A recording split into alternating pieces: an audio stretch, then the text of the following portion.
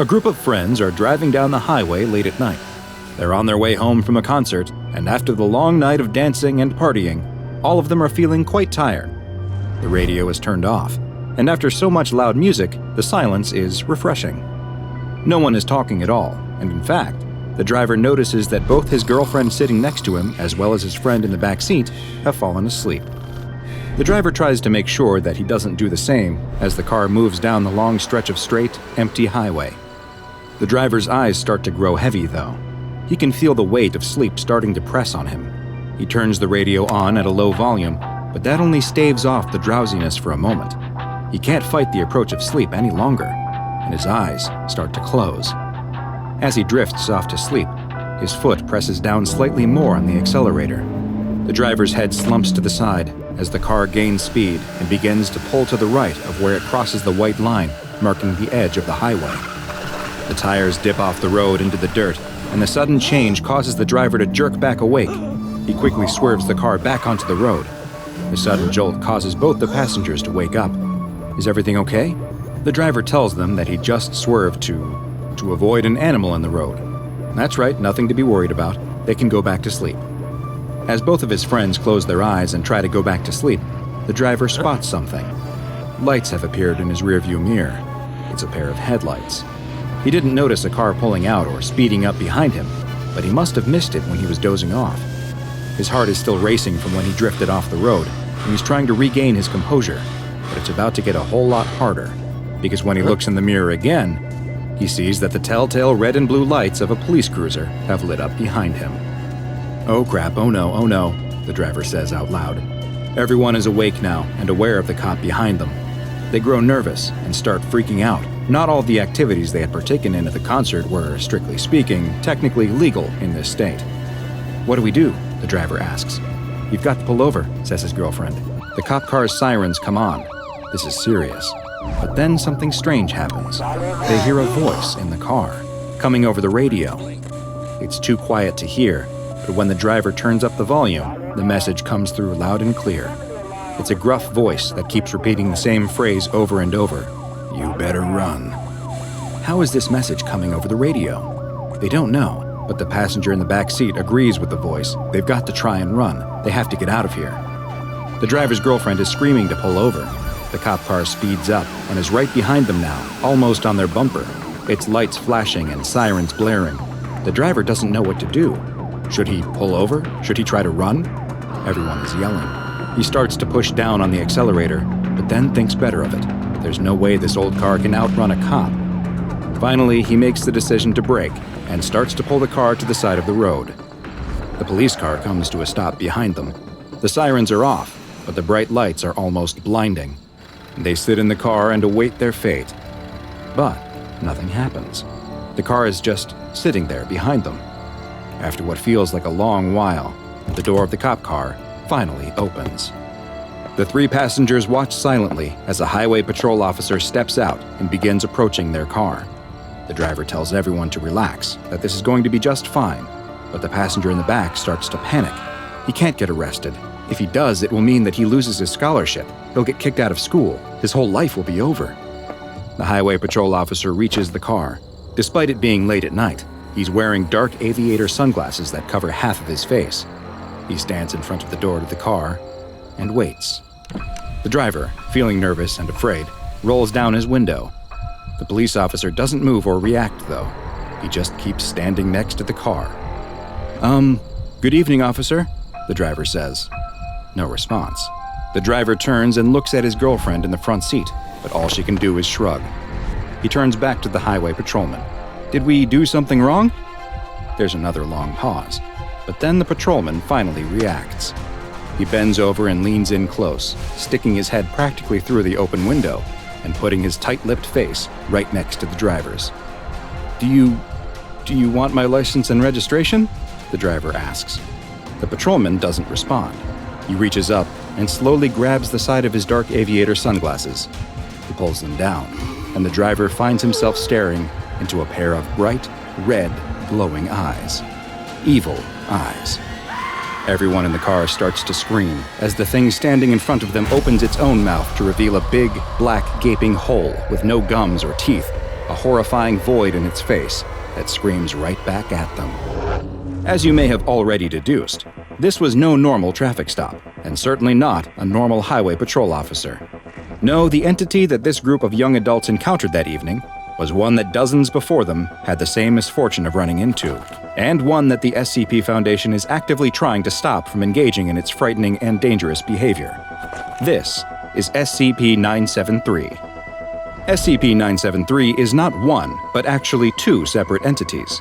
The first, designated SCP-973-1, is a police cruiser that appears to be a model similar to those used by actual state troopers during the early 1970s, and its condition is much like you would expect for a well-used, nearly 50-year-old vehicle, with much of it being in an advanced state of disrepair.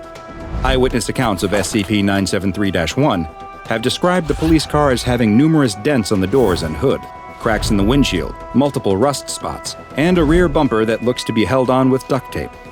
The vehicle's driver and sole occupant has been designated SCP-973-2. This humanoid figure has an appearance that resembles a Caucasian male in his late 40s. It is dressed in the state trooper uniform that, like 973-1, also looks to have come from the early 1970s. And eyewitnesses have described him as being slightly overweight, balding, and sporting a handlebar mustache. Both the anomalous car and its driver will appear at night in a specific location along a particular U.S. highway. It is unknown exactly what will cause SCP-973 to show up on this road, but Foundation researchers have hypothesized that its manifestation may be triggered when a vehicle accelerates over a certain speed. You may think you're safe, then, if you stay below a certain speed, but unfortunately, you'd be wrong. It's unknown exactly what speed limit infraction will lead to SCP-973's appearance, with reports ranging from 35 miles per hour all the way to 70. But when it does occur, the driver will find that they are now a target. SCP-973 will materialize roughly half a kilometer behind the targeted vehicle and will approach them at a high rate of speed. SCP-973-1 sirens will turn on and its lights will flash, as it also somehow broadcasts a message into the targeted car that is picked up on the car's radio, a message that urges the driver to run, often accompanied by several expletives. In most cases, the targeted vehicle will abide by the instructions over the radio and begin to flee, though it's unlikely that this is due to any mimetic effect. Rather, it would seem that most run out of pure terror. SCP-973 will then pursue the targeted car, leading to a high-speed chase. No matter how fast the targeted car is, though, the SCP-973-1 police cruiser will always be faster. And it typically takes no more than 6 minutes for them to be overtaken. SCP-973 seems to have no qualms about ramming into the fleeing car, which likely accounts for the extreme damage present on the patrol car.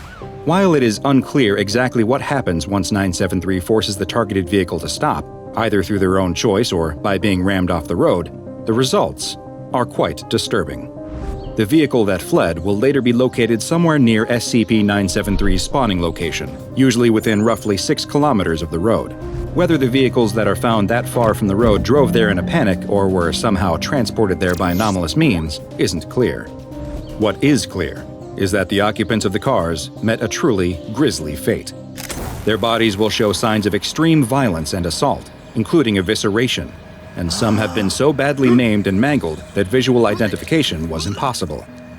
The vehicles themselves are badly damaged, showing signs of impact from another vehicle, and severe burn damage is often present in the interior. So far, over 34 individuals and 19 vehicles have been designated as victims of SCP-973, though it is likely that the true number is much, much higher. Perhaps most terrifying of all is that some of the victims survived. The Foundation has recovered 5 individuals from sites of SCP-973 attacks, who, in addition to their gruesome physical injuries, also suffer from varying levels of ongoing mental trauma. But why not just destroy the road that SCP-973 appears on, you ask? Well, the Foundation had this same idea, and in 1983, the section of highway affected by SCP-973 was demolished, in an attempt to stop it from manifesting. This attempt failed, though. All this led to was SCP-973 changing its location, where it immediately began engaging in the same deadly behavior. Numerous attempts have also been made to try and capture both 973-1 and -2. In one such event, several teams of SCP Foundation containment specialists were dispatched to its section of highway with the mission to subdue and contain the anomaly. After multiple attempts to get SCP-973 to appear by driving down the highway at various speeds, a car carrying several agents was finally successful, and they spotted the flashing red and blue lights of 973-1 behind them as the message telling them to run began playing over the radio. With no further warnings, the anomalous police car closed in on them, even faster than the agents were expecting, and immediately began ramming into their car. A van filled with additional containment specialists was dispatched to the area to help, and when they reached the area that the GPS tracker on the pursued car led them to, they found that they were too late. SCP-973 had pushed the agent's car far off the road and was ruthlessly tearing their bodies apart. The arriving containment team immediately began firing on 973 in an attempt to save their fellow Foundation agents. The team's weapons appeared to cause some injuries to 973-2, showing that it is perhaps vulnerable to lasting damage just like the 973-1 vehicle is. In a post-mission interview, one of the agents described SCP-973's new appearance. His eyes were red, and his mouth, it was just a black hole. No teeth, no tongue, just a hole. No other reports would come from this incident, though, as this agent was the only survivor. SCP-973 killed the other 9 agents and fled the scene. While it is believed that the Foundation team was able to wound the anomalous creature, it was neither contained nor incapacitated in any real sense, and the next report of a 973 incident occurred just 9 days later. SCP-973's ability to seemingly appear at a new location and the difficulty it has shown in being contained has gotten it a well-earned EUCLID classification. The roughly 60 kilometers of highway on which it is known to appear is under satellite surveillance at all times, and all traffic between 10 p.m. and 4:30 a.m. is diverted along a non-highway detour route, by force if necessary. Unfortunately for the SCP Foundation and the general highway-using populace, these security protocols have necessitated frequent updates, because while the area that SCP-973 engages in its predatory behavior on is well known, both the time of day during which it will appear and the area it seems to affect are expanding. The gleaming steel scissors glide effortlessly through the sheet of red material, slicing through as if nothing was there. The blood-red fabric parts to either side. A pair of hands pick up one of the pieces and hold it up into the air. The man admires his handiwork before draping the cloth on a dress form and pinning it in place. Although there are many tables in the large room with sewing machines and mannequins next to them, they're all empty. The man works all alone in the big room. And it is impossible not to notice that he's an incredibly handsome man, too. So good-looking that no matter your preferences, you can't help but stop and take notice of his perfect facial features, his slim, fit physique, his lithe, dexterous hands. He brushes a strand of dirty blonde hair away from his vibrant blue eyes and takes a pin out of his mouth before adjusting the fabric just a millimeter more before sticking it in place.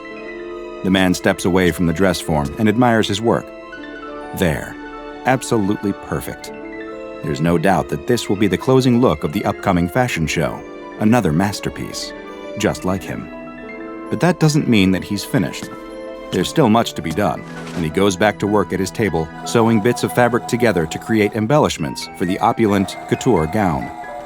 He's so focused on his new design that he doesn't notice the fashion house's operating manager in the hall outside of the workroom. The manager points through the glass window in the door and tells the 2 police officers with him that this is the man they're looking for. There's been a number of tragic and mysterious crimes involving people connected to this fashion company, and the police have finally closed in on a suspect. Well, not the police exactly, but 2 SCP Foundation agents posing as police officers. The Foundation became suspicious after learning that there had been several missing persons, murders, and mental breakdowns, all of which involved people connected to this one company. And even more specifically, they were all connected to one man. There was plenty of evidence that something more than just regular criminal activity was happening here. Something strange was happening. Something anomalous. One of the police officers nods at his partner before gesturing for the manager to leave. It's always better not to have civilians present during a containment. The incredibly handsome man still hasn't noticed his guests in the hall, remaining completely absorbed in his work, and he doesn't even look up when the 2 agents burst into the room, both with guns drawn, not taking any chances. "Freeze! Drop your weapon!" one of the agents shouts, but the beautiful man doesn't respond and just continues snipping away at fabric with his scissors. "I said freeze!" he commands again, and this time, the handsome man at least appears to have heard them, finally stopping his work. He slowly looks up with his piercing eyes to gaze at the men who have intruded into his creative workspace. "Drop your weapon now," the agent tells him. The man looks over at his hand, which still holds the large pair of scissors, and smiles. He gently places the scissors down on the table, careful not to let them touch the expensive cloth that is rolled out before him. "Now put your hands up!" This time, there's no response, and the man grips the edge of the table, smiling, and stares into the eyes of the agents, first one, then the other. "Hands up or we'll be forced to shoot!" The smile slowly leaves the handsome man's face. "Will you excuse me for one moment?"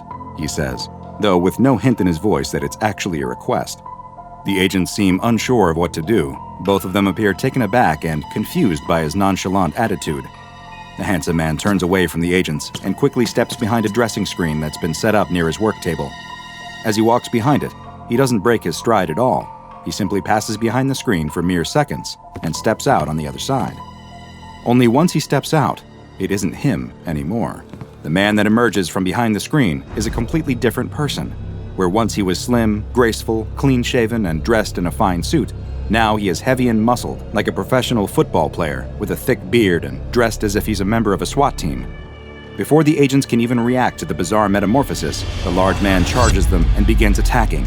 He snaps the neck of one and plunges the scissors he snatched off the table into the other's neck. More SCP containment specialists, these ones dressed in tactical gear with no attempt made to disguise themselves as everyday police, flood into the room and open fire. But the man who looks like a Navy SEAL picks up the fallen agent's guns and begins firing both at the same time. He outguns and outmaneuvers the agents, effortlessly rolling behind cover while constantly firing, taking out agent after agent. Screams fill the air, both from the dying SCP agents as well as the civilians who are struck through the walls by the onslaught, including the manager, who had snuck back to the door window to watch what he thought would be the snobby, handsome man being taken into custody. The window behind the Special Ops soldier explodes, and 2 SCP agents rappel through, catching him by surprise and knocking him to the ground. It takes even more agents rushing in to hold the man down as he struggles and screams like a wild animal, breaking one of their jaws for good measure before they're finally able to subdue him and confine him with heavy-duty straps. When all is said and done, 17 agents and 10 civilians have lost their lives, but the anomaly has finally been contained. Once it is taken to a secured location, it is given a new designation, SCP-056, but the site staff soon give it a new nickname, calling it simply a beautiful person. SCP-056 is one of the most deceptive and one of the most dangerous anomalies known to the SCP Foundation. It is a being whose size, gender, and appearance can all vary in an instant, and which will change in response to its environment. The form it has most commonly taken while in containment resembles a man who appears to be in his mid-20s. His exact looks will vary slightly, but he will always be what could be described as incredibly handsome, at least by traditional societal standards. His clothes will change as well to be a style similar to those of other people around him, though they will always be of a higher quality and more aesthetically pleasing than anyone nearby is wearing. While that appears to be SCP-056's preferred form, it's far from its only one. In addition to the young man, it has also been observed taking on the appearance of several others, including a woman with a striking resemblance to Hollywood actress Scarlett Johansson, a form it took when walking past a group of a younger female staff, a male bodybuilder who could bench press over 250 kilograms, which was 30 kilograms more than the strongest security guard stationed at the Foundation site. It took the form of a female doctor who was measured as having an IQ score 30 points higher than any on-site researchers, as well as non-human forms, like a large, well-groomed Labrador retriever when it was exposed to another researcher's dog, and an extremely aesthetically pleasing couch when left alone in its own containment chamber. These changes from one form to another occur whenever people lose focus on the subject, something that seems to happen when new people are exposed to SCP-056. And once they lose focus, it's able to change in appearance virtually instantaneously. Attempts to film the transformation have resulted in the recording equipment exhibiting the same effect, seemingly losing focus, and being unable to see exactly what happens when SCP-056 changes from one form to another. Its clothing will change along with its bodily form, though so far it hasn't been observed manifesting weapons or other tools. Great efforts have been made to determine SCP-056's original form, though so far, these have all been met with failure. When placed within an empty concrete cell and placed under constant video surveillance, the cameras experienced the same loss of focus that others did, and then were met with a rather surprising figure left in the room. SCP-056 had taken the form of a video camera, similar to the one being used to record it, though a slightly more advanced and expensive model. Additional attempts were made to discover its true form, this time without direct observation equipment, with researchers instead making use of passive scans that could detect changes to life forms. When they left SCP-056 alone and monitored it using these tools, what they found was nothing. There was no detectable body temperature, heartbeat, or even weight.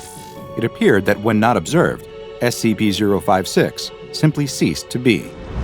Those who have personal contact with SCP-056 often report that the anomalous entity makes them feel substandard or jealous, as if they can't measure up to it, yet at the same time will seem to seek its approval.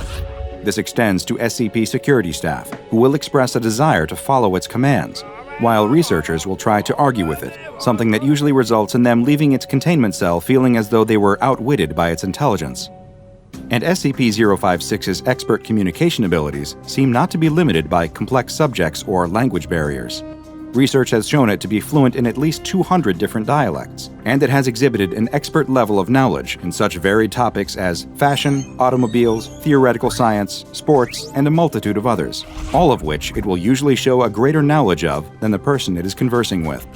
And despite leaving the conversations feeling dejected about their own abilities, those who talk to it will almost always express a desire to speak with SCP-056 again, as if they can't resist being made to feel inadequate by it. A number of tests were then performed to discover just what form SCP-056 would take when presented with various situations, and the results were rather interesting. In the first, a male Class D personnel was given a knife and told to try and attack SCP-056. 056 quickly took the form of a young, fit man who was able to effortlessly disarm the attacking D-Class and killed him with the knife instead. In another test, a female D-Class entered its cell not with a weapon, but with a bottle of expensive wine. They were met with SCP-056 in the form of a young, beautiful woman who accepted the wine, but upon trying it, spit it out in the D-Class's face and sent them away. Next, researchers sent 2 D-Classes in at the same time, one male and one female, with no specific orders at all. SCP-056 appeared as a beautiful woman in a well-tailored business suit, who proceeded to examine both the D-Classes, pointing out their each and every physical flaw before sending them 2 on their way. Researchers then tried sending 10 Class D personnel into the cell, all of whom were male and who had expressed a romantic preference for females. SCP-056 appeared as an especially beautiful female in a low-cut red dress. 056 didn't interact with the group in any way, but after 10 minutes, the D-Classes began to look uncomfortable. Soon, an all-out brawl broke out between the D-Classes as they violently assaulted each other, apparently for SCP-056's approval. 056 seemed to watch the melee with pleasure for several minutes before calling an end to it and sending them all out. A member of staff then volunteered to be tested with SCP-056, a Level 4 personnel who was regarded as being especially beautiful herself. She entered SCP-056's cell, where the anomaly took the form of a similarly beautiful, professional-looking woman, and the 2 proceeded to have a conversation, discussing various advanced personnel management techniques. The discussion seemed amiable, but after 90 minutes, the staff member appeared to become infuriated with SCP-056 and quickly left the room. While no cross-tests with other SCPs have yet to be performed, when asked about other anomalies, SCP-056 shows a rare instance of vulnerability, expressing hatred towards them, and even occasionally, fear. SCP-056 has been relatively benign in its time in SCP containment, seemingly content to spend its time around Foundation staff. It's been allowed to have a cell of its own choosing, as well as pick its own furnishings, which have tended towards expensive and fashionable decor. Security staff assigned to guard it are equipped with high-powered tranquilizers, and any staff that exhibit mental irregularities after extended exposure to SCP-056 must undergo immediate psychological examination. It has frequently asked for access to the internet, and when asked why it desires that, SCP-056 responded that the Foundation was unable to provide it with enough sycophants, and that it wanted the whole world to know its face. Needless to say, its request for internet access was denied, and the anomaly, which has been classified as EUCLID, continues to be securely cut off from the general public and remains in Foundation containment. A pair of SCP Foundation researchers open the door of a containment cell and find themselves staring at something unlike anything they've ever seen before. Sitting in the middle of the room is a giant lump that appears to be made of what can only be described as flesh. The 2 look at each other in disbelief. Just what is this thing? They circle the huge blob, looking it over, wondering what on earth it could be. One of the researchers finally gets the courage to actually feel it. He finds that it's warm to the touch. And does he detect some slight movement? He slowly moves to place his ear against it to listen, but a sudden shudder from the mass sends him jumping back in fright. Just then, the other researcher calls to him from the other side of the sphere. It sounds like he has found something. As he approaches, he too sees what caused his partner to call out. There, in the middle of this tumorous ball, is a door. It's a circular iron hatch, the kind sealed by a valve, and it's open. Now the researchers are really confused. A massive lump of living flesh is strange enough, but why does it have a door? One of the researchers peeks inside. Is that a couch they see? And a table? Does someone live in this thing? Things are getting beyond strange. The two researchers look up at the observation window where their supervisor is watching them. The supervisor does not hesitate. He nods at them, and the researchers know what they must do. Rock, paper, scissors, shoot. The researcher who lost winces. He knew that coming to work at the SCP Foundation meant that he would be dealing with some strange, dangerous, and disgusting anomalies, but he never imagined he would have to climb inside a giant orb of meat. His partner opens the hatch all the way and offers a hand to help him. Knowing he has no other option, the researcher steps inside. Inside, the air is hot, thick, and moist, like a cramped gym that's had too many bodies exerting themselves on a warm, humid day. He walks through the short entranceway, and his eyes adjust to the dim light to find that he's standing in the middle of a cozy little room.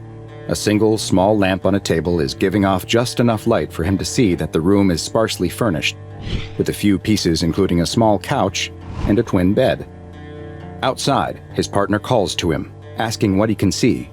As the researcher turns to answer, the door snaps shut. The valve spins on its own, locking itself tight. Try as he might, the researcher can't get it to budge. He bangs on the door and yells, "Is he all right in there? Is everything okay?" His only response is a muffled scream from inside the ball of flesh. He keeps pulling at the door, twisting the valve with all of his strength, but it won't move. The sounds of gurgles and wet sloshing come from inside the meaty growth. An alarm starts to sound as he strains against the door, exerting himself so hard that he feels like a vein in his head might burst. Suddenly, the valve loosens, and the sudden lack of resistance causes him to fall to the floor. The valve spins on its own, and the door swings open once again. The ball of flesh is quiet once more. The researcher picks himself up off the ground and slowly, carefully, peeks inside. "Hello? Are you okay? Is anyone in there?" There's no response.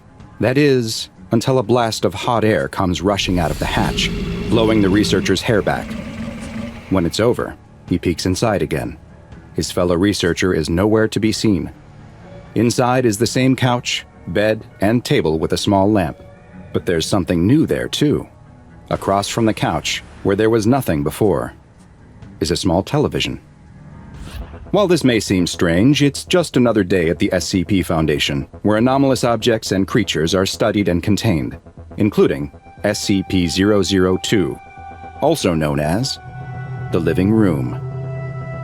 SCP-002 is the designation given to a large, tumorous, fleshy growth. It's roughly spherical, with a circumference just over 15 meters, giving it an estimated volume of around 60 meters cubed. Located on one side is an iron valve hatch, similar to what might be found on an old submarine, which leads into the interior of the ball. Those who step inside are surprised to discover a small room that resembles a low-rent studio apartment, complete with furniture and even a small window. Strangely, the outside of the ball of flesh shows no windows, and indeed no openings at all, save for the iron hatch. The furniture in the room displays no anomalous properties, though examination has revealed that the furniture appears to be constructed of sculpted bone, woven hair, and other biological substances, all coming from human bodies. Analysis of samples taken from the furniture has shown each to be constructed from independent and fragmented DNA sequences, several of which correspond to SCP research personnel who have been lost inside of SCP-002. To date, the living room has been responsible for 7 members of staff going missing. At the same time, during the course of its containment at the SCP Foundation, the room appears to have added multiple additional furnishings, including 2 lamps, a throw rug, a television, a radio, a beanbag chair, 3 books in an unknown language, 4 children's toys, and a small potted plant. Tests have been performed using a variety of non-human entities in order to see if they would provoke a similar response from SCP-002 to that of humans. Various lab animals, including those with close DNA to humans such as chimpanzees, have been placed in the room, but so far, all have failed to make the living room react. Human cadavers were also tested, but they too did not produce any effect. It is unknown what causes SCP-002 to engage in its behavior, but whatever process it uses to convert organic matter into furnishings seems to only be triggered by the presence of living human beings. SCP-002 was discovered in northern Portugal, following reports of an object falling from Earth's orbit. There, in the bottom of a small crater, was SCP-002. It was encased in a thick shell of rock, but the anomaly's fleshy exterior could be seen through cracks that were likely created by the impact. A local farmer was the first to spot the object falling to Earth and brought word of what he found to his village.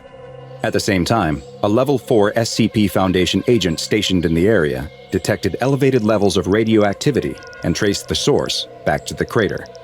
An SCP collection squad led by General Mulhausen was dispatched to the impact site and quickly secured the area. Test subjects from the nearby village were recruited for initial analysis of the object, with 3 men being individually sent inside of SCP-002, all of whom disappeared. Having confirmed this anomaly's deadly properties, General Mulhausen then issued a Level 4A termination order that would apply to any local witnesses in order to ensure that no knowledge of the object reached the outside world. He then oversaw its transport to an SCP containment facility. As Foundation staff prepped SCP-002 for relocation, 4 members of the security personnel were seemingly mesmerized and drawn inside the object where they too disappeared. This was the first hint that SCP-002 possesses some form of subtle mind control, with the ability to influence humans into stepping inside of it. It was after these losses that it was first noticed that the object appeared to grow new furnishings following someone disappearing inside. After these mishaps, General Mulhausen ordered all staff to wear hazmat suits when dealing with SCP-002, and following the General's own termination, SCP-002 was placed in containment at the secure facility where it currently resides. Due to the ongoing danger presented by SCP-002, the risk it poses to any who step inside of it, and the mind control abilities it possesses, it has been classified as EUCLID. It is to remain connected at all times to a suitable power supply to keep it in a charging mode of some kind, which appears to make it more docile. In the event of a power outage, staff in the immediate area are to be evacuated and the object's containment cell emergency barrier is to be closed, sealing it off from the rest of the site. Once power is reestablished, strobing X-ray and ultraviolet lights are to be activated in the containment cell until SCP-002 is returned to its charging mode. Research teams investigating SCP-002 that will come within 20 meters of the object must consist of no fewer than 2 members. Personnel should also maintain physical contact with one another at all times to confirm that the other is present and not experiencing any feelings of confusion, dulled perception, or other forms of bewilderment that may lead to them entering the living room. No personnel at all below a Level 3 clearance are allowed inside of SCP-002, and any staff that have contact with the anomaly are to be escorted no less than 5 kilometers away and must undergo a 72-hour quarantine and psychological evaluation. SCP-002 is one of the oldest anomalies in the SCP Foundation database, but remains one of the least understood. Perhaps one day we'll understand what it is and why it was at one time sitting in the orbit of Earth. Did someone send it here, intending us to one day find it? Did it come here of its own volition? Or did we put it there ourselves, in an attempt to keep it away? A group of 3 Class D personnel approach the locked containment chamber. One of them is carrying a bucket and mop, but all 3 of them look jumpy and hesitant to move forward. An SCP Foundation guard walking behind them gives one of them a push forward with the barrel of his gun, and they continue stepping towards the cell door. All 3 of them nervously stare at the heavy, locked metal door, Behind it, the sound of stone scraping against metal can be heard coming from inside. A second guard standing next to the door asks the three if they are ready. They don't answer, and the guard starts to laugh. They never are. The guard loudly announces that special containment procedures are beginning now. You know the rules. 2 maintain eye contact at all times while the other cleans. If you have to blink, do it one eye at a time, and announce before you close even one eye so everyone knows. The guard turns and starts to enter a code into the keypad next to the door. Each of the D-classes take a couple hard, last blinks, taking the last opportunity they have to shut both of their eyes at the same time before they begin. With a loud hiss, the sealed chamber door unseals. "All right, eyes up," the guard commands. The door opens to reveal a small, dimly lit chamber. There are no furnishings, and much of the metal floor and walls are covered in a reddish-brown substance. And there in the corner is what they've heard stories and rumors about. The thing that has given them nightmares ever since they learned that they would have to enter its containment chamber, SCP-173. Or, as most of the staff in the SCP Foundation call it, the sculpture. It looks so unassuming in person. Just a crude, concrete figure with a stupid-looking spray-painted face, standing motionless in the corner. The 3 D-classes get another push from the guard behind them, and they enter the chamber. The 2 assigned to watch SCP-173 assume their position in the middle of the room, their eyes locked on the sculpture as the other starts cleaning the foul substance off the floor and walls. It smells terrible, like a mix of old blood and human waste. The 2 assigned to watch 173 pay no attention to the one cleaning, though. They follow protocol to a T, maintaining their vigil and announcing each time they are going to blink, even if it is only one eye. The third one continues cleaning, trying his best to keep his own eyes locked on the sculpture as he attempts to mop around it without getting too close. D-5933 does his job and doesn't break eye contact with SCP-173. Even though it hasn't moved, he can feel the presence of the sculpture, something within it, just waiting for him to slip up, to let his eyes avert for just one split second. They say that's all it takes. You stop looking for even an instant, and it's all over. With all of the fear coursing through his veins, it is hard to maintain focus. All he can think about is how dry his eyes feel, and blinking them one at a time never seems to be enough. He wants so badly to shut his eyes, to end their itchy, dry feeling. But he can't. Even with another watcher, it's too risky. There's suddenly a loud crack, but D-5933 doesn't move his eyes away from 173.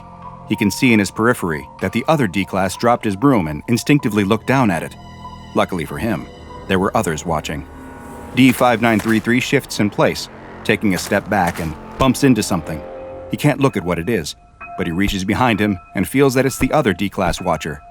But wait a minute, why is he facing the other way? "What are you doing? What's going on?" he asks, his eyes never leaving SCP-173. "What are you talking about?" the other D-class asks back. "You're facing the wrong way." "I'm facing the wrong way? You're facing the wrong way.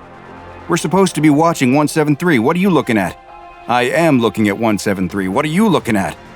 D-5933 doesn't know what's going on and starts to panic. The one cleaning is focused on his task, trying as hard as he can to quickly mop up an especially dirty corner of the cell. It's the worst sound D-5933 could have heard. "Achoo!" A sneeze, just inches behind his head, followed by the sound of bones being cracked, a scream that was cut off too short, and then a sick thud as a body dropped to the floor.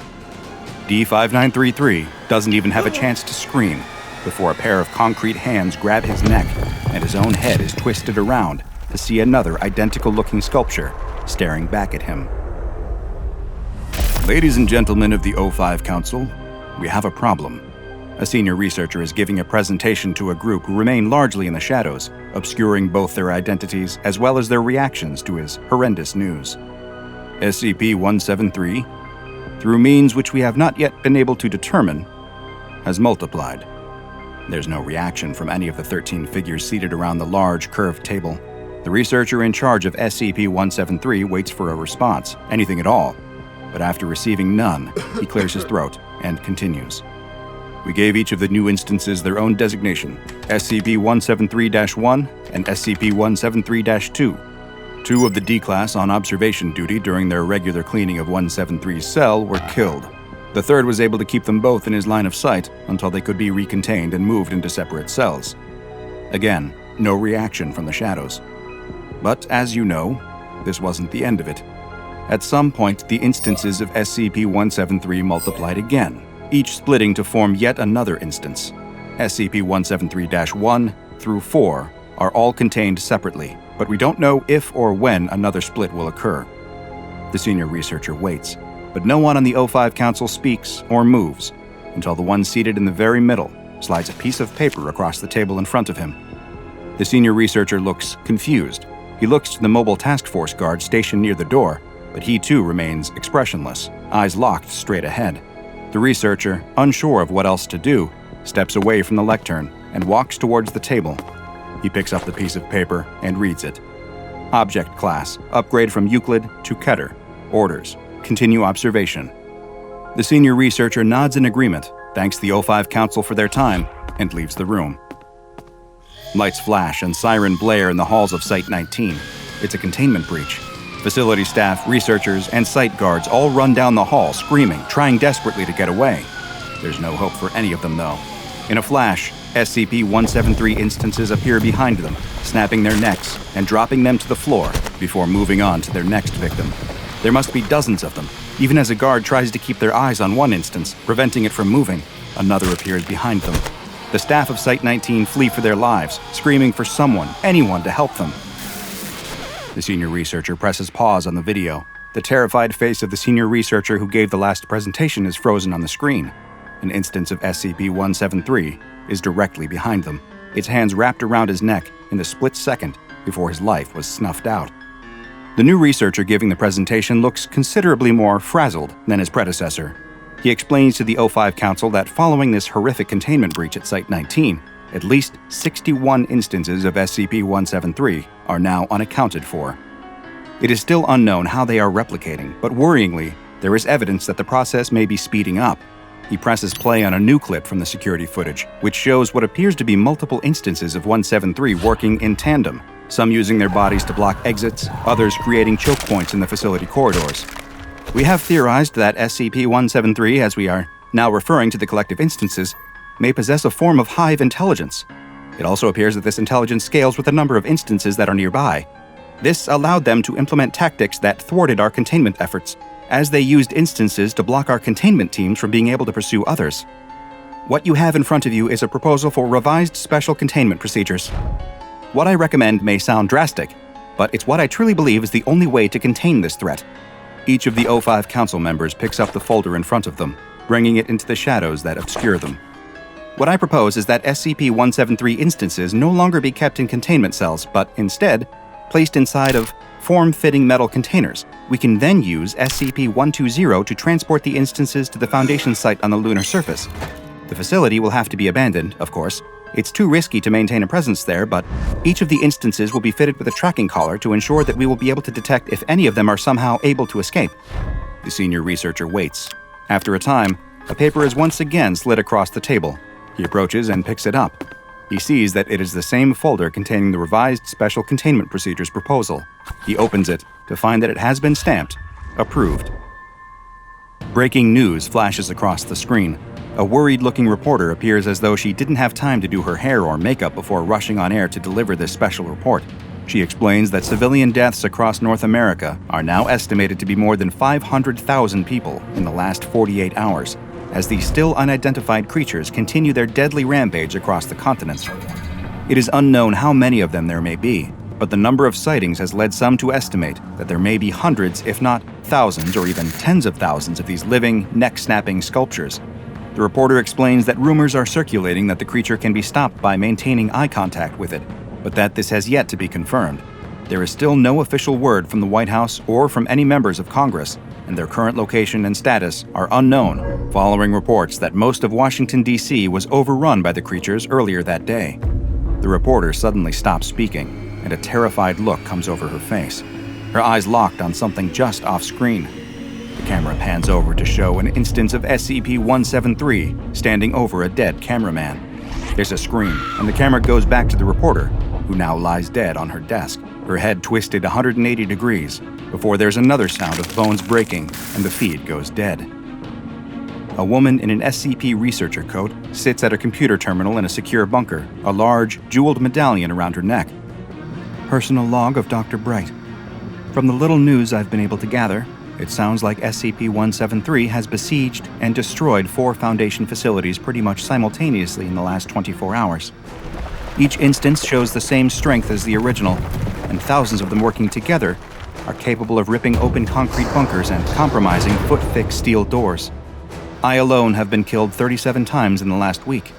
They can smell me, somehow, regardless of what body I'm in. The majority decision of the remaining O5s is that this is an XK-class end-of-the-world scenario unfolding, and they're gonna deal with the problem, or else the Russians are. They're evacuating this base, which means there won't be a single Foundation scientist anywhere in the New World. They say they're gonna try to evacuate the surviving civilians, but I doubt it. There can't be more than a couple hundred people in all of North America anyway. I managed to make it down to a secure bunker, but who knows how long it will be until they're able to get in. I don't think there's any chance I can get out either. I'm running out of food, and I'm not sure which will get me first. Hunger, the sculptures, or what I know the O5s will inevitably do. Dr. Bright closes the computer terminal and sits back in her chair. She looks up at the ceiling of the bunker where the sound of concrete scratching against metal can be heard through the thick walls. A sullen and tired-looking researcher steps out of a room in the makeshift Foundation site that has been established just outside of Amsterdam in the Netherlands. He's holding a piece of paper and closes the door behind him, which has had O5 Council authorized entry only hastily painted on the outside. A small group of Foundation staff are waiting for him. They've gathered to hear what the overseers have decided to do in the face of this world-ending disaster. The researcher looks around at his colleagues' faces, and as they make eye contact, any hope they had is quickly replaced by the bad news they know is coming. He begins to read. Revised Special Containment Procedures. Containment Zone X1, formerly North and South America, is to be denied access. Following saturation nuclear bombing, the number of SCP-173 instances has been reduced. All available Foundation resources are to be redirected to monitoring the ocean to ensure the integrity of Containment Zone X1. Foundation adjuncts from national navies are to perform around-the-clock patrols and sonar sweeps. Detected instances are to be contained and removed to SCP-120 for transport to the Lunar Containment Site. That's it? One of the staff members asks. That's it, the researcher replies. Several of those present begin to cry. There's nothing more they can do. Their homes, their friends, their families, all of them are gone, killed either by the neck-wrenching sculptures or in the heat of a nuclear blast. Why? Why did they have to do it? One of the other staff, who appears to be a former site guard, asks. That's all we could do, another argues. There's much disagreement in the small crowd. No matter how they feel, though, this was the official order from the O5 Council. Their word is law, especially in a world where all law and order outside of the Foundation has broken down. There really was no other option. All they can do now is hope that the sacrifice of 2 whole continents was enough to keep it contained, that SCP-173 is unable to cross the ocean to Europe, and that they remain safe on this side of the planet. The group grows quiet, mourning the loss of the world they once knew, when the silence is suddenly interrupted by someone running down the hall. It's another researcher, carrying his own piece of paper. He tries to push past the group towards the O5 Council's door, insisting that they let him through, that he has important news that can't wait. What is it? Demands the group. We deserve to know. The group wrestles the paper away from the junior researcher, and it is passed through the group to the same man who read the revised Special Containment Procedures. He quickly reads the report. It's just a couple of lines, and his face goes white. What is it? What does it say? Comes a question from the crowd. A message from the North Atlantic Navy General Command. Verified sighting of SCP-173 in the United Kingdom. Nuclear bombardment authorized and executed. No survivors. SCP-173 has come for them. What was that? The man and woman's hike through a gently rolling portion of the Rocky Mountains has just taken a turn for the dangerous. There's something there in the bush, the man tells her before stepping in front of her in a defensive pose. They watch the bush intently. There's a slight rustling of the leaves as if something is inside. The man picks up a stick from the ground and holds it in front of him, ready to strike whatever fearsome beast is lurking in the underbrush. The rustling stops, but the man doesn't move from his protective stance. Do you think it's gone? The woman asks. The man isn't sure. He leans in towards the bush, searching for signs of what might be hiding inside when... Ah! The man screams and falls backwards as the creature emerges from the bush. Aw! The woman cries. It's a pika! She kneels down to get a closer look at the adorable little creature. Pikas are native to this part of Colorado, and they resemble rabbits but with small, rounded ears. She watches it hop back off the trail before turning around to see her friend lying tangled in the branches of a tree. She can't help but laugh as she offers a hand to help pull him out of his predicament. "Are you all right?" she asks between fits of laughter. Yes, he's fine. The only thing hurt was his pride. He notices a small red spot on his arm and rubs it, but it doesn't seem to hurt at all. His attention is diverted by the woman, though, who is marveling at the tree he was just stuck in. Free of the branches, he can appreciate now that the tree really is incredible. It looks like a huge blue spruce, but the name is a complete misnomer, because this tree is a vibrant red color. "I've never seen anything like it," she says, and the man hasn't either. Neither knows what species it is, and, strangely, there don't seem to be any others like it. Maybe this is the result of an odd genetic defect that turns blue spruces red. After admiring the tree for a moment, the pair decides that they've hiked far enough and that they should probably head back to the car. She jokes that he's likely exhausted from his run-in with a wild animal, and he laughs, but clearly his ego has been bruised. The man stops his car in front of the woman's house, and she thanks him for taking her on the hike. As she starts to get out, though, he stops her. He asks if she wants to go do something else, like dinner? The woman thanks him for his offer, but she has to be up early the next day for work. Just a quick drink then? An hour? 30 minutes?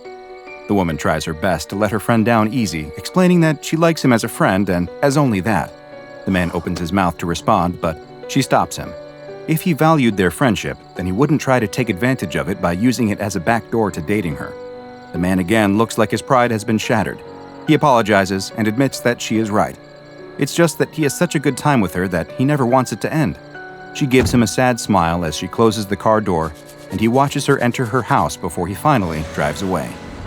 It's 2 weeks later when the man's phone rings. It's his friend. She explains that she's been thinking a lot about what he said in the car and that she likes spending time with him too. Maybe there could be something more to their relationship. The man can't believe it. Is this really happening? The woman is serious. She'd like to take him up on that dinner offer, if he's still interested. Her treat. She wants to know what he is doing right. Ah! The man suddenly yelps in pain. Is he okay? What was that sound? Yes, I'm fine. It was nothing, the man tells her. It's just that now's not a good time. The woman doesn't understand. She thought he'd want to see her. She explains that she's leaving town for a work trip the next day and will be gone for a couple of weeks. She was hoping she could see him before she left, but the man cries out in pain again. He tells her that he hasn't been feeling well all day, but that he'll be all right. Okay, well, get well soon. I'll call you when I get back. They exchange goodbyes, and the man hangs up the phone. The man looks terrible. His skin is pale, and his face looks hollow and gaunt. He looks down at his arm and sees that the veins themselves appear to be moving, pulsing, and vibrating. He screams again in agony and falls to the floor, clutching his arm. After writhing on the floor, he manages to summon the strength to reach for the phone. His hand searches on the table above him, and eventually he's able to knock it onto the floor. He grabs the phone and starts to dial 911. Before he can press 1 again, another wave of intense searing pain consumes him. Several weeks later, the woman is standing outside the man's house. Mail and newspapers are piled up on his front porch, as if no one has been in or out in some time. She knocks on the door, but there's no response. "Hello?" she calls out, but still nothing. She's very worried. She's tried calling him several times, but he never answered or returned her messages. She tries the doorknob, and to her surprise, the front door swings open. She steps inside and the room is dark. She's also immediately hit by a strong aroma of pine? She searches on the wall and finds the switch. She turns on the lights and can't believe what she sees standing in front of her. There in the middle of the room is a massive spruce tree, its upper branches pressing against the ceiling. She reaches out and touches the tree's vivid red branches. They feel sticky and wet. She pulls her hand away and looks down to see that it's covered in a red substance. That's when she notices something else.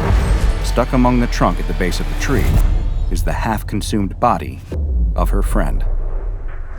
Unfortunately, this pair would never have the opportunity to see their feelings take root and grow, because unbeknownst to them, this beautiful tree is actually a very deadly anomaly, known to the SCP Foundation as SCP-867, but which is perhaps better known by its very appropriate nickname, Blood Spruce. SCP-867 is, or at least appears to be, quite similar to the species of tree Pisceae pungens, better known as the blue spruce. Of course, there are a number of dramatic differences between 867 and its non-anomalous counterpart. Visually, and most obvious, is the coloration. While blue spruces, as the name implies, are typically a blue-green color, SCP-867 is a deep, vibrant red. There's another major visual difference too, with the blood spruce lacking any sort of seed cones that you would normally expect to find. With no pine cones to protect and spread seeds, you'd be right to ask how SCP-867 goes about reproducing. The answer to that question is what makes this beautiful tree such a dangerous anomaly. The secret to how SCP-867 reproduces is found in its leaves. While they look like pine needles, SCP-867's leaves are, in fact, needles. Their structure is very similar to that of hypodermic needles, and each one contains a single long, thin seed, which sits above a small gas pocket at the base. When a living creature touches the leaves, the tree immediately reacts. It triggers the gas pocket in the base of the leaf to release, which injects the seed into the skin of whatever touched it. The process is quite similar to that found in auto-injectors, like those used to quickly treat allergic reactions. The seed itself is extremely small and is coated in a liquid that has both anesthetic and coagulant properties, which makes the process virtually undetectable.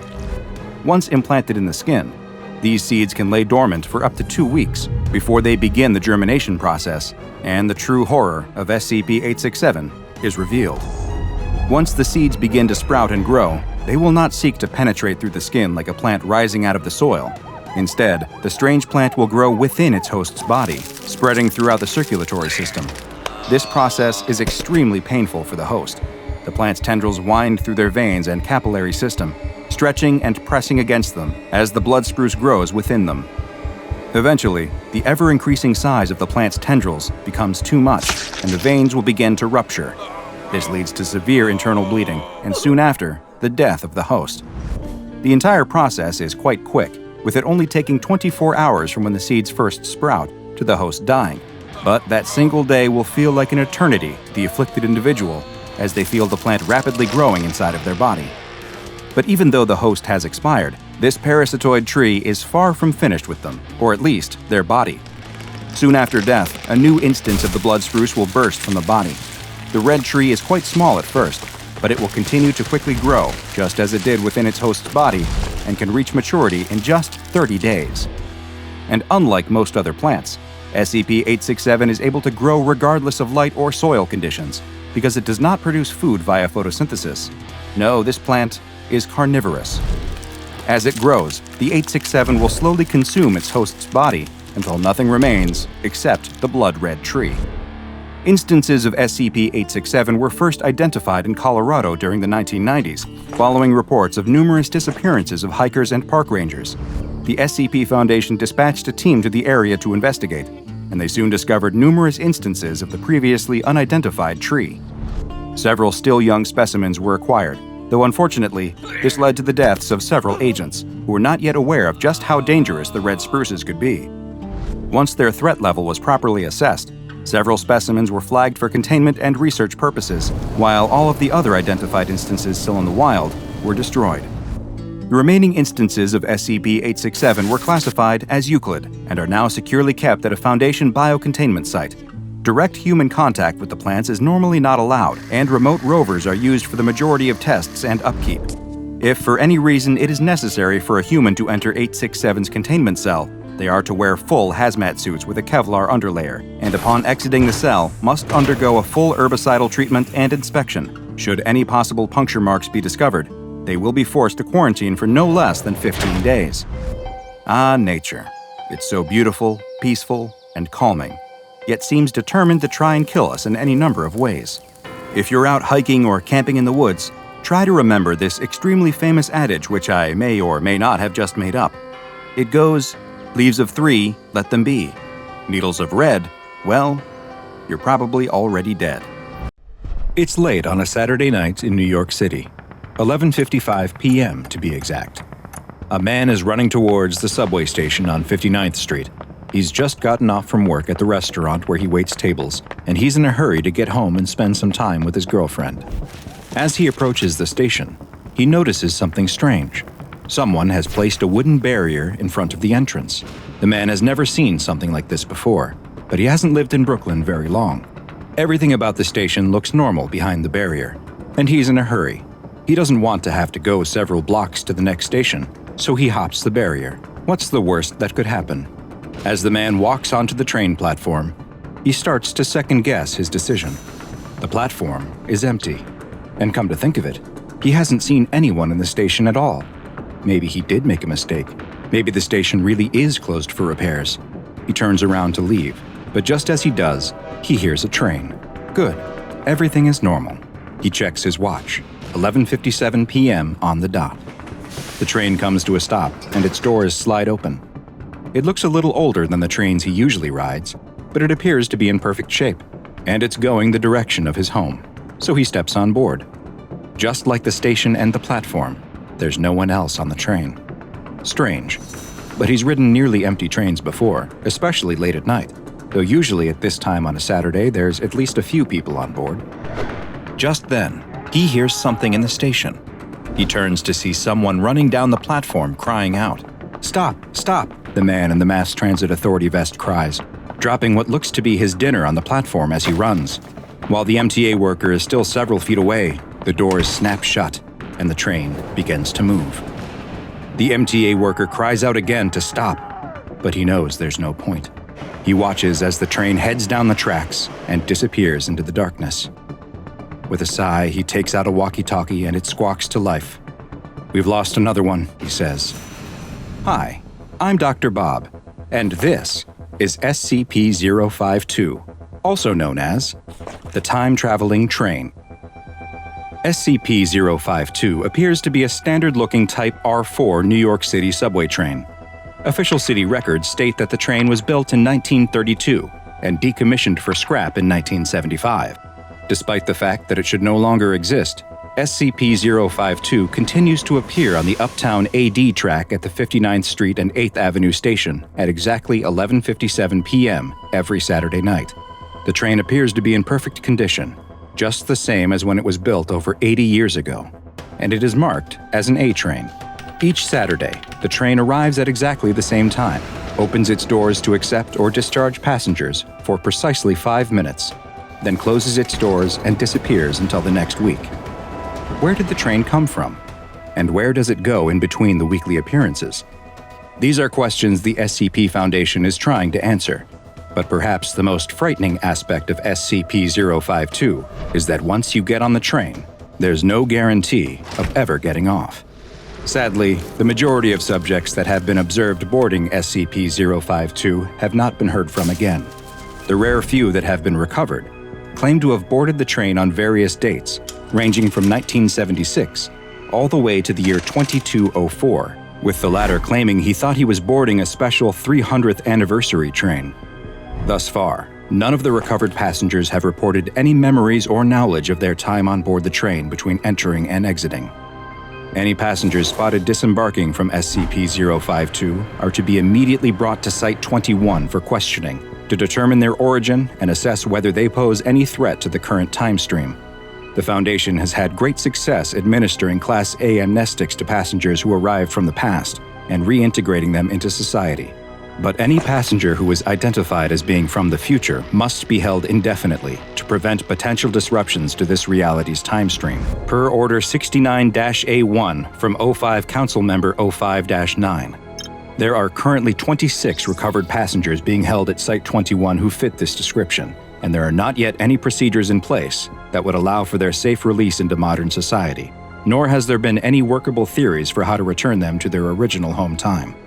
Despite the protocols in place to prevent public access, some passengers from the present have still managed to accidentally board SCP-052, and subjects from other times continue to appear.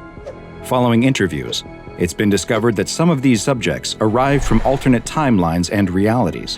This raises the question of whether it is possible for SCP-052 to appear in other times and places, which may require the containment of additional locations, and reports of any suspicious activity involving unscheduled trains are being monitored and investigated around the world. Following its initial discovery, several tests were attempted in order to better understand the anomalous train and what may be happening when it is no longer visible. The first test took place on May 31st, 2009. An agent was told to simply board the train. They did as requested, and have yet to be recovered as of the present date. A second test took place a week later on June 6th. This agent too was never recovered, though reports indicate that he may have returned to our timeline in 1980, at which point he was killed in a confrontation that has since been classified. A third test was conducted the next week on June 13th. Once again, the agent was told to board the train and did so. This time, though, the agent returned. Just 2 weeks later, on June 27th, the agent stepped back off the train, with his hands appearing to have been surgically removed. A note had been placed in his pocket that had the simple message, "Send no more," written on it. The agent claims not to remember any of his experiences on the train over the 2 weeks he was gone, or what may have happened to his hands. Following this third test, O5 Command issued orders stopping the use of Foundation agents as passengers on SCP-052. D-Class, due to their disposable nature as convicted felons and death row inmates, were considered as potential replacements for the agents in the exploration of SCP-052, but the risk of releasing them into the past or the future was determined to be too great.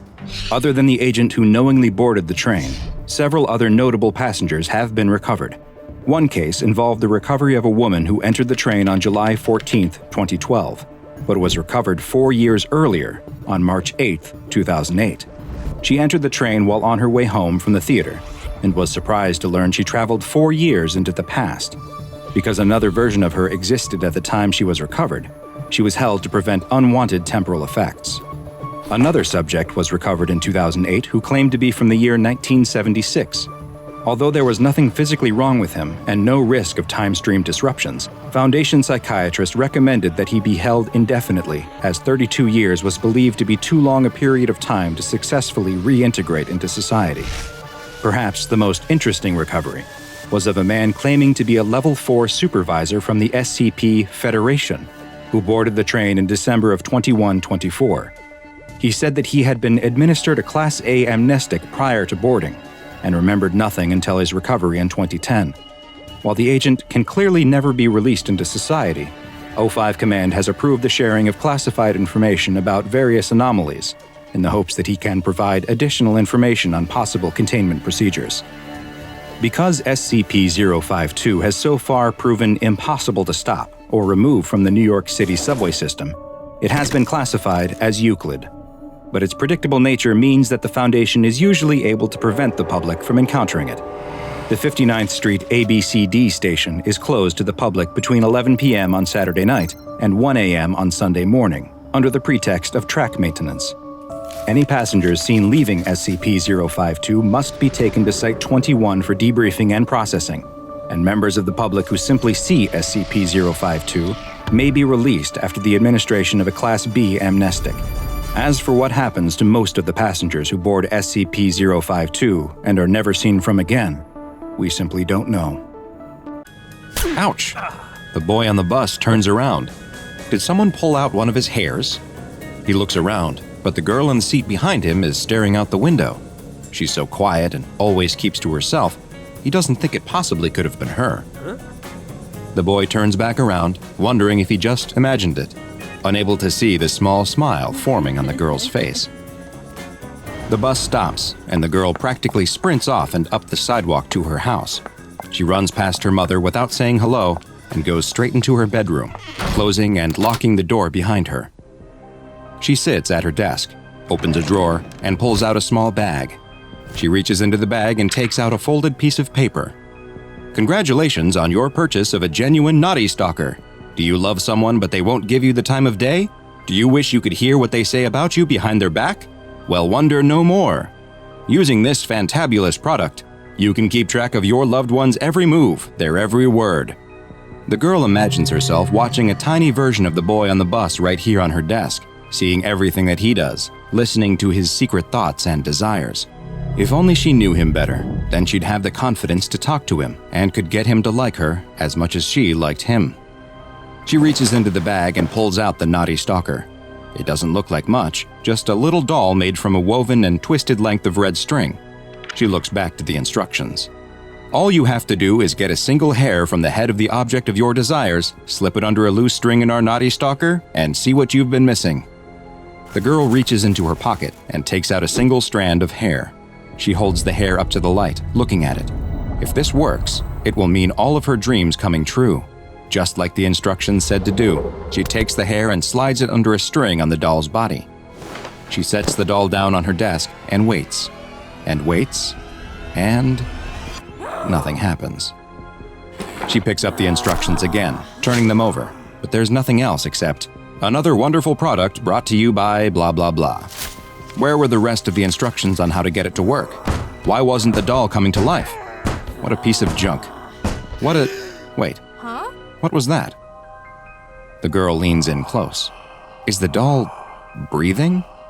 She's startled as the doll turns its head over its shoulder, seemingly looking right at her, or rather, right through her. "Coming, Mom," the doll shouts before standing up. It starts to walk in place, looking like it is opening invisible doors, and then sitting down on a chair that she can't see. It looks like it's pretending to eat dinner. The girl's eyes widen. The doll is alive. It's really alive.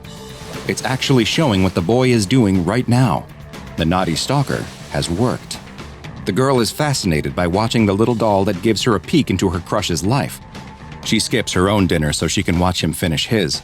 She watches as he sits, probably watching TV, takes a shower, and gets ready for bed.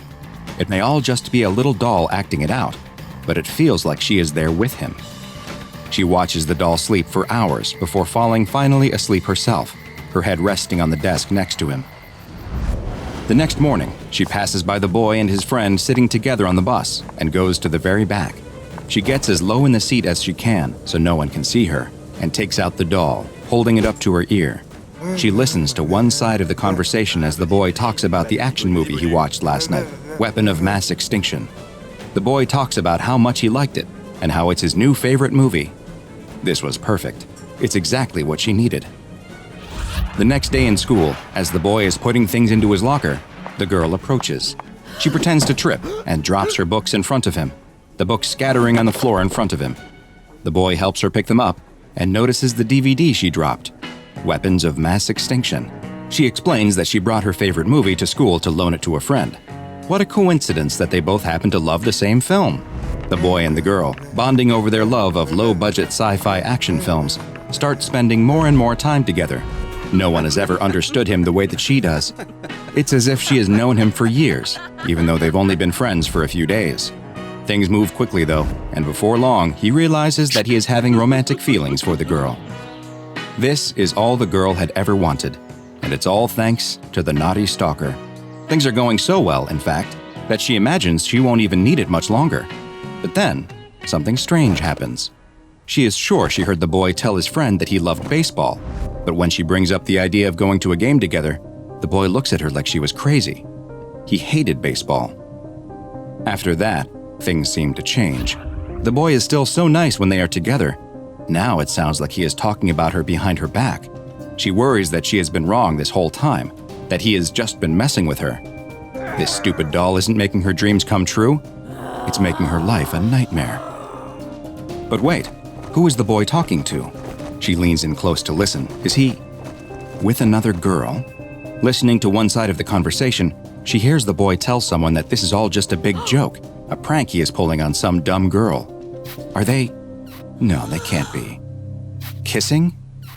The girl is in a white-hot rage. She can't believe he would do this to her, after she was nothing but perfect to him. She throws the doll across her room. She's going to confront the boy and whoever he's with. She'll teach him a lesson. She'll teach both of them a lesson. It's starting to rain as the girl gets her bike out and starts to ride to where she knows he is, the spot that was supposed to be their own special place.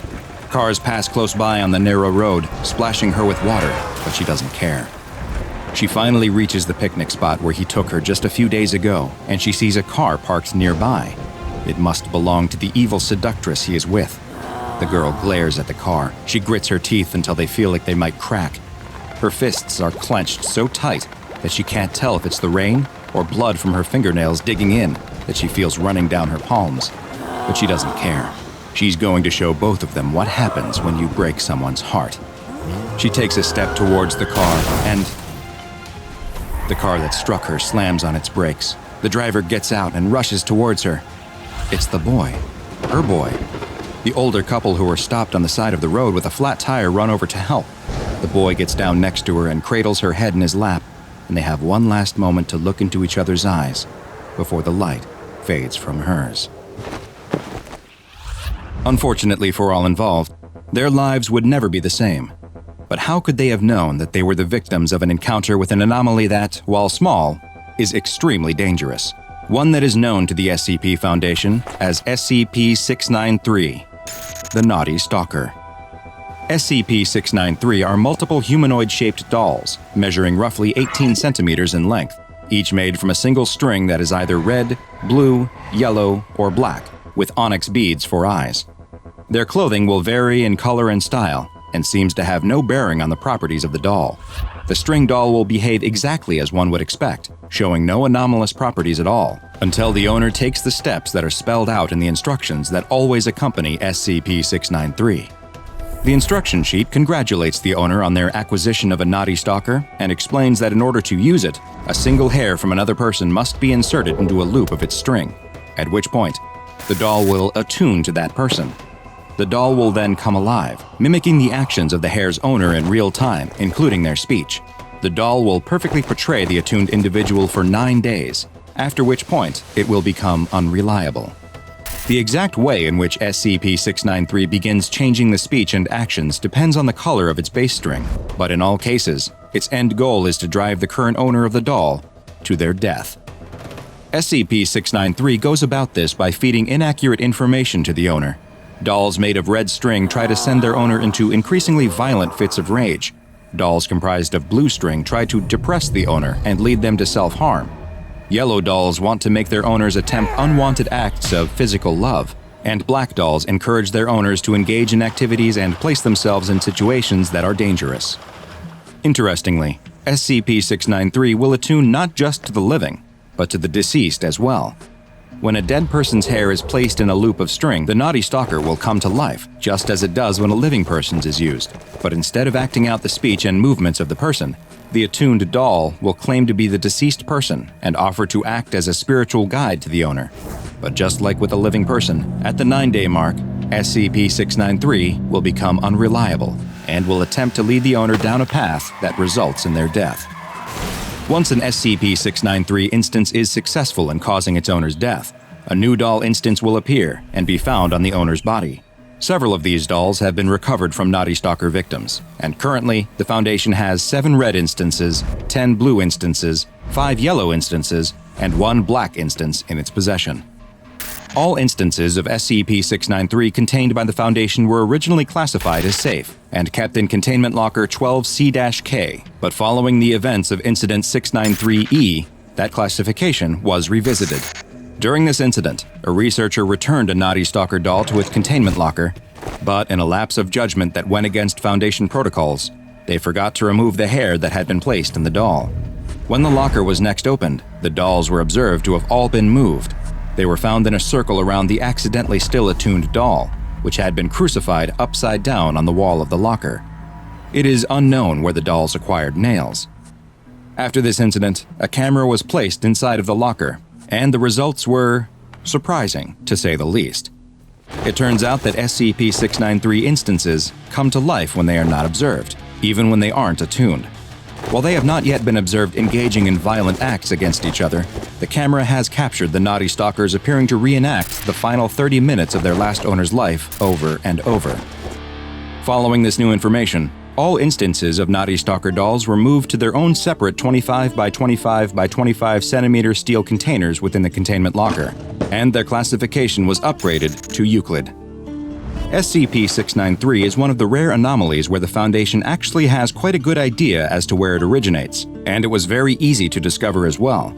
Provided that they aren't a deception, the instructions that appear with each instance of SCP-693 are quite explicit about where they come from.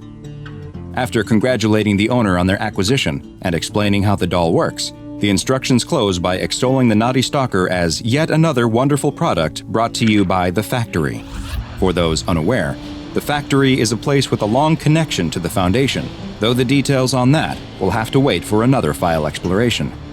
All you need to know now is that the factory produces a huge amount of anomalies, and it appears that SCP-693 is one of them.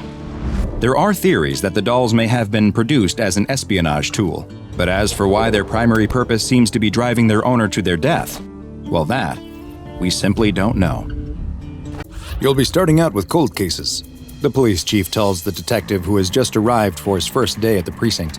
We've got more than enough to keep you busy, so head on down to the archives and get started.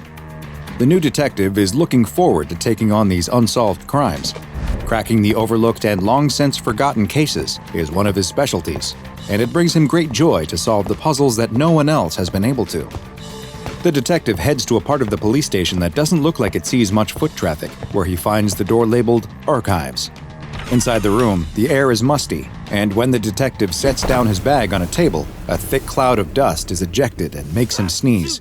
He takes out the list of cases he's supposed to be working on and goes to a shelf containing rows and rows of evidence boxes. He pulls one down and starts looking through the files inside. It's full of police reports, witness statements, crime scene photos, and even bits of evidence. Hours pass as the detective goes down his list, looking through box after box, report after report. He finds that it's best to take a cursory survey first and see if anything leaps out at him, before drilling down to start combing through the details. As he pulls down the last box from his list of cases that the chief told him to work on, he notices something. High up on a shelf, nestled among the many identical cardboard boxes, is what looks to be a piece of leather luggage. He can't help but wonder what this is doing here in the archives. Is it a piece of evidence from another case that got left here for some reason? Or did someone simply forget their bag after they finished looking through old files? Whatever the reason it's here, he has a job to do, and investigating this bag isn't on his list. But then again, he knows he won't be able to focus until he knows what this bag is and what's inside. He'll let himself take just a quick peek, then it's back to work. The detective returns to the shelf with the bag. It looks like it's been here for a long time. There's a layer of dust covering it that's as thick as anything else in the room. He takes it down and blows the dust off the bag. He unlatches it, and inside he finds a folder. Is this just another report? But what's it doing here? Maybe they ran out of boxes one day and someone decided to use an old briefcase instead. The detective takes out the folder and opens it. Just as he suspected, it is another case report. It's only a single page, though, with several photographs paperclipped to it. He takes the photos off the report and begins looking through them. They appear to be numbered in order, and the first picture shows a mess of red liquid and chunks of what might be meat or bone. The next two show various angles of a badly mutilated corpse. It's been so violently mangled, though, that the victim is barely even recognizable as a human. The detective paperclips the photos back to the report and puts it back in the case. If this murder only has one page of evidence to work with, then he is classifying it as a revisit after literally everything else in the room is solved kind of case. The detective goes back to the last box that he was looking through and starts flipping through the case files again, but something about that leather briefcase and the photos inside won't get out of his mind. Maybe there is something there. Without even realizing it, he's suddenly standing over the case again. He takes out the report and starts looking through the pictures once more. Again, he sees the disfigured corpse from different angles, but the fourth picture is completely different. This one shows what looks to be someone's feet, but they're up in the air, as if they jumped and took a picture of their shoes. There's something wrong with the picture too, some kind of odd discoloration around the edges. It looks like an error occurred in the development process. Why would this be in a case file? It's tugging at his curiosity. But no, he really shouldn't be spending his time on this, not on his first day at a new job. The detective places everything back in the case and puts it back up on the shelf where he found it before deciding to call it a day. That night, he finds that he can't sleep. The detective keeps seeing the disfigured face every time he closes his eyes. And why the picture of floating feet? What does it all mean? His mind is racing, trying to make sense of it all. By the time his alarm starts beeping, the detective realizes that he hasn't slept at all. Later that morning, the detective is back in the chief's office again. The chief tells him that he looks awful and asks if the job is getting to him already. The detective does look terrible, and something about the room is making him very uncomfortable. The ceiling feels too low, like it moved down a foot or two since the last time he was here. It's also very dim. Who can operate in such a dark room? He stands up and asks if he can turn on some more lights, and before the chief can answer, he switches on more. The chief squints from the bright fluorescent lights coming on and tells the detective to get back to work and to make sure he gets some sleep that night. If he can't, then maybe this job isn't for him. The detective returns to the archives to pick up where he left off the day before and goes back to looking through the files on his list. But of course, that leather briefcase always seems to be right in his field of view, reaching out to him, begging him to uncover its secrets. That's it, the detective thinks. He has no choice. He has to know what's going on with this file. He takes the briefcase down again, opens the report, and starts going through the photos again. 3 pictures of a gross corpse, check. Picture 4 showing someone's feet. Nothing new there. Now it's time to finally look at the rest. The 5th picture is similar to the 4th, but the person's feet look a little closer to the ground. Wait a minute. Are these in reverse order? He looks at the next. This one doesn't have anyone in it. It's a picture of a table, and it looks like there is writing on it, though the writing is very small. He leans in close and squints, but he still can't make it out. He runs to his own bag and searches around until he finds what he was looking for, a magnifying glass. He goes back to the picture, and with the magnifying glass he can finally read the writing. It's above you. He snaps his head up and looks above him, but nothing is there. He laughs to himself. Of course nothing is there. Maybe the chief is right. Maybe something really is getting to him and he isn't cut out for this job. But still, he needs to learn more. He looks at the 7th picture. He sees now that he was right. These are definitely in reverse chronological order. In the next picture, he sees whoever took the photos approaching the table in the room. In the 10th photo, he sees them walking through a doorway. In the 11th, he sees them opening the door to the room. Finally, he comes to the last photo. It's a photo of the closed door to the room. There's writing on the door, and the detective can hardly believe what he is seeing when he reads it. The writing on the door says, "Archives." The detective jumps up and spins around, but the room is empty. There's no one here but him. What's going on? Is this some kind of prank? He picks up the report the pictures were attached to. There must be some answers in there. The paper appears to be a standard police report that was filled out following the discovery of a homicide. The top of the page lists the address where the murder took place.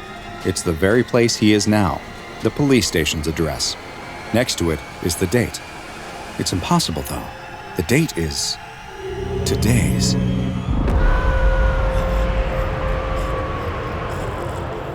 Archives can hold untold secrets, and many of those are often quite dangerous, as anyone familiar with the SCP Foundation is already well aware. Rarely is the file in the archive itself the danger, but that is exactly the case with SCP-567, a deadly series of crime scene photos that are anything but what they seem. SCP-567 is the designation for a series of anomalous objects, which were recovered from a police department's own archives. They include a series of 12 Polaroid photographs, which have been given the designation SCP-767-1 through 12, that appear to be the source of the anomalous properties surrounding the objects. Each photograph is labeled 1 through 12 in the lower left-hand corner, though they appear to be labeled in reverse chronological order. When viewed in reverse, that is, starting with the picture labeled 12, the photos depict a first-person perspective of someone entering a room and examining a table. The table will have writing on it, which alternates between the iterations of SCP-767, and will either read, "It's above you," or "On the ceiling," written with a red substance that appears to be fresh blood. The next photos continue to be from a first-person perspective, and will show the person taking the photos being lifted up into the air above the table, with wisps of black smoke visible around the edges of the frame, that look at first glance like either photo development issues or damage to the picture. The final 3 pictures depict a fresh corpse that has been so heavily mutilated by lacerations that it is completely unrecognizable, while the last picture shows a body that appears to have been virtually liquefied in some way, with gore and viscera spread around the room. The origin of these photos is unknown, and it's unknown if they were ever taken at all or merely manifested in some way. When the photos are taken to a new location and are allowed to remain there for 1 week, they will change to reflect a room within the building where they are being kept, with the individual portrayed in the photos being an image of the last person to experience the photo's frightening effects. More on what those are later. The ability of SCP-767 to change based on the location it is in is also present in SCP-767-13 and 14, which are the police report and the brown leather valise that always accompany the photos. The police report has an address and date at the top, both of which will somehow change to reflect the current date and location of SCP-767, while the leather briefcase has a gold monogram on it that will change to whatever the name is of the owner or head of the structure that it is contained in. But that is far from where the anomalous properties of SCP-767 end. Individuals who are exposed to the photographs will experience a wide range of effects that are based on how far into the photo series they look. Those that view SCP-767-1 through 3 will report feeling no special effects, besides the normal reaction one has to seeing a badly mutilated corpse, with most describing the photos as weird or disturbing. Those that view the photos labeled 4 through 6, though, will usually report that they have developed feelings of claustrophobia, with many also reporting a newfound bout of nyctophobia, that is, fear of the dark, or more specifically, a fear of the potential for bad things to happen in the dark. These fears will also vary in intensity based on how many of the photos were viewed. Subjects who are exposed to the 7th, 8th, and 9th photos will feel an overwhelming desire to inspect the ceiling, and most are observed snapping their heads upwards immediately after reading the writing on the table in the photo.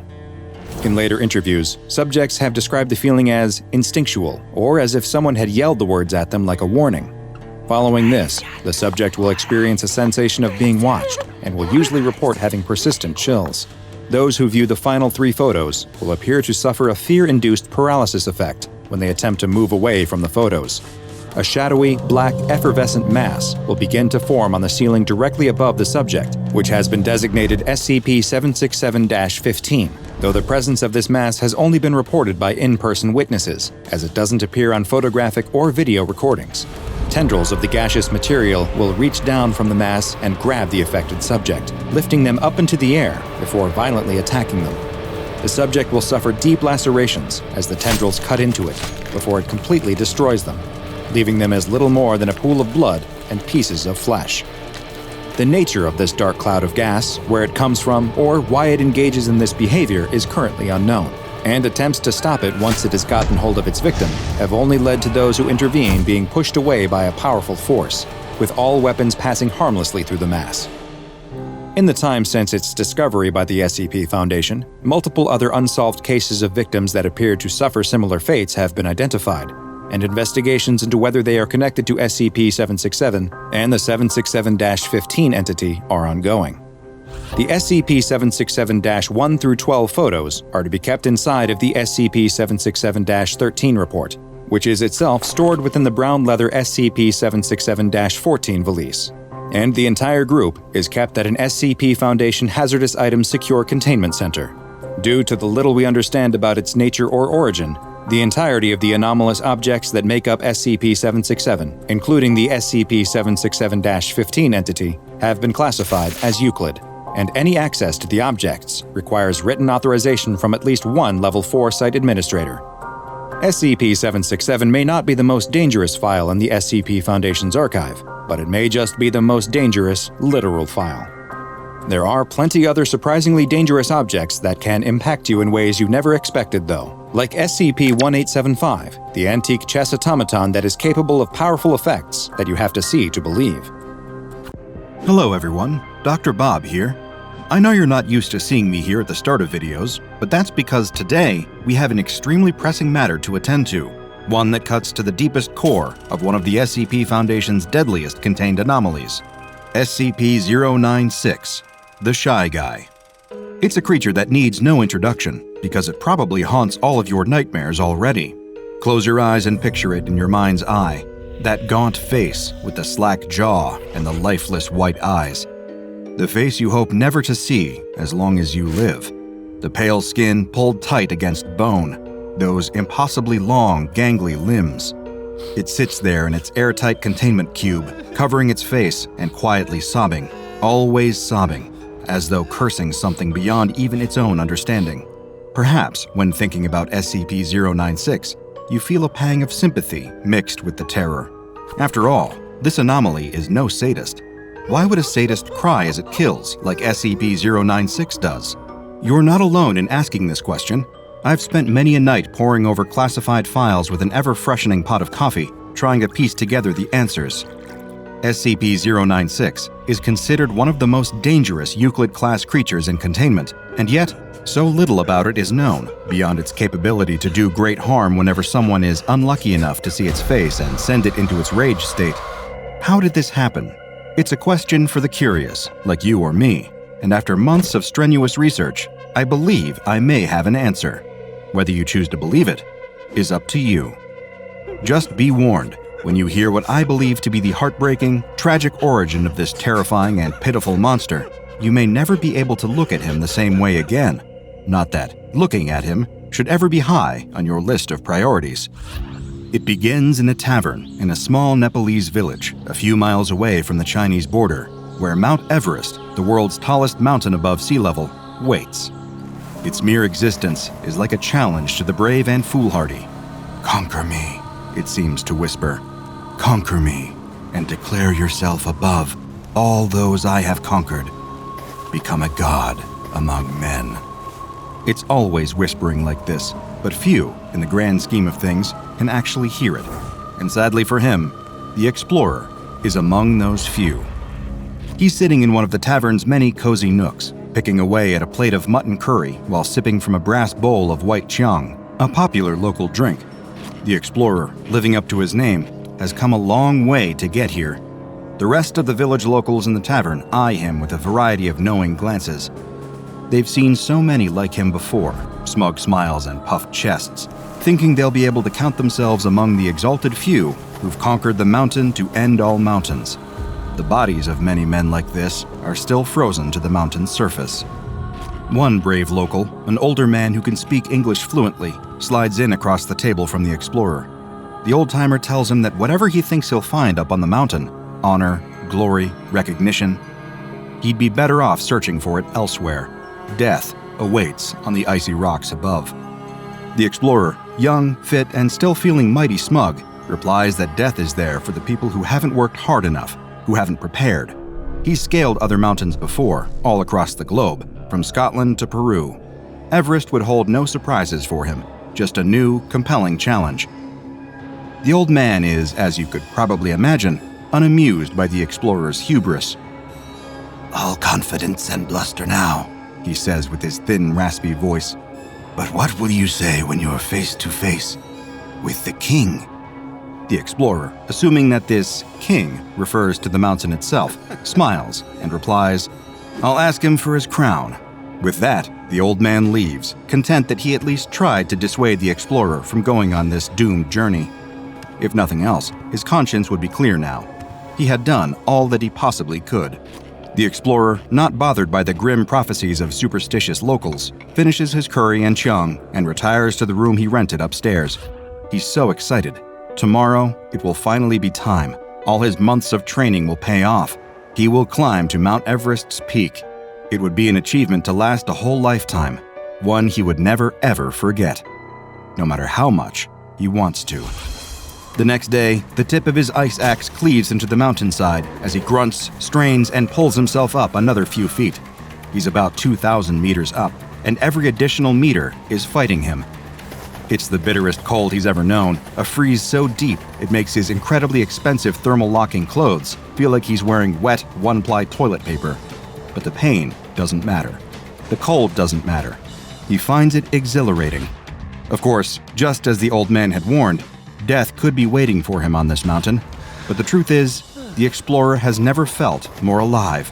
He winches himself up a few feet more, trying to regulate his breathing as his icy fingers, wrapped in thick gloves, struggle to find purchase on what feels like a sheer cliff face.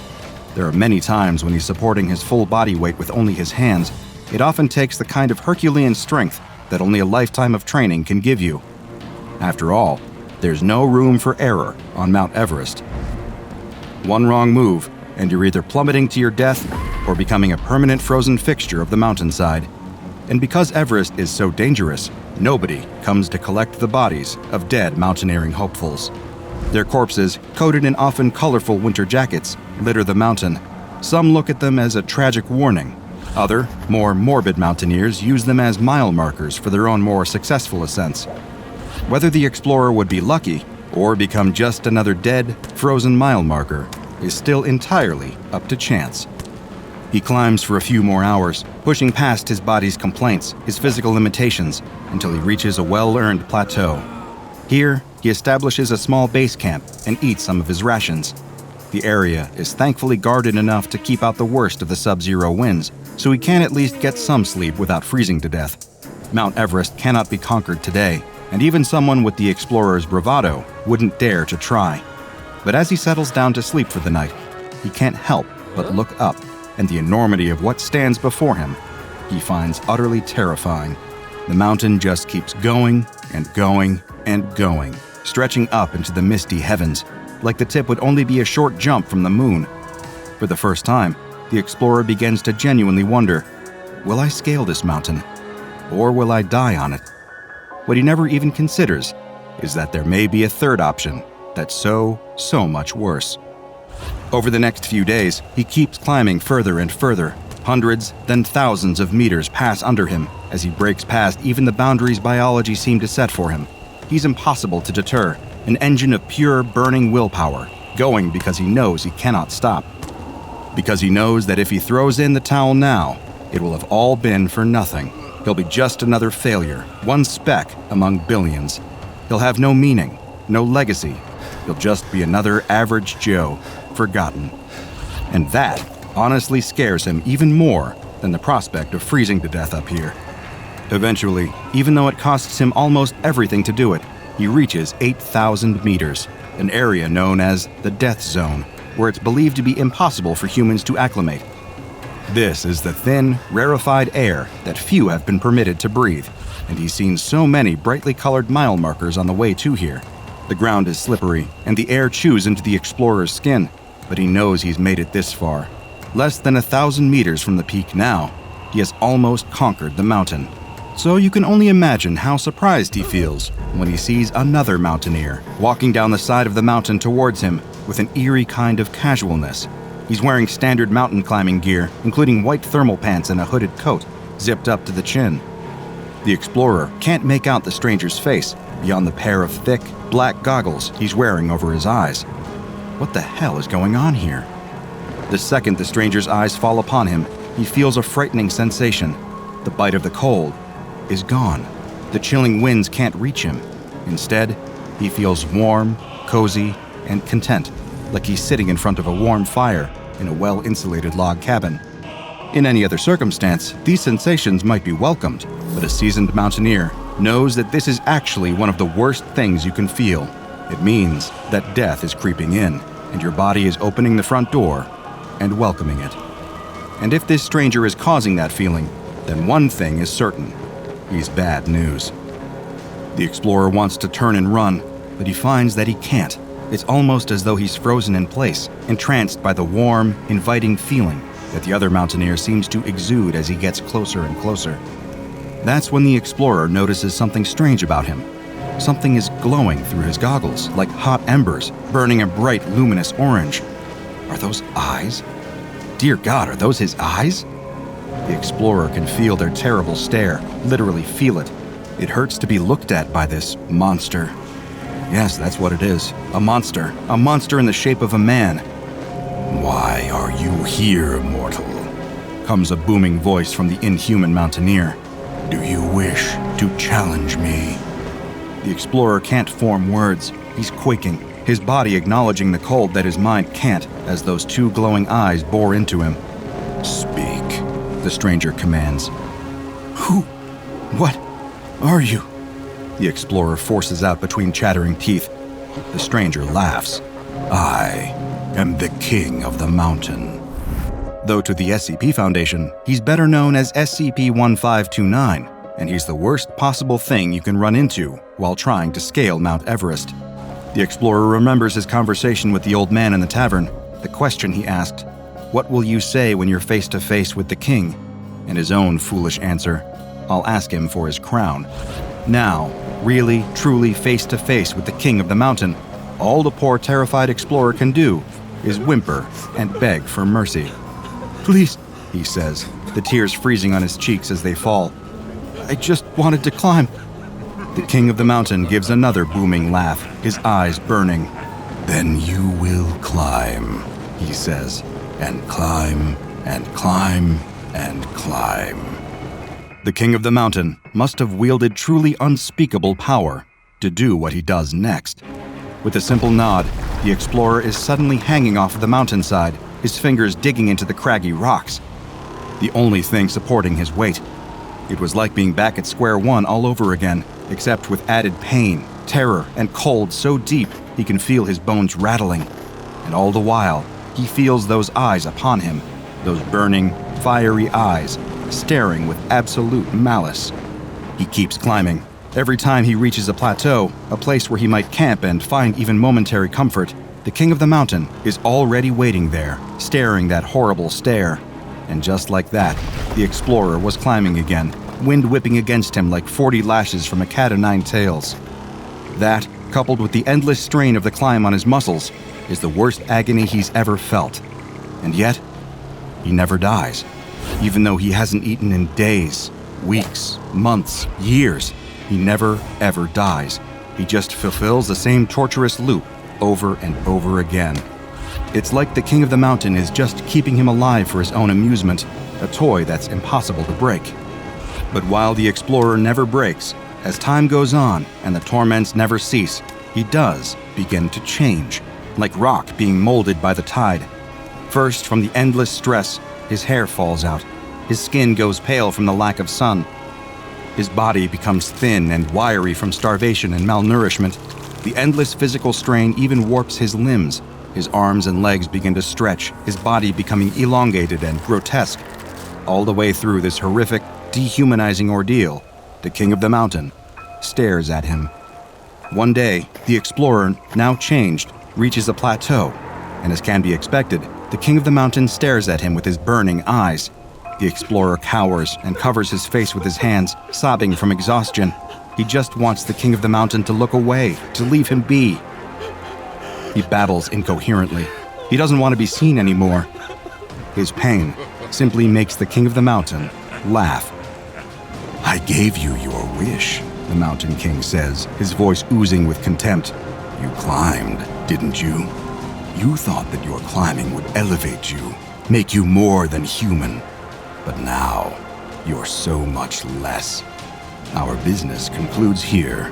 I'm tired of playing with you." And with that, the king is gone. The explorer is alone, stranded among the snow and the whipping winds of the death zone, but very much alive. He's finally able to go. At long last, after what felt like an eternity, he's escaped. When the explorer arrives in the village again, he's not the explorer at all. It's been years since he went missing on the mountain. The old man who had warned him not to go up onto Mount Everest had passed peacefully in the interim. The other members of his small village would not be afforded the same luxury. Instead, the explorer stumbled back through the village limits, still covering his face.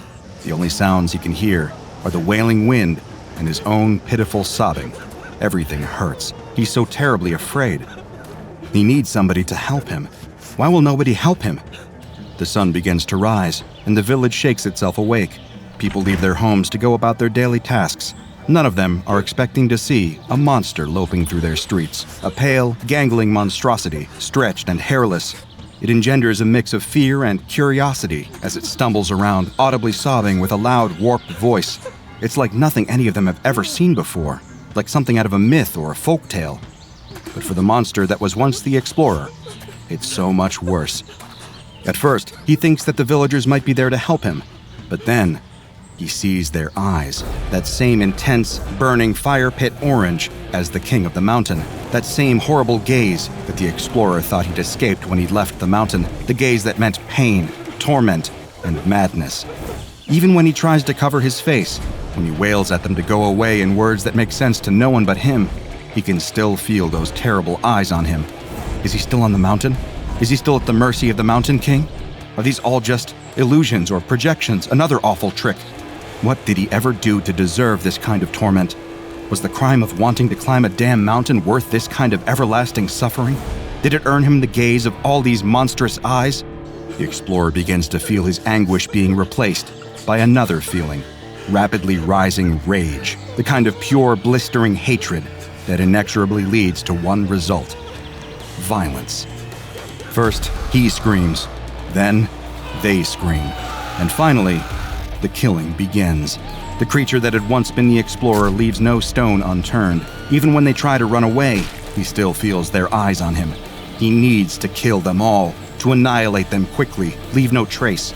It's the only way he can feel anything close to at peace again. It becomes a kind of terrible chain reaction. The sound of the horrors going on in the street only entices more to come outside and see what's going on, to look at the creature causing all this carnage, to see its face. They have no idea that this very action is dooming them. And within the hour, the village is empty, save for one creature. The creature that had once been the explorer, now just afraid, confused, and alone. He will always be alone. The anomaly that will soon be known as SCP-096 simply bows its head and weeps. A climber struggles on the side of the mountain. He's so close to the summit of Mount Everest that he can taste it. He just needs to triumph over this last difficult section, and he will have fulfilled his lifetime dream of standing at the top of the world. He needs to hurry, though. At this altitude, the air is so thin and the temperature is so cold that your body is slowly dying. There's a reason this topmost section of the mountain is known as the Death Zone. He glances down behind him and spots something. Is that another climber? That's strange, he thinks. He was at the very back of his group, and there shouldn't have been anyone else coming up behind him. It must be a solo climber. The soloist doesn't look to be moving, though. He's just staring at him, and the climber can't seem to take his eyes off him. Suddenly, the climber starts feeling odd. He begins to feel warm and comfortable. The aches and pains of the long journey melt away. He decides to sit down on a small ledge and relax. He watches as the solo climber comes towards him. He must be a professional with the way he effortlessly moves up the mountain. He watches him make great time, getting closer and closer. He loses sight as the solo climber reaches the same difficult section he had been struggling with. He imagines the solo climber will soon zip past him on his way to the summit. But just then, the soloist pops up right in front of him. He clasps his hands on the climber's shoulders and pulls him close, staring into his eyes with those dark, black goggles. They feel like they're pulling him into their depths, and there's nothing he can do to resist it. The climber tries to scream, but all that comes out of his mouth is silence. Hi, I'm Dr. Bob, and this is SCP-1529, also known as King of the Mountain. But first, a quick personal request from me. I need your help to spread the word about the lesser-known anomalies in the SCP Foundation's archives. The best thing you can do to help me is subscribe, turn on notifications, and then go tell your friends to do the same. This is a huge help and will let me bring you more and more SCP videos. Now, back to our file. SCP-1529 is an entity with a humanoid appearance that resides near the summit of Mount Everest in Nepal.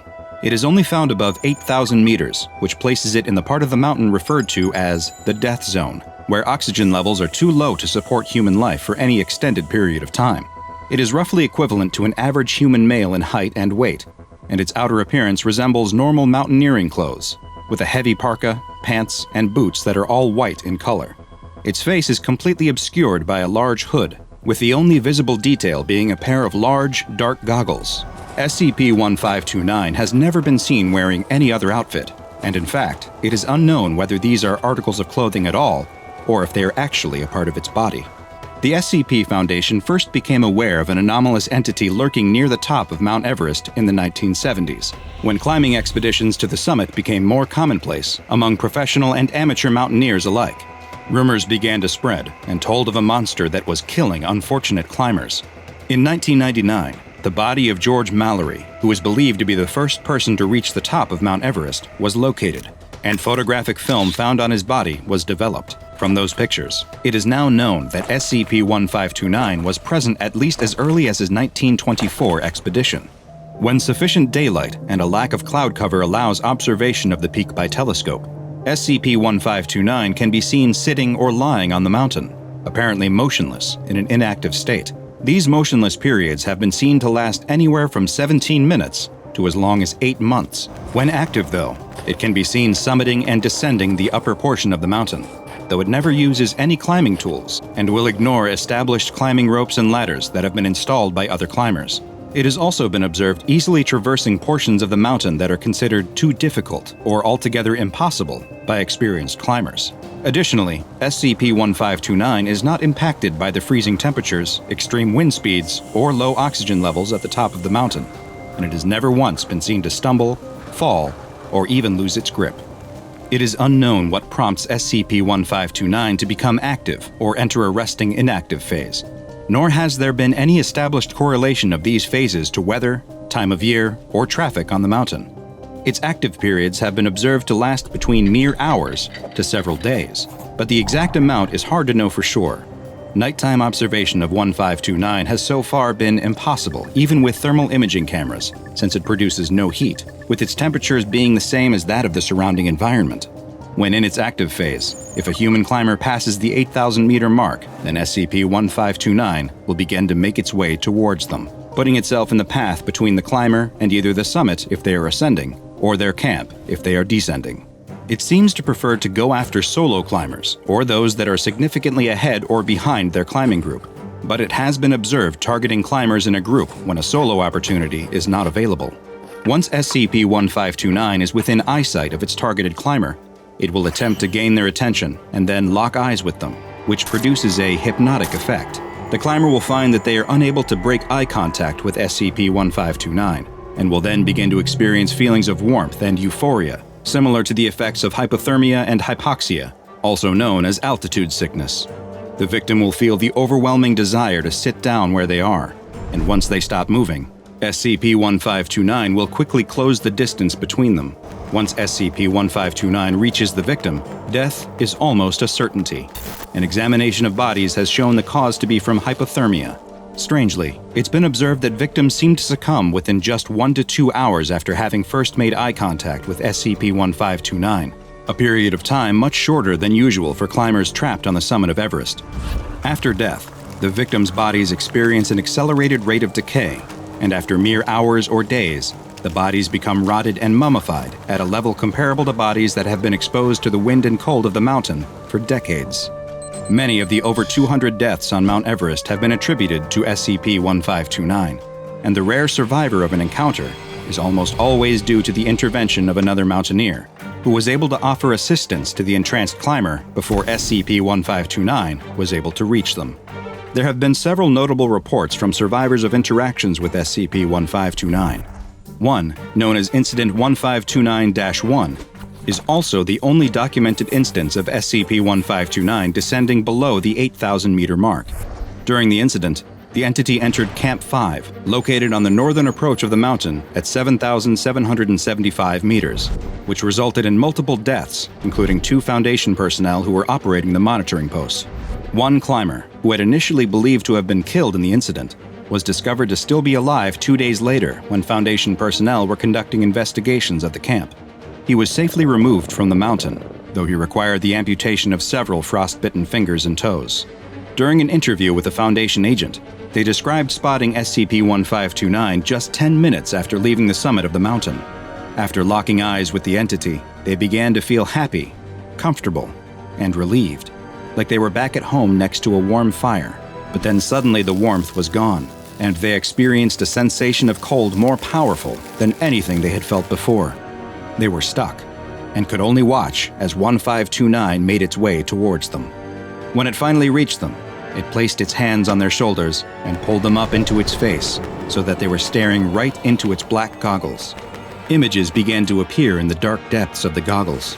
People warm and happy, sitting next to fires, in hot baths, or sunning on a beach. They tried to resist the strange pull of the creature with all of their might. They then heard something in their mind, a question from SCP-1529. It asked, "You would refuse my gift?" The stranded climber struggled to answer, using all of their willpower and strength to move their lips and whisper a single word. Yes. SCP-1529 responded by showing more images of people, but this time, they were bodies lying dead in the snow. Countless victims trapped on Mount Everest forever. SCP-1529 made them watch their deaths play out in long, drawn-out detail a witness to every second of their demise. The climber was sure they would soon join them, but then they found something deep inside of them, a spark of life, a will to resist. They clenched their fist, and with their final ounce of strength, they punched SCP-1529. The goggles appeared to crack, and the next thing the climber knew, they were woken up by the Foundation recovery team. Following this encounter, the climber never attempted to summit another mountain. When they eventually passed away some years later, an autopsy revealed that their cause of death was consistent with extreme hypothermia, frostbite, and cerebral edema, despite not having been in a cold environment or above 500 meters in altitude in the previous 12 months. SCP-1529 has been classified as EUCLID and is to be kept under telescope and satellite surveillance whenever possible, though telescope observation should make use of a delayed video feed, as observers have reported seeing SCP-1529 appearing to stare back at them, and reported feeling symptoms consistent with an encounter, including hypothermia and frostbite. The Foundation maintains communication with civilian mountaineering expeditions to prevent summiting attempts when SCP-1529 is active. The bodies of any victims are to be removed from the mountain if possible for autopsy, with their deaths being officially classified as having been from natural causes related to altitude sickness and hypothermia. Any survivors of encounters with SCP-1529 are to be debriefed and administered amnestics. Mobile Task Force Psi-29029, also known as Alpine Echo, is to remain on standby at all times at a permanent monitoring station, with on-duty members remaining in a pressurized environment acclimatized to 7,900 meters above sea level, allowing them to quickly deploy via helicopter if need be. Finally, and most troubling, is that aerial surveillance of another mountain has revealed an individual similar in appearance to SCP-1529. The location remains classified, and the local government has prohibited climbing on the peak, so threats to humanity are minimal at this time. But the Foundation will continue to monitor it and other mountains for anomalous activity. 3 SCP Foundation agents stand before a large warehouse. Their mission is simple. Enter the building, find the observation unit that has gone missing inside, recover the data from it, and leave. It should be easy, but the rundown structure they're standing in front of is no ordinary building. This is SCP-015. The leader of the group, a large, muscled man who goes by the codename of Agent 6, slides open a large door on the front of the warehouse, and immediately the whole group is struck by a sight that makes them reconsider just how easy this mission is going to be.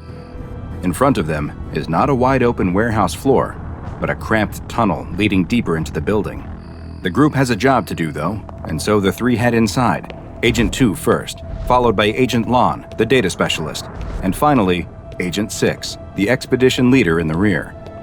As they enter the narrow hall of pipes, the light from their flashlights plays off the floor, walls, and ceiling. Flashlights are one of the only items allowed in SCP-015, and they reveal what the researchers had told them in their briefing, that many of the pipes aren't made of standard materials, but instead are all sorts of strange substances like wood, glass, or even bone. The odd series of pipes have formed a twisting tunnel leading deeper into the warehouse. The group must be careful, since the floor is uneven, with pipes occasionally sticking up out of the floor like tree roots, ready to trip the unobservant.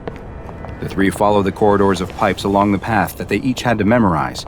As they come to branching paths, Agent 2 speaks the series of turns they must take aloud. Left, left, right, left, right, right again, straight, right, and so on as they go deeper and deeper. They'd have to follow the directions exactly if they hoped to reach the place where the modular robotic vehicle should be. Left, straight, straight again, right. Just a couple more turns and they'd reach the point where the MRV had sent its last signal before going offline. As they walk, though, they find that some of the passageways are getting more difficult to pass. The pipes have closed in at certain points, choking the already small tunnels down to mere crawlways. At one particularly narrow point, the group must get down on their bellies and pull themselves along the ground. After Lon and 2 exit the tight passage, Agent 6 suddenly calls out to the 2 agents ahead of him. "What is it? What's wrong?" 2 asks. "I'm stuck," comes the response from 6. Lon and 2 grab 6's arms and begin pulling. With a loud grunt from all of them, 6 finally comes free. His pant leg is shredded from the thorny wood that one of the pipes in the narrow tunnel is made from, but he's free, and they can continue on. Finally, after what seemed like an hour of walking, they finally find it. The modular robotic vehicle that had been sent in to investigate the current state of SCP-015. There's something very strange about the robot's condition, though. It looks like it has been speared right through its primary observation unit. A smooth black pipe that appeared to be made of dark fabric had pierced the vehicle right through its camera, but the lens didn't appear broken. Instead, it looked as if the pipe had somehow connected with it, docking inside the lens housing as if the two parts were made for each other. Other pipes had protruded from the floors and walls as well, snaking into open spots on the vehicle and lifting it up a foot off the ground. They looked over the robot, which was held helpless in the air, its wheels slowly spinning as its internal battery ran down. The agents walked around the MRV, examining it, looking confused about the fate that had befallen it. 6 suddenly broke the silence. "Well, what are you waiting for?" Lon wasn't sure what to do, though. As she got closer to the robot, she noticed that a foul-smelling substance was dripping from the pipe that had merged with the camera. Her job was to remove the data from the MRV, but they also had strict orders not to damage anything in SCP-015. So what was she to do about the robot? Wasn't it technically a part of SCP-015 now? She was worried that if she removed the data cards, then SCP-015 might... Well, she didn't know exactly. 6 didn't buy it, though. The researchers may have told them that 015 reacts, but he could see now that it's just a bunch of weird pipes. Maybe it grows or moves a bit, but how would it even know they were there? It hadn't shown any signs of sentience, let alone sapience. He wasn't going to hang around in here any longer than he had to, though, and if Lon wouldn't get on with it, then he would. 6 moves to the MRV and flips open the data cover on its side. More of the fetid liquid pours out, but he ignores it. Lon and 2 both look at each other. Did the other hear that too? It sounded like steam venting from somewhere deep inside SCP-015. 6 doesn't seem to have heard it, and begins to remove the thin data cards from the MRV.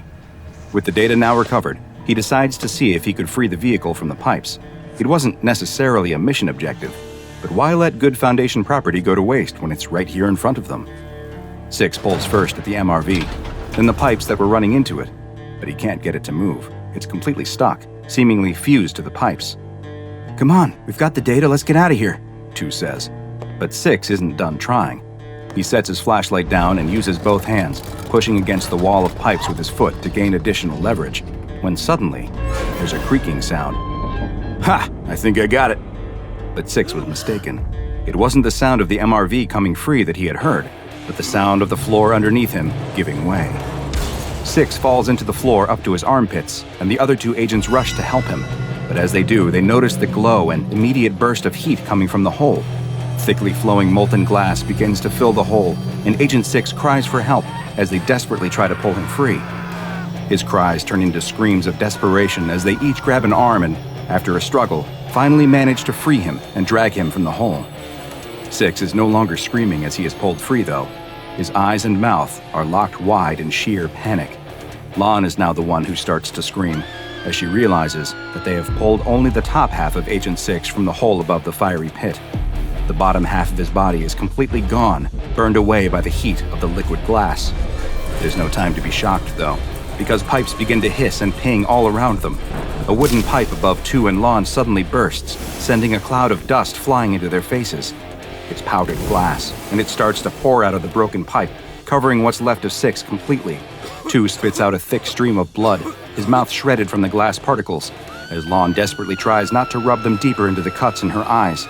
They both know they can't stay here, though. They have to run. The pipes are deafening as they move as quickly as they can back the way they came. It sounds like a train is barreling through the building. They're surrounded by chaos. Boiling chemicals pour out of one pipe. Tiny slicing rose thorns spray out of another. They come to a crawlway that's just a couple feet wide, but it's their only way forward, and they have no choice but to enter. 2 dives in and starts crawling. Lon is hesitant, but a blast of steam from a pipe near her head convinces her she has no choice, and she follows after him. 2 wriggles through the narrow passage and is surrounded by more sounds of pipes creaking all around him. Each one seems like it might burst and pour who knows what deadly substance onto him. But he has to suppress his fear and keep moving forward. Finally, he emerges into a wider hallway. He turns and looks back at the hole. Lon should have been right behind him, but there's no sign of her. He sticks his head back in and calls for her. There's no response, but he can hear her still in there, somewhere in the dark, struggling. He has to help her. 2 gets back into the passage and starts crawling. She couldn't have been that far behind him, probably just around the next turn. But as he crawls around the bend, there's nothing there, just another wall of pipes. The passage has been sealed up. It's a dead end. He presses his ear to the wall and can hear Lon screaming on the other side. He hits his flashlight against the pipes in anger. The pipe shakes for a moment, then bursts, spraying out a black liquid that covers his hand.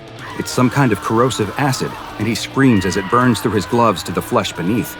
He quickly crawls backwards out of the narrow tunnel and emerges back out into the wider passage. Chu cradles his hand, trying not to look at the exposed bone. "I'm sorry," he cries as he runs through the tunnel of pipes towards what he hopes is the exit. "I'll get help. I'll come back, I swear." Lon can't hear his promises, though. She heard what she thought was a pipe burst followed by Chu's cries, but she doesn't know now if he's dead or alive. She decides she has no choice but to go back the way she came. Maybe there's another way out. But after moving just a few inches, her feet touch a solid wall. She's trapped in a space no bigger than a coffin. She feels around, but there's nothing here in the dark. Nothing at all. Just smooth, fuzzy, warm pipes. No, wait. There is something. A gap in the ceiling. But it's just the open end of another pipe. And now, there's something dripping out of it. Droplets of whatever the substance is land on her face, and then a full stream of liquid pours out onto her. She coughs as it gets into her mouth, but then realizes that it's sweet. It's honey?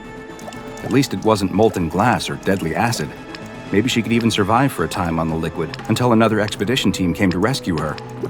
Her brief moment of hope is cut short when she realizes that the pipe isn't stopping and that she's already lying in an inch-deep pool of honey. Lon beats on the walls and ceiling as the honey continues to rise around her and screams for help. She tries to plug the pipe with her fingers, but it's no use. Nothing can stop more and more of it from pouring out. The honey continues to rise around her, and all she can do is scream and claw at the pipes that have created her tomb. She presses her lips to the ceiling in an attempt to gain one last breath before the honey completely fills the space. Her final choking gasps are sickly and sweet as the honey fills her lungs. Agent 2 keeps running through the tunnel of pipes. His hand no longer hurts, at least, either from the shock or from the fact that all the nerve endings had been burned away. The horrible sounds coming from the pipes seem to have stopped too. Maybe he really would make it out of this alive. Lon might have found another way out too. There's no telling how many routes through this maze of pipes exist. He would probably exit the building to find her outside waiting for him. Poor Agent 6, though. He never had a chance after opening that cover on the MRV. His thoughts are abruptly interrupted, though, when his foot catches on an unseen pipe and he falls forward onto the floor. Or rather, he should have fallen on the floor. Instead, a pit opens up in the ground, leading to a steep, sloping floor of pipes. He screams and tries to stop himself, but the slick liquid covering everything makes it impossible for him to slow his descent, and he begins to slide down the pipes. His dimming flashlight shows what seemed to be an endless tunnel of pipes stretching down into the dark. The tube of pipes twisted this way and that, slamming him into the walls on either side, tumbling him head over feet. And the descent never seemed to end. He screamed until his voice went hoarse, then gave out entirely. He didn't have any way to mark the passage of time, other than when his flashlight finally started to flicker and then dim, before finally dying. He slid down the endless tunnel of pipes for what felt like days in the darkness, far deeper than they physically should have been able to go. When the friction of the pipes began to tear his skin away, it was almost welcome. At least there would finally be an end. Following the loss of the SCP-015 recovery team, the data on the modular robotic vehicle was deemed non-vital, and no further expeditions were authorized in order to try and recover it. SCP-015 is a mass of pipes, vents, boilers, and other various plumbing apparatuses that have completely filled an otherwise nondescript warehouse located in a major American city. Anytime the warehouse is not being directly observed, the pipes will begin to grow, filling nearly all of the available space in the building, but also trying to connect to other nearby structures through the sewer and other subterranean infrastructure systems. The current best estimate of Foundation researchers is that the building contains over 190 kilometers of pipes, which range from just 2.5 centimeters to over 1 meter in diameter. While some of these pipes will look new, others have the appearance of being rusted or damaged, with many showing signs of leaking. The pipes are made of a strange assortment of materials as well, including bone, wood, steel, pressed ash, human flesh, glass, and granite. Oddly, no pipes composed of lead, PVC plastic, copper, or any other material one would normally expect to be used for the production of pipes have been found. But by far the strangest anomalous quality of SCP-015 is that it appears to react to aggressors. Should the building detect that the personnel inside of it are carrying tools, or if they make any attempt to either damage or repair any of its pipes, they will trigger an immediate reaction. Pipes near the offending subject will often burst, spraying them with a variety of liquids that have included oil, mercury, rats, a species of insect not yet identified, ground glass, seawater, entrails, and molten iron.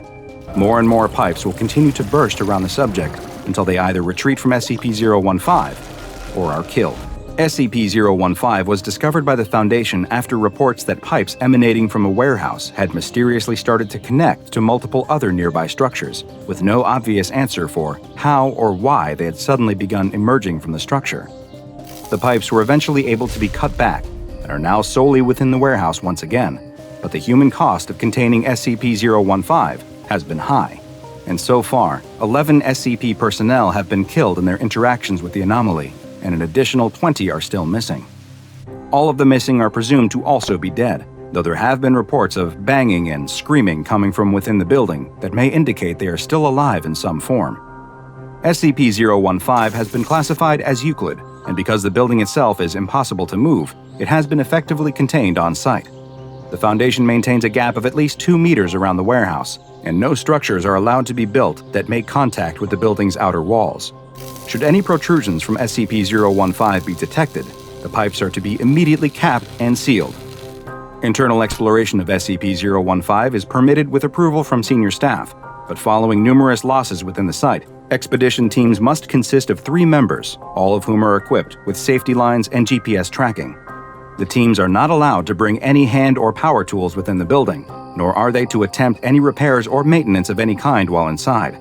There's no need to enforce these rules, though, seeing as SCP-015 appears more than happy to terminate the offenders itself. The SCP Foundation contains many anomalous locations, though SCP-015 may just be one of the strangest. Ashen-faced villagers walk in a solemn line down a long dirt road.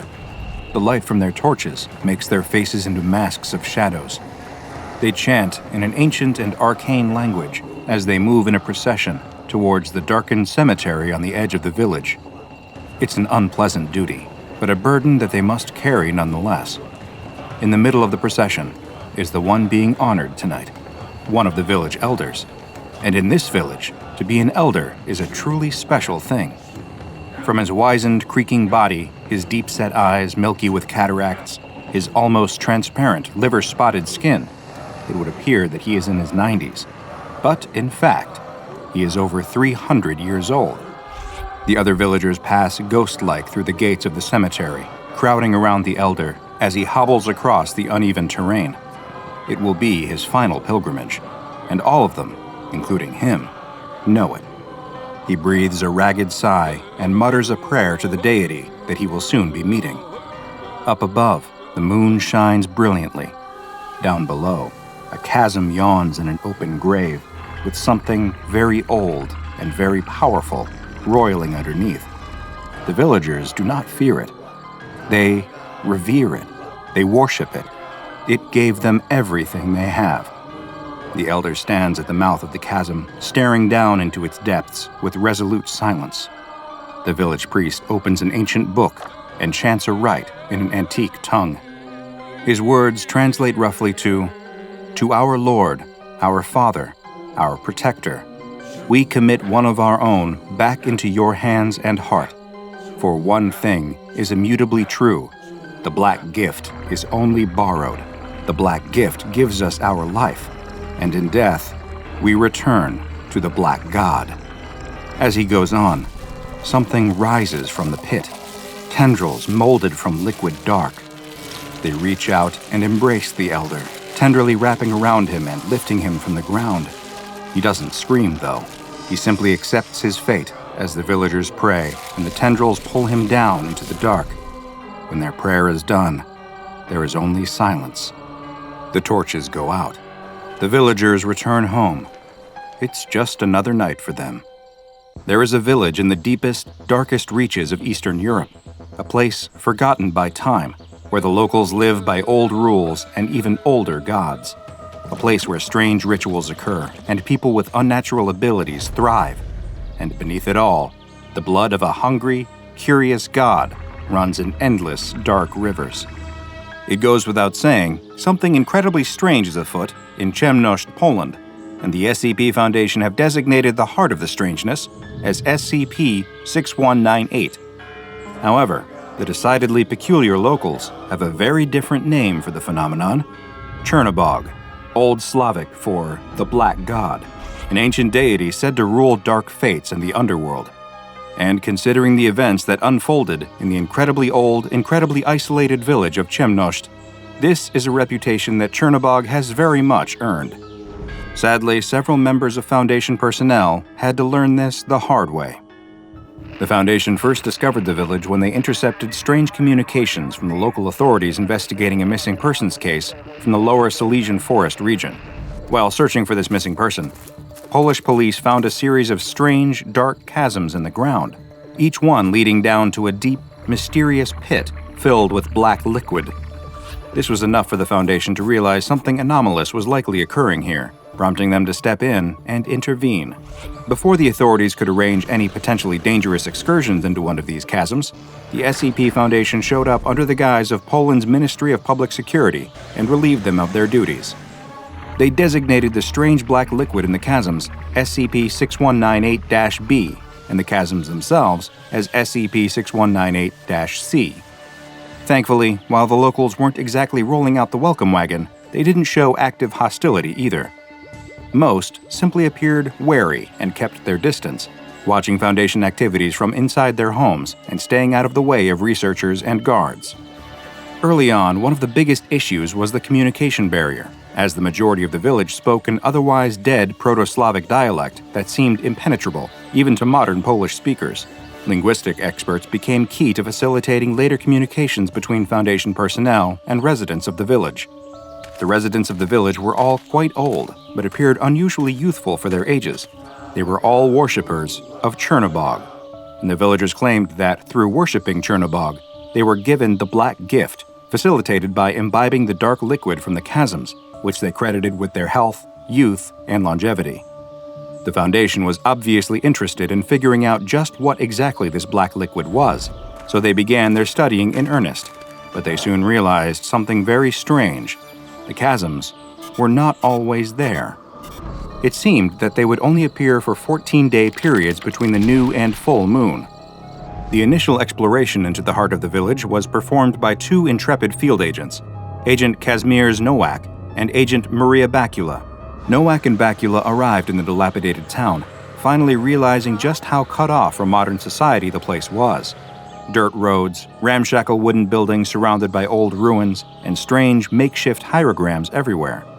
The duo pulled into town, seeing the many ashen faces of the locals staring at them from nearby windows. They proceeded to the cemetery, where the majority of the chasms were believed to have opened.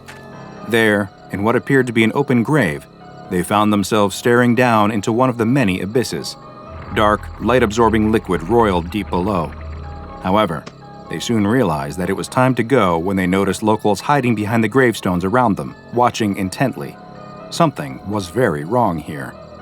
They traveled back into the center of the village, still keenly aware that they were being observed from the sidelines. They approached one of the many houses and attempted to knock.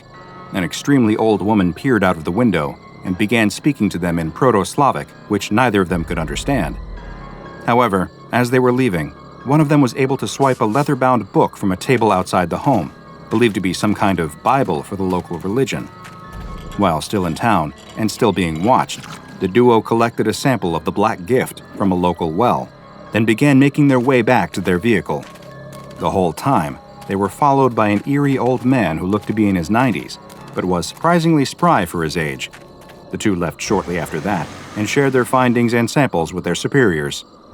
The leather-bound book retrieved by Agent Nowak and Agent Bakula was given to SCP Foundation linguistic expert researcher Albin Iskra. Researcher Iskra quickly became enraptured with the book and the unique challenge it and its Proto-Slavic dialect presented.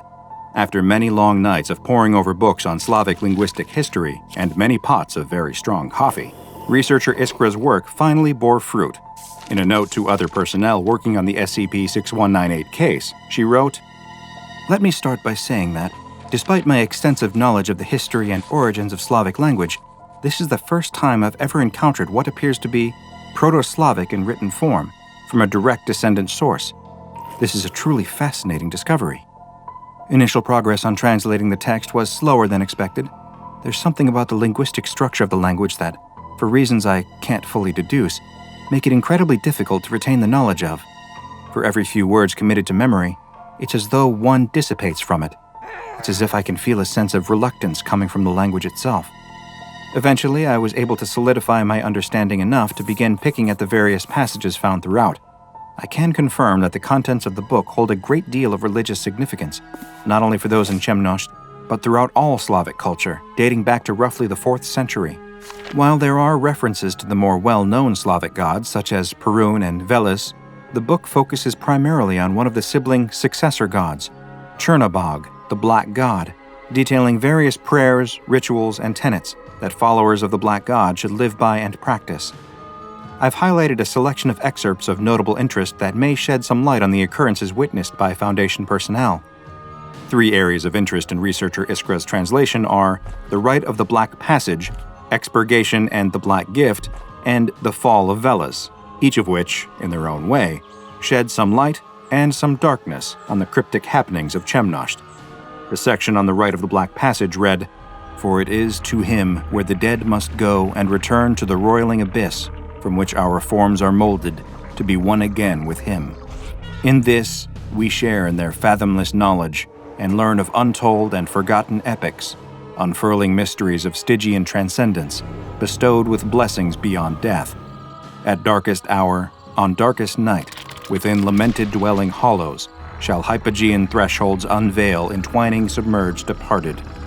Now relinquished of tethers corporeal, and sustained amidst black waters, become one with perennial ancestry, granting insight to those adherent."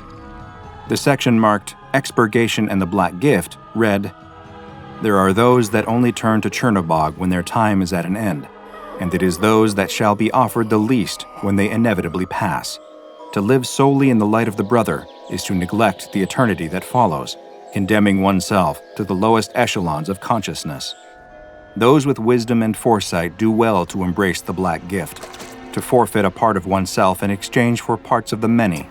To drink of the Black Gift is to offer one's life in a bid to be tested of mind and spirit. Should one be deemed worthy, that which was offered will be returned, but with boundless acuity and vigor. Should one's offering fall short, their essence is given to the Black God entirely. Yet, the truer they walk the Black Path, the more openly their soul shall be welcomed. Before one is to be tested, they must first be expurgated through ritual, else any sense of self is lost upon passing. This ebonizes the soul, proving devotion to the Black Path and allowing one's essence to find greater connection upon being taken in by Chernobog. The ritual must be carried out by followers in the living realm now sustained by the Black Gift, with these followers bringing about a trance of blindness and drowning within the aspirant. Should an aspirant prove resolute throughout this trial of panic terror and asphyxiation, the Black Gift is then offered, and true judgment begins." And finally, the section labeled The Fall of Veles offers a mythological origin for the Black God Chernobog himself. It read, "Veles, god of the harvest, livestock, earth, rivers, the underworld, magic, and trickery. Much did humanity depend upon him for not only the means to survive, but also for peaceful death. Alas, where there are those with great power, there are also those that seek to claim it for themselves, and in this, brothers Belobog and Chernobog were no different. Harsh winter followed by foul harvest led to the death of the brothers' village, leaving the dead unburied atop frozen ground. Enraged at the neglect Veles had dealt them, and adamant that between them they could govern the lands of the living and the dead better than the great god, the brothers set out in search of Veles, their minds intent on deicide. In their journeys, the brothers overcome many challenges, redoubling their affinity in magic and honing their cunning in warfare, Belobog excelling in martial guile, as Chernobog mastered the spell. However, Veles watched the brothers, aware of their quest. In a bid to undermine them, Velis returned the body of their mother to the living world to convince them to return home with her. The brothers were not fooled, and with a heavy heart, returned their mother to the underworld. Velis continued to break their will, turning the food they gathered rotten. But again, the brothers were not fooled, as they endured putrid illusion of smell and taste, knowing that in truth what they consumed would nourish them. Every trick cast down by Velis was foreseen and averted, until eventually, frustrated at the brothers' tenacity, Velis himself confronted Belobog and Chernobog. Velis challenged the brothers to battle, offering his godhood should they best him, but on the condition that only one may fight him. Suspecting that Velis may attempt to divide the two, the brothers had made a pact with Perun, Velis's adversary. The brothers agreed that Velis would indeed fight only a single combatant, to which Velis acknowledged and drew up a boundary from which to battle within. When asked who shall fight, the brothers announced Perun, and upon uttering his name, the god of thunder appeared with a great flash within the boundary. A battle of world-shattering magnitude commenced as Velis took the form of a dragon and Perun harnessed the power of the skies. Despite his skill in magic and deceit, Velis was struck down and killed by Perun. With Velis dead, Belobog claimed domain over harvest, the earth, and livestock, as Chernobog claimed the underworld, the rivers, and magic. Combining information from these extracts with contextual information they'd gathered from observation allowed them to paint a more complete picture of the goings-on at Chemnosht, as well as SCP-6198 itself. But to develop an even greater understanding of what they were dealing with here, they'd need to open a dialogue with a friendly member of the village. That villager ended up being Tessia Konieczny, a woman who appeared to be middle-aged but was, in actuality, in her mid-70s. Her youthful, outward appearance owing to the positive effects of the Black Gift. Tessia was pleasant and forthcoming with her information as Foundation researchers questioned her, allowing them to glean a variety of interesting information. For example, the Black Gift is exclusive to those who were born in Chemnosht, and many worshippers used to make their pilgrimage to Chemnosht to pledge their bodies to Chernobog in their final moments and become one with him. Tessia also seemed to possess information that either would have predated her life or would be impossible for her to know, suggesting a shared consciousness between those who had been given the Black Gift. The question of what it exactly meant to offer oneself to Chernobog continued to linger, until the Foundation began to conduct tests with the samples collected by Agent Nowak and Agent Bakula.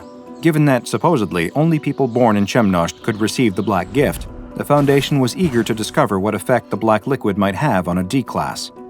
Incidentally, despite being truly opaque in any quantity, chemical tests showed that the composition of the black liquid was no different from water. So how severe could the effects really be? When a sample was applied to a D-class subject's skin, there were no noticeable effects, nor were there any when the D-class was submerged up to the neck in the substance. When given diving equipment and entirely submerged in the liquid, still nothing happened. However, when the D-class was instructed to drink a glass of the liquid, he became incredibly ill, his veins and then skin turning black. He quickly expired, and his body rapidly decomposed into more of the same black liquid. This implied that it was all part of the life cycle of Chemnosht. The Black Gift sustains life, but when life finally comes to an end, everyone rejoins Chernobog and becomes the same black liquid that sustains the next generation of worshippers. Also, when a sample was given to a Chemnosht native to drink, there were no noticeable effects. After all this, the SCP Foundation decided it was finally time to lower a member of their own personnel into one of the SCP-6198 chasms to better figure out what was inside. This, however, was the beginning of the troubles that would alert the Foundation to the true danger presented by SCP-6198 and his worshippers. Researcher Ella Gorski agreed to suit up and be lowered into the blackness of one of the chasms and report back what happened within. As expected, when she was lowered in, she reported the eerie darkness around her and the black liquid that seemed to almost have a mind of its own. When they attempted to pull her out, there was evidence of spatial distortion, as despite being theoretically raised enough to leave the underwater cavern, she was still down there. It was at this point that researcher Gorski began to talk to someone who wasn't there concerning the research staff up above. When they tried to raise her, they realized that something was terribly wrong. Researcher Gorski was gone. She'd been absorbed, body and mind, into the great collective consciousness of Chernobog. The entity begged in Gorski's voice, "There is nothing of interest to be found within this abyss. The only knowledge worth seeking is above us. Please, Send more Foundation. Please, I must survive." This was how the SCP Foundation gleaned another extremely valuable piece of information. Chernobog is able to grow stronger based on his number of victims and worshippers, as more minds and memories are absorbed into his great collective consciousness. And disturbingly, after consuming researcher Gorsky, he knew about the SCP Foundation, and he was extremely eager to know more. This was when things took a turn for the worst. In the hours following the disappearance of researcher Gorsky, a mobile task force unit was dispatched from Site-120 to assist in the search. As they searched, various townsfolk approached Foundation staff and began questioning them on subjects that they had no business knowing about, such as the fate of researcher Gorsky, the status of various anomalies in the region, and the location of the O5 Council, which led Foundation agents to detaining the villager who asked that last particularly dangerous question. But the worst was yet to come. The Foundation first had to stop a bizarre ritual where some of the villagers began taking bucketfuls of water from the village well and bringing it to the different houses, and it took intervention from the mobile task force unit on site to get them to stop. And not long after that, one of the MTF members, Agent Adam Kowalski, didn't report back for duty. The remaining MTF members began searching for their missing colleague, but at the same time, villagers also began attacking the task force members at the cemetery, forcing them to fight their way back into town. When the embattled group entered a suspicious house, they found a startling sight: a room filled with dark chasms surrounded by makeshift paintings of the SCP Foundation's logo. Further in, they discovered Agent Kowalski laying on the ground, with two villagers appearing to pray over him. When nothing else would make them stop, they were forced to neutralize the two villagers and retrieve the comatose Agent Kowalski for evacuation from the village. The villagers crowded around the center of the village as the MTF members approached with Kowalski in tow. After being forced to kill several more villagers, the crowd finally parted and allowed them through. During the car ride out of the village, Agent Kowalski briefly became semi-lucid and muttered about something black watching him from beneath the water. He was able to provide no other information on what had happened to him, and just moments later, he died of cardiac arrest. Security footage would then show something extremely disturbing occurring within the MTF vehicle. Agent Kowalski's dead body sat up, retrieved his gun, and then killed his fellow MTF squad mates before they even had a chance to react. The driver of the car was seriously wounded and the vehicle crashed. Agent Kowalski's reanimated body then exited the vehicle, and screaming could be heard as he pulled the injured driver from his seat and dragged him away into the darkness. The sounds of begging, vomiting, and wheezing were heard after that, as we can only assume he was forced to ingest the black gift. No bodies were ever recovered, just various MTF uniforms floating in black liquid near the road sign. Since this incident, the SCP Foundation has dealt with the village of Chemnosht and SCP-6198 with increased caution. Agent Kowalski's reanimated corpse remains at large, and regular searches are conducted for it in the lower Silesian forest, since it is vital, above all else, that Chernobog cannot come to know any more sensitive SCP Foundation information than he already does. Due to his intelligent nature and capacity to learn and exploit SCP Foundation secrets, Chernobog has been given the EUCLID object class, and files pertaining to Chernobog are classified to Level 3 personnel and above. The entity has been given the Disruption class VLAM, as it is thankfully currently localized entirely to the village of Chemnosht, Poland. And given the recent events that have unfolded there, it has also been given the Risk class Caution, since there's no way of knowing what the Black God still has up his sleeve. Everyone in this school knows to step aside when the goth girl is on the move. She strides down the school hallway, confident that no one will challenge her as the undisputed ruler of this high school. It's not just her dark wardrobe or her black nails and eyeliner that intimidate the other students. Her domineering attitude and sharp tongue make her feared. She brushes past a gaggle of underclassmen who wilt under her devastating gaze. "Beat it, dorks," she hisses, jerking her head to indicate that they should get out of her way. The other students disperse instantly, afraid the chant's really getting an earful. Her terrible reputation means that no one ever makes trouble for the goth girl, but it's more than just her attitude that keeps her on top. It's also all those rumors around her. The rumors started last year, just after a new transfer student arrived in their school. She was a younger classman who shared the goth girl's same dark fashion sense and sensibilities. Students even saw the younger girl occasionally hanging out with the school's resident goth population, but it was no secret that the goth girl didn't like her. Maybe she felt like this younger girl was homing in on her territory, or even angling to take her place among the goth crew. Whatever the case, other students couldn't help but notice how the goth girl's lip quivered or her eyes flashed whenever the younger girl tried to worm her way into the goth gang's meetups. Then, one day, the younger girl didn't come home from school. The younger girl's parents reported her missing and organized a whole search party. The police spent weeks tracking down every lead, desperately looking for anything that might tell them what became of the missing girl, but found nothing. Rumors spread around school that the goth girl had something to do with it. After all, hadn't the younger girl been her biggest rival? Hadn't she always hated the younger girl? And if anyone at this school would have had the chutzpah to actually do something sinister, it would be her, right?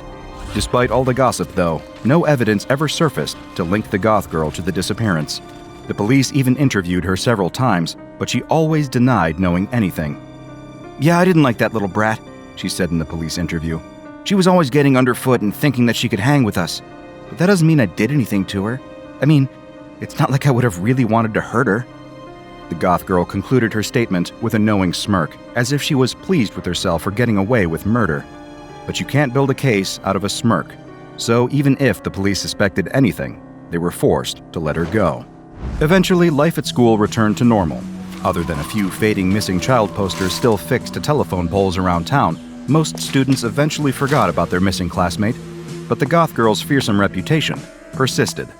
Could she have actually had something to do with that younger girl's mysterious disappearance? Now that other students thought she might have actually killed someone, they naturally found her even more intimidating. The goth girl didn't mind, though. After all, she already thought most of the other students were normie losers anyway, so she liked that they gave her a wide berth.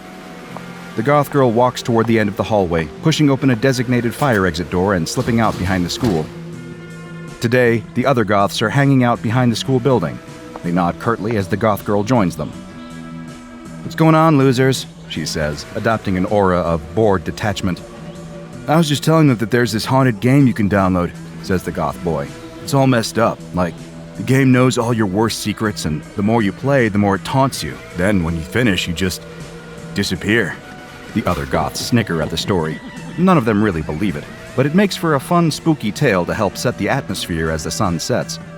But one girl is more skeptical than the rest, to the point that she's almost insulted by how obviously fake this story is. "What do you mean you just disappear?" asks the girl. The boy shrugs. "I don't know. I just know that no one ever sees them again." "I don't believe that at all," says the goth girl. "That sounds made up." No, says the boy. "It's 100% real. It's called the Book of Tamlin." "Okay, sure, whatever you say. And who exactly is Tamlin?" The boy shrugs. "I don't know. Clearly I haven't played it since I'm still here." The girl rolls her eyes. "That's ridiculous. I'll show you right now." She whips her cell phone out of her backpack and starts to thumb through the app store until she sees it. The Book of Tamlin. It's right there in the store. That just makes this whole story seem even sillier. She would expect that if there were a real haunted app. It would only be accessible via the dark web or maybe a strange glitch that randomly installed it into doomed victims' phones. But it's right here for anyone to download. With a skeptical smirk on her face, she punches the button to begin the installation. "It's right here in the app store," says the goth girl. "Any of you chickens gonna play?" The other goths eye each other nervously. Sure, they were all pretty quick to dismiss the ominous story about this weird game before. But now that their friend is challenging them to actually play it, they don't feel quite so confident. The goth girl snorts derisively. She wonders why she bothers hanging out with these posers. They're the closest thing that she has to friends, since so few other students even dare approach her. But what does a bossy prima donna like her really need with friends anyway? She watches as the game loads up the intro screen, and then gameplay begins. She snorts again. The Book of Tamlin appears to be a hidden object game, where the point is to discover various objects hidden in a larger image. This is baby stuff, thinks the goth girl. "Find the 10 black cats in the cemetery," instructs the game as it pulls up a cartoony image of a graveyard. The goth girl's finger hovers over the screen, and she quickly taps it whenever she spots a black cat crouching behind one of the pixelated tombstones. Is this supposed to be scary? The screen fades, and an empty room with a pair of doors fades in. The goth girl intuits that she's supposed to pick one to advance to the next screen. Rolling her eyes, she selects the door on the left. The next scene looks familiar. Too familiar. It's a bedroom. Her bedroom, in fact. She recognizes the dark decor and the black clothing thrown on the floor. She narrows her eyes suspiciously. Surely that's just a crazy coincidence, right? She eyes the other goths, but they don't give any indication that they were expecting this twist. Are they playing a trick on her? Find the outfits that make your parents ashamed to be seen with you, says the instructions. She grits her teeth. What's the deal with this stupid program insulting her? She knows that her parents don't exactly approve of her fashion choices, but this stupid game can't know that. It's probably just guessing that any young person who plays a game will probably have had quarrels with their parents about the way they dress. That's pretty normal, right? Again, the empty room with the 2 doors appears. This time, the goth girl chooses the one on the right. The next screen after that is a picture of a pretty garden, and the instructions say to pick out 10 pretty flowers. The next is a barnyard with instructions to find 5 cows. The goth girl starts to relax. That weird screen with her room must have just been a fluke. Otherwise, this game seems pretty mundane. But the next screen makes the goth girl's face go as white as a sheet. Her eyes bug out of her head, and sweat starts to bead on her forehead. No way. There's no way that this next screen could be real. The image that appears is familiar to her. It's a real-life place. She knows, because she's been there. It's an image of a particular ravine deep in the local woods. People sometimes throw old garbage down there, so it's full of old washing machines and wrecked cars. Years ago, an old oak tree fell across the chasm, and now the dead log functions as a makeshift bridge. Sometimes kids dare one another to cross it. The instructions read, "Find the girl who wanted to be a part of your club." The goth girl doesn't need to search the image to know what she'll find. She knows, deep in her heart, that the hidden object that she's being instructed to find will be a broken body lying at the bottom of the ditch, half hidden under old blankets and debris. How could this game know? She was so careful. She remembers last school year when that younger girl kept trying to usurp her place in her clique. It made her so mad. But that younger girl seemed to look up to her, to think of her as the leader of the group, and the one who she needed to impress in order to be accepted. That was good. The goth girl knew she could use that to her advantage. She told the younger girl to meet her in the woods by the old ravine late at night. Of course, it was nothing sinister. It was just for a little initiation test to prove that the younger girl could take her place as part of their gang. The younger girl was only too excited for her test. The goth girl was waiting at the ravine when her younger rival finally arrived. "I came as fast as I could," said the younger girl. "What do you need me to do?" "Listen, I see how you want to hang out with us," said the goth girl. "But you have to prove yourself if you want to be part of our group. But you have to understand, us goths, we embrace the darkness. We're not scared of the void. We only take the coolest and the bravest, the kids who aren't afraid of death. So you have to show me that you're willing to look eternity in the eye. All you have to do to join us is to cross this ravine over that log over there." She pointed at the fallen log. The younger girl looked frightened, but she nodded. The goth girl half expected her to turn tail and run home, but she was surprised to see her rival make her way toward the log. Maybe she wasn't as much of a poser as the goth girl thought. The goth girl didn't mean for anything bad to happen. She really only wanted to scare the younger girl. Maybe she could freak her out enough that she wouldn't want to hang out with them anymore, and then she wouldn't have to deal with that little pest anymore. The younger girl clambers up atop the log and slowly starts walking across the deep gorge, carefully placing one foot in front of the other. But the peeling bark of the old log is more slippery than it looks, and it's hard to keep her footing in the dark. The younger girl makes it almost halfway across the ravine before she loses her footing. With a yelp, she lurches to the side and falls down the slope, tumbling head over heels and landing amongst the garbage with a sickening crunch. The goth girl screamed in shock. She stared down in the ravine, seeing the younger girl lying still at the bottom, her neck bent at an impossible angle. It was obvious that the fall had killed her instantly. The goth girl knew she was in trouble. Or was she? Nobody knew she was out here. Nobody knew that she'd asked the younger girl to meet her here. All she had to do was keep her mouth shut, and nobody could pin this on her. The plan worked. She worked out her alibi and stuck to it during all the police interviews, never deviating, practicing her story until it sounded natural. The cops fell for it, clearing her as a suspect before moving on in their investigation. For a whole year, she had carried this terrible secret. Of course, it got easier over time. She gradually convinced herself that the whole thing was a terrible accident. It couldn't have been prevented. She had nothing to feel guilty about. And yet, somehow, this game knew. This game knew exactly what she had done.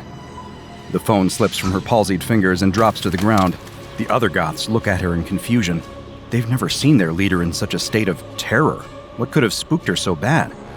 "Which of you made this dumb game?" she snaps. "It must have been one of you. Fess up." "We don't know what you're talking about," says the goth boy. "I already told you it's supposed to be haunted and—" "I don't know what you think you know, but you don't know anything," shouts the goth girl, hysterical in her fear. Has she been found out? Was this entire game just an elaborate ruse to trick her into confessing her guilt? Well, she's not going to fall for it. She's still the queen boss of this school, and if any of these losers think that they can knock her off her perch with a silly game, they're dead wrong. "What do you mean, we don't know anything?" the other goths are murmuring amongst themselves. Of course, they'd heard the rumors about their leader as well, but they never really gave them much credence. She may be a little sharp, but that doesn't make her capable of murder. But the way that this game had freaked her out so much is really beginning to make them wonder. The goth girl is frantic now, seeing her control slip away as the other kids begin to mull the possibilities. She can't believe this. She wonders desperately if someone was there that night to see the whole terrible accident play out. Or maybe she let something slip without knowing. What other explanation could there possibly be? "I'm out of here. Leave me alone. Don't follow me," she yells as she stomps away. The other goths don't make any move to follow, intimidated by the wrath of their leader. But when the goth girl throws open the door to head back inside the school, she's confronted with an unexpected sight. Instead of the long gray hallway lined with lockers that she expected, she instead sees a single empty room. It couldn't be, but it looks exactly like the empty room from the game, the one that she glimpsed between levels. "This isn't supposed to be here," she cries. Behind her, the other goths stare in confusion. They too recognize the room from the game, but they can't figure out for the life of them how it's managed to appear in real life.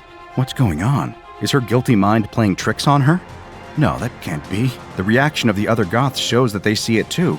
She doesn't think she can trust her senses, but she also feels an overwhelming urge to step into that empty room. "Don't go in," calls the goth boy, but it's too late. Internally, her rational mind is screaming at her to stay out, but she can't control her feet. She steps inside, and the door swings closed behind her.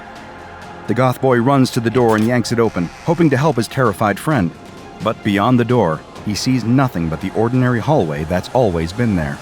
The mysterious empty room is nowhere to be seen, and the goth girl has completely vanished with it. Not many people would say that SCP-1590, better known as the Book of Tamlin, is any fun. SCP-1590 is a downloadable app that has been designated as EUCLID, and 7 copies of the game are currently held by the Foundation in a containment locker for experimentation purposes. Whenever the Foundation discovers new instances of SCP-1590, information technicians initiate an immediate DDoS attack on the hosting server, and an MTF is to be sent in to appropriate all hardware. Any systems that were able to download copies of the game before the DDoS attack should be infected with the COM-AMA computer virus to prevent unwitting innocents from playing the game. SCP-1590 is a 1 kilobyte program or application designed for use with touchscreen hardware such as tablets. Attempts to view SCP-1590's coding reveal only the numbers 1 through 66,666 in numerical order, but on the front end, SCP-1590 plays as a mostly ordinary video game in the hidden object puzzle genre. Like other hidden object puzzle games, the player is given a list of objects that they must find in a scene within an allotted amount of time. What makes SCP-1590 unusual, though, is that as the game progresses, the scenes and hidden objects become more personal to the player, often referencing traumatic or unsettling events from the player's life. It is not known how SCP-1590 is able to gain such intimate knowledge of a player, but since some players report that SCP-1590 seems privy to personal secrets that have never been revealed to another person, it is unlikely that it's just due to very good research on the part of the game's designers. The game always begins with the same dedication screen, containing the message, "To Joey, who taught me how to be cool." The dedication continues, listing another name who almost made it out. The second name changes with every playthrough, but is always the name of the previous person to play the game. The dedication screen is followed by an animated cutscene with a humanoid silhouette standing on the deck of what appears to be an oil tanker. The screen turns bright white, then returns to the oil tanker. A yellow wall, larger than the ship, has been added to the scene. The wall's appearance causes a wave to crash over the ship, waving the humanoid overboard. The screen fills with bubbles, and the words, "The Book of Tamlin" and "Start Game" appear overhead on the bubbles. The significance of this animated sequence, as well as the title, "The Book of Tamlin," if any, is currently unknown. When a player chooses Start Game, The title screen fades into an image of a cluttered room. The user is presented with a series of tasks, directing them to find objects hidden in the room image. The allotted time to find every object in a scene ranges from 1 to 12 minutes. Once the user finds every object in a scene, a set of doors appear on screen, and the player must choose one to progress in the game. The game continues through a random number of screens, labeled from 7 to 43. Eventually, if the user fails to find all objects in a scene within the time limit, the next scene will be an empty room. The words, "You've found out everything there is to find about the house. Now all you have left to find is the way out," appear on the screen. At this point, the game ends and cannot be replayed by the same user. The actual length of the game appears to vary from player to player, but even players who appear to win the game, always finding all hidden objects within the time limit, will eventually be shown the same end screen and receive the same message. As strange as the game is, what happens next is even stranger. Within 72 hours of completing the game, whether a player has ostensibly won or lost, the player will encounter the final room from the game in real life. They will find that some ordinary door, possibly in their home or workplace, no longer leads to the room it should lead to, but instead leads to the empty room from the end of the game. If someone other than the player attempts to pass through the door, they will find themselves not in the empty room from the game, but instead in the room that the door normally leads to. If the player passes through the door, though, they disappear into the empty room. Any tracking devices cease to transmit after the user passes through the doorway. The Foundation currently has no idea who or what is behind SCP-1590, or how the game manages to access users' memories. It's also not clear what purpose the game solves, whether it's intended as a therapy device to help subjects work through hidden trauma, or as an instrument of justice to punish wrongdoing. Either way, you might want to make sure you have a clean conscience before you download any new mysterious games for your phone. You never know when you might find yourself confronting the Book of Tamlin. 2 recreational divers are swimming along the seafloor nearly 100 feet below the surface. This husband and wife duo are no strangers to scuba diving, and they move effortlessly through the water as they marvel at the various fish and plant life that normally remain unseen by humans. The woman taps her husband on the shoulder and points in the direction of a forest of kelp before starting to swim towards it. The man is about to follow when he sees something out of the corner of his eye. He stops and turns to get a better look. A few dozen meters away is a group of people. The man is confused. He looks back towards his wife, who is motioning for him to follow her. He raises a single finger as if to say, "I'll be with you in a minute," and starts to swim in the direction of the strange crowd of people standing on the seafloor. He still can't make out exactly what he's looking at. A light current is causing silt to kick up and hang in the air, obscuring his view. As he gets closer, though, everything becomes clear. It really is a group of people, standing perfectly still, 30 meters underwater. But they aren't living people, of course. They are statues. The man can see now that these are statues of children. They are standing in a circle, facing outwards, and each one is holding hands with the statues next to them, forming an unbroken ring. He swims closer to get a better look. The statues are covered in algae and other plant life. He doesn't know who or why someone would make this strange art piece, but whatever their reasons, it looks like it's been down here a long time. He swims around the circle and counts more than 20 in total, with each one looking to be unique. While the center of the circle of statues is empty, there's pieces of bricks and concrete scattered all around it. There used to be something down here, a building or some kind of structure that once housed the statues and has now collapsed. It seems impossible that anything could have ever been built down here. He looks back in the direction of his wife, but he can't see her. She must be somewhere along the kelp investigating her own mysteries. He's about to head in her direction when he notices something. The inside of the circle isn't empty. Something is inside, sticking out of the sand. He swims up above the ring to get a better look. There's definitely something buried in the circle of statues. He can see now that it is the corner of what looks to be a metal box. He swims down closer to the box and reaches a hand out towards it, when he suddenly stops and looks up. The woman swims out of the dense kelp forest carrying a brightly colored shell. She can't wait to show her husband how beautiful it is. She looks around, but there's no sign of him. She looks in the direction that he swam and spots the same strange group of people that he did. As she swims towards them, she also quickly realizes that these are just statues. Very odd ones, but statues nonetheless. She also notices the rubble that surrounds them. The broken chunks of concrete, bricks, some bones. Wait, bones? That's when she spots something else lying on the ocean floor just outside the ring of statues. It's her husband's scuba tank.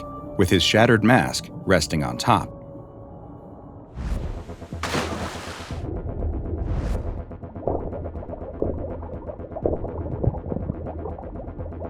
Hi, I'm DrBob, and this is SCP-1451, also known as Sunken Children's Perimeter. SCP-1451 is the designation that has been given to an anomalous set of metal statues that possess very strange and deadly properties. The 26 statues, each of which is unique and have been given the designations SCP-1451-1 through 26, all resemble human children and range in height from 1.32 to 1.43 meters. They are located within an ocean inlet on the seafloor and are arranged in a circle facing outwards, with each holding hands with the ones next to it, forming an unbroken ring.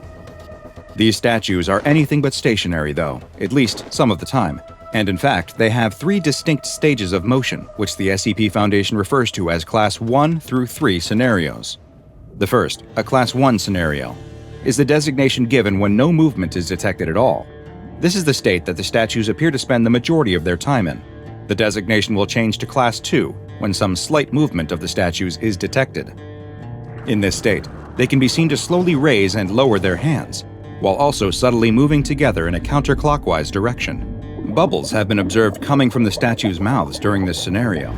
SCP-1451 will be seen to behave this way when a large object comes near it, and it will often mean that the statues are preparing to transition into a Class 3 scenario. A Class 3 scenario will be triggered when a solid object that weighs more than 40 grams enters the center of the circle. When the object, whether it be a living one or not, enters this activation area, the statues will fully animate and turn their attention on the object with only one purpose: to destroy it. When the statues enter a Class 3 scenario, they exhibit incredible strength and agility.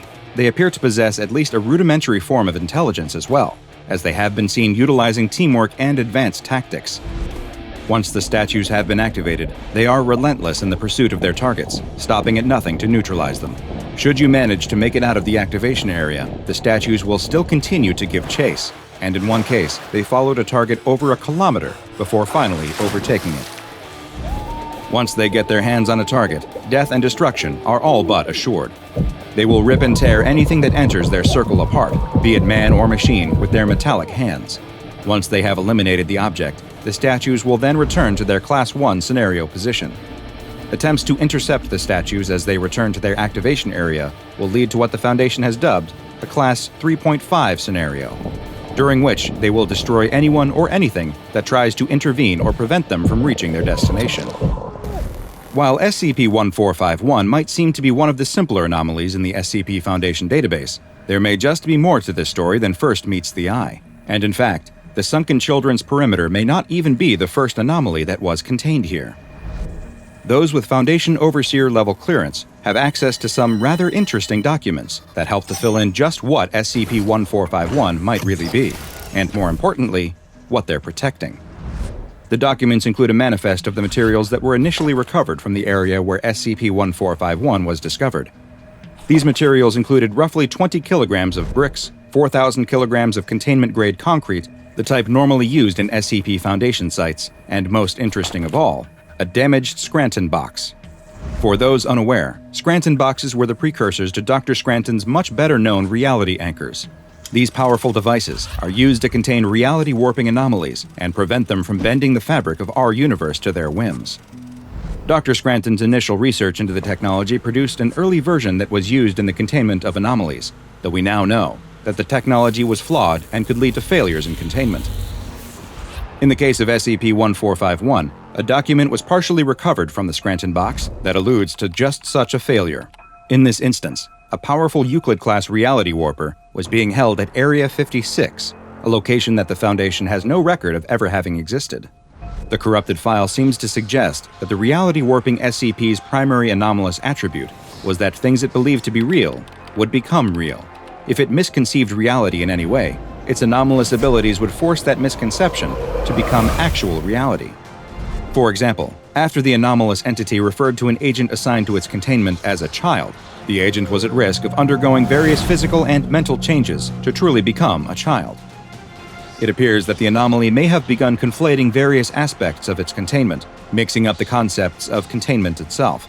The metal of its cage, the concrete of its cell, the child agent involved with its containment, the SCP Foundation itself, they all became entangled within the reality-warping Anomaly's mind and appear to have been jumbled together in such a way that led to the creation of SCP-1451, a group of metal children who are eternally on guard and destroy anything that tries to breach their perimeter. Just what happened to Area 56, the personnel who were stationed there, or the powerful reality-warping anomaly they contained, continues to be a mystery. SCP-1451 has been classified as EUCLID and is considered to be effectively contained at its current location. A sphere of wire mesh netting has been erected around it in order to ensure that no objects enter its activation area, but in the event that an object does manage to enter the circle, the statues are to be remotely monitored, and no attempts whatsoever are to be made to try and rescue the person or object that triggered the Class 3 scenario. It's not every day that the SCP Foundation opens a brand new site and appoints a new site director, but today is one of those days. Work is about to begin at Site 41, and a respected senior researcher has been appointed director of the brand new site. He hasn't been told much about it yet, but he knows a few things for certain. Some sort of new, highly volatile anomaly was discovered, a site was constructed around it, and his many years of loyalty to the organization have finally been rewarded with a promotion. As he takes his morning shower, his mind races, turning over the possibilities that this new chapter might bring. Is he up to the potential challenges? Just how dangerous is this new anomaly? What could possibly necessitate the building of a brand new site just to contain it? Whatever it is, these years of securing, containing, and protecting have prepared him. He's seen bizarre creatures, cursed places, and objects that defy the laws of physics. Whatever awaits him in his new position, he can handle it. He rinses the shampoo from his hair, letting his jitters flow down the drain with it, and switches off the water. He climbs out of the shower and turns to the foggy mirror. He sweeps a palm across the glass and meets his reflection's eyes. His serious expression catches him off guard, and he can't help but let his mind wander back to someone else who looked at him that way, with those stony gray eyes, such a long time ago. He and his brother had never gotten along. Though they shared the same face, the same hair, and the same eyes, they couldn't have been more different. He was the screw-up, the one who couldn't focus in class and was always bumbling through life like a bull in a china shop. His brother was the golden boy, the star student who could do no wrong. As the boys got older, he tried to climb out of his brother's shadow and tried to live up to their parents' expectations, but anything he did, his brother could do better. He got into a great college, his brother got into Harvard. He got a job, his brother got a more impressive one. He got a Honda, his brother got a Mercedes. He fell in love with a girl, and his brother married her. It seemed like he would never stand on his own, never be anything but the lesser version of a perfect man, a nasty little homunculus who just happened to be wearing the graven image of something greater than himself. On the night of his brother's wedding, the festering resentment had finally come to the surface. He remembers the night in bits and pieces, a harsh word, a fifth drink, a broken champagne glass. His brother said something that went too far, cut too deep. Without thinking, he shoved him just a bit too hard. He watched his brother fall, watched his head hit the corner of the table, and then he was still. Silent. He thought about turning himself in, but then another thought crossed his mind. Why ruin two futures at once? His brother was gone. There was no coming back from that. Should he really spend the rest of his life in prison over a tragic mistake? It didn't seem fair. Instead, he planned. For once, he was grateful for the similarities between him and his brother, their handwriting, for instance. He forged a note to his brother's new bride, telling her that he couldn't take the pressures of his life anymore. He was leaving, fleeing to Europe to start a new life, with a new name, and leaving all of his old ties behind. Then he packed his brother's body, the one that looked so much like his own, into a suitcase. He drove out into the woods, to a place they had once gotten lost as children, and he buried it so deep no one would ever find it. He'd never forget how he felt that night, laboring away in the dark forest, face an unpleasant mess of snot and tears, the end of his shovel piercing the dirt again and again, until he'd made a big enough hole to consign the case that now held his own brother's mangled body. Every shovelful of dirt that he piled back on, hiding his sin, felt heavier than the last. What had he done? What the hell had he done? But by the time the grim deed was concluded, rationalizations had smoothed out the hard edges of his crime. There were a million reasons this was okay. This was justified. It was an accident, of course, that much was clear. But didn't his brother also have it coming, for flaunting his perfect life in his face for all these years? And who was the worthless chunk of dead meat now? The scales were balanced once more. No one would ever know what he did. No one but him, in those moments where he could see his brother in the mirror, reminding him of his greatest shame, no matter how hard he tried to forget. But that moment is long gone. He's back in the present now, grounding himself with a splash of cold water on his face. He shakes off the memories and dresses for the day. It's time to get to work. When he arrives at the facility, he's shocked by what he sees. It's a castle, grand and imposing, even if the years have not been particularly kind to it. The Foundation did not build this structure, though they've set up shop inside now. His reminiscence has made him late, and he hasn't even had a chance to look over his paperwork yet. But when you're a site director, what does it even matter if you're a little late? You're the boss, the head honcho. The party doesn't start until you walk in. Just the thought of it is enough to make his chest swell with pride. He will have to ask someone to fill him in, an eager subordinate who won't mind going over the basics of the new facility and what they are here to study. Like clockwork, a young assistant researcher scurries up to him, holding a clipboard and practically vibrating with energy. She clearly hasn't been working here long. There's still light behind her eyes. He thinks to himself, "The things you see here will snuff that out soon enough, my dear." The assistant researcher leads him inside the castle, its guts ripped out and replaced with sleek, modern technology. A stone staircase has been swapped out for a row of elevators, marble busts exchanged for security cameras and monitors. They enter one of the elevators, and the assistant presses the button for the lowest possible floor. They are going deep into the bowels of the castle, into the belly of the great beast. With a ding, the doors open, and they step out. The air down here has a peculiar smell, musty and dull, with a sharp metallic tang of dried blood. Along the wall, he can see a row of prison cells, 8 of them to be precise, all shut tight. They're rusted and old. They've been here for quite some time. The Foundation didn't put these here. Of course, he realizes with a sinking feeling in his stomach that he can't quite explain, these cells themselves must be the anomaly he's here to supervise the containment of. He should have read the file before arriving, shouldn't have let himself get distracted. Then he would know what he's walking into. "So here we are," the assistant chirps, startling the man. He had almost forgotten she was standing next to him. "Shall I give you the grand tour?" She won't last long here with such a chipper attitude, he thinks, but he nods just the same. She walks ahead of him, referring dutifully to her clipboard as she goes. "This is the first cell. As you can see, all of them are currently inactive. We'll be performing some tests later, though, and you'll hopefully get to see them in action. It's really something." She continues walking to the second cell. "There are a lot of potential applications for this anomaly that, once we understand it, could be incredibly promising." He's only half listening as he trails behind her. As they near the third cell, the assistant glances back at him. "I really look forward to working with you, sir. I've heard such great things." He opens his mouth to brush off the praise, to feign humility for her sake, when a sound startles him. The grind of metal against metal, the screech of a long disused door. The third cell is opening on its own. The assistant flips through her notes, growing pale. "This isn't supposed to happen. This shouldn't be happening," she stammers, but he barely hears a word. He's staring, transfixed, at the darkness within. There's a rattling sound, like chains being dragged across a stone floor. What is about to be unleashed from this prison? He braces himself, remembering all of the near-death experiences he's faced down in the past. Nothing could prepare him for what finally appears. A pair of iron shackles, attached to lengths of chain, shoot out from the shadows, headed right for him. A shackle clamps suddenly around each of his wrists, the cold metal tight enough to cut off the circulation, digging into his skin. Then, an invisible force on the other end of the chains begins to pull. He fights it, the shackles cutting into him as the assistant screams for help, but his efforts are futile. Whatever wants to pull him closer, whatever is trying to lock him away, it's far stronger than he could ever be. The chains yank him inside the cell, and the door slides shut behind him with a crash. He thinks for just a moment that he can see his brother, laughing.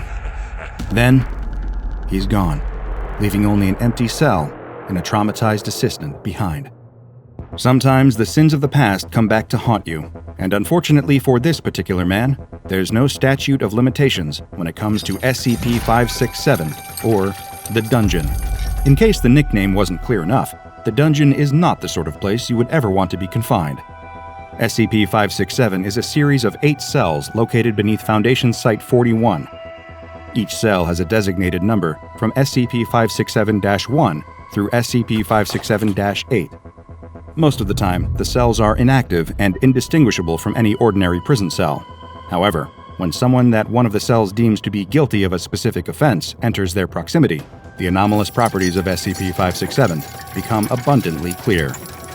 Each cell punishes a specific horrible act. SCP-567-1 targets those who have committed theft. 2 punishes sexual violence. 3 and 4 punish various types of murder. 5 punishes adultery. 6 and 7. I'm afraid I can't quite make out what it says. Someone appears to have deliberately scratched out the text in the file. As for SCP-567-8, whatever wrongdoing it chooses to penalize is still unknown, and it is never activated in the entire time the Foundation has known of it.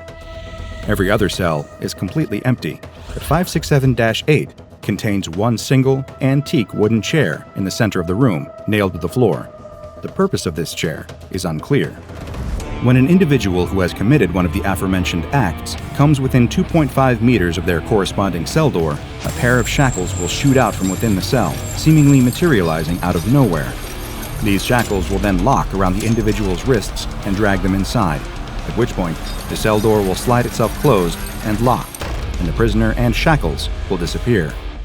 Multiple researchers have compared this anomaly, both in its function and its methodology, to SCP-1002, or Demisers, and SCP-2701, or True Solitary Confinement, which I have discussed at length before. Since the Foundation first contained SCP-567, only 2 prisoners have ever reappeared after being taken. 68 hours after he was first placed inside SCP-567-3, D-903912 escaped and was found collapsed on the ground just outside Site-41. He died only moments after reappearing, before any medical intervention could take place. An autopsy showed severe injuries, including lacerations, internal bleeding, and burns on his wrists and ankles.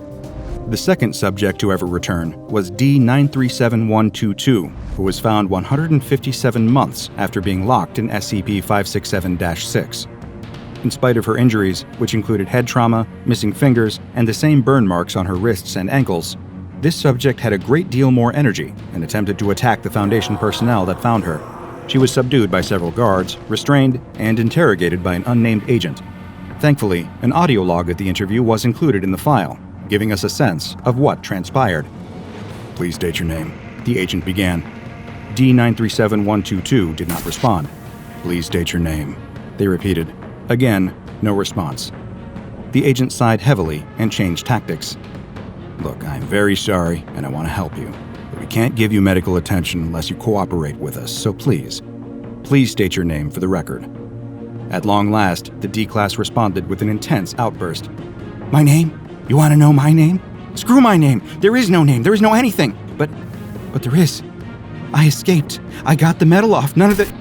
And here the audio was corrupted to the point where I couldn't understand what was being said. After the interference clears, D-937122 could be heard shouting, "I should be free! Let me go!" A struggle followed as she attempted to escape custody. The agent then replied, in an attempt to calm the D-Class down, "I apologize, but now we have the opportunity to..." "Screw your opportunity! There is no opportunity! There's only escape! You called me a monster. Maybe I am one. But the nightmares, they..." She briefly broke down into unintelligible mumbling before returning to normal speech. "Compared to their crimes, I've done nothing wrong. Nothing at all. I haven't done anything wrong. Nothing." At this point, the D-Class became inconsolable, all coherent speech dissolving into sobs. The agent attempted to calm her down, but she remained hysterical. After several moments of sobbing, the D-Class began to gasp as if she was having difficulty breathing. She clutched her chest and began to go into apparent cardiac arrest. The agent attempted to administer CPR, but it was unsuccessful, and after a few minutes, she was dead. An autopsy was ordered following the interview, which revealed the apparent cause of her death. Her body was covered with tiny punctures, and a toxicology report revealed an unknown poison in her bloodstream.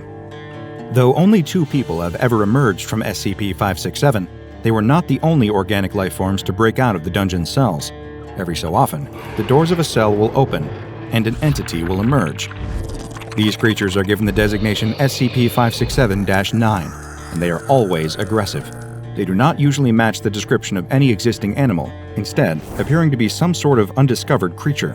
Once an instance of SCP-567-9 has escaped its cell, it will attempt to leave the dungeon and attack anything that gets in its way. The first instance of SCP-567-9 observed by the Foundation was a 4-limbed creature approximately 2 meters in length. It walked on all 4s, but had human-like hands on its front limbs, complete with opposable thumbs and sophisticated enough mobility to operate machinery. It was highly intelligent and used this intellect to take out 14 Foundation operatives before it was contained. The details of SCP-567-9-2 have been stricken from any official documentation. The only thing I can surmise from the file is that 9 personnel were killed after it appeared, and one of the agents that helped contain it requested and received psychological counseling for what they experienced during the process. So whatever it was he encountered, it wasn't anything good. During a round of routine testing with SCP-567-4, while the cell door was open, an instance of SCP-567-9 appeared, attacking and killing the researcher leading the tests. The entity was not contained, but after 7 casualties, was lured back towards its original cell. At this point, the cell deployed its shackles, and the creature was pulled back inside. The most recent instance of SCP-567-9 emerged when the door to SCP-567-7 opened and closed spontaneously. This was spotted on the CCTV footage, but none of the security monitoring the video could see anything leaving the cell. 2 weeks later, an agent assigned to the dungeon was found dead in his home, still in bed.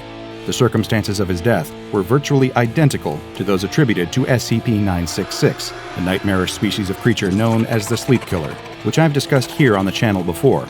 When the escaped entity was found in Site-41, it was found to resemble an instance of SCP-966, with only a few variations. It was successfully contained, and the on-site security cameras were upgraded to prepare for future anomalies like it.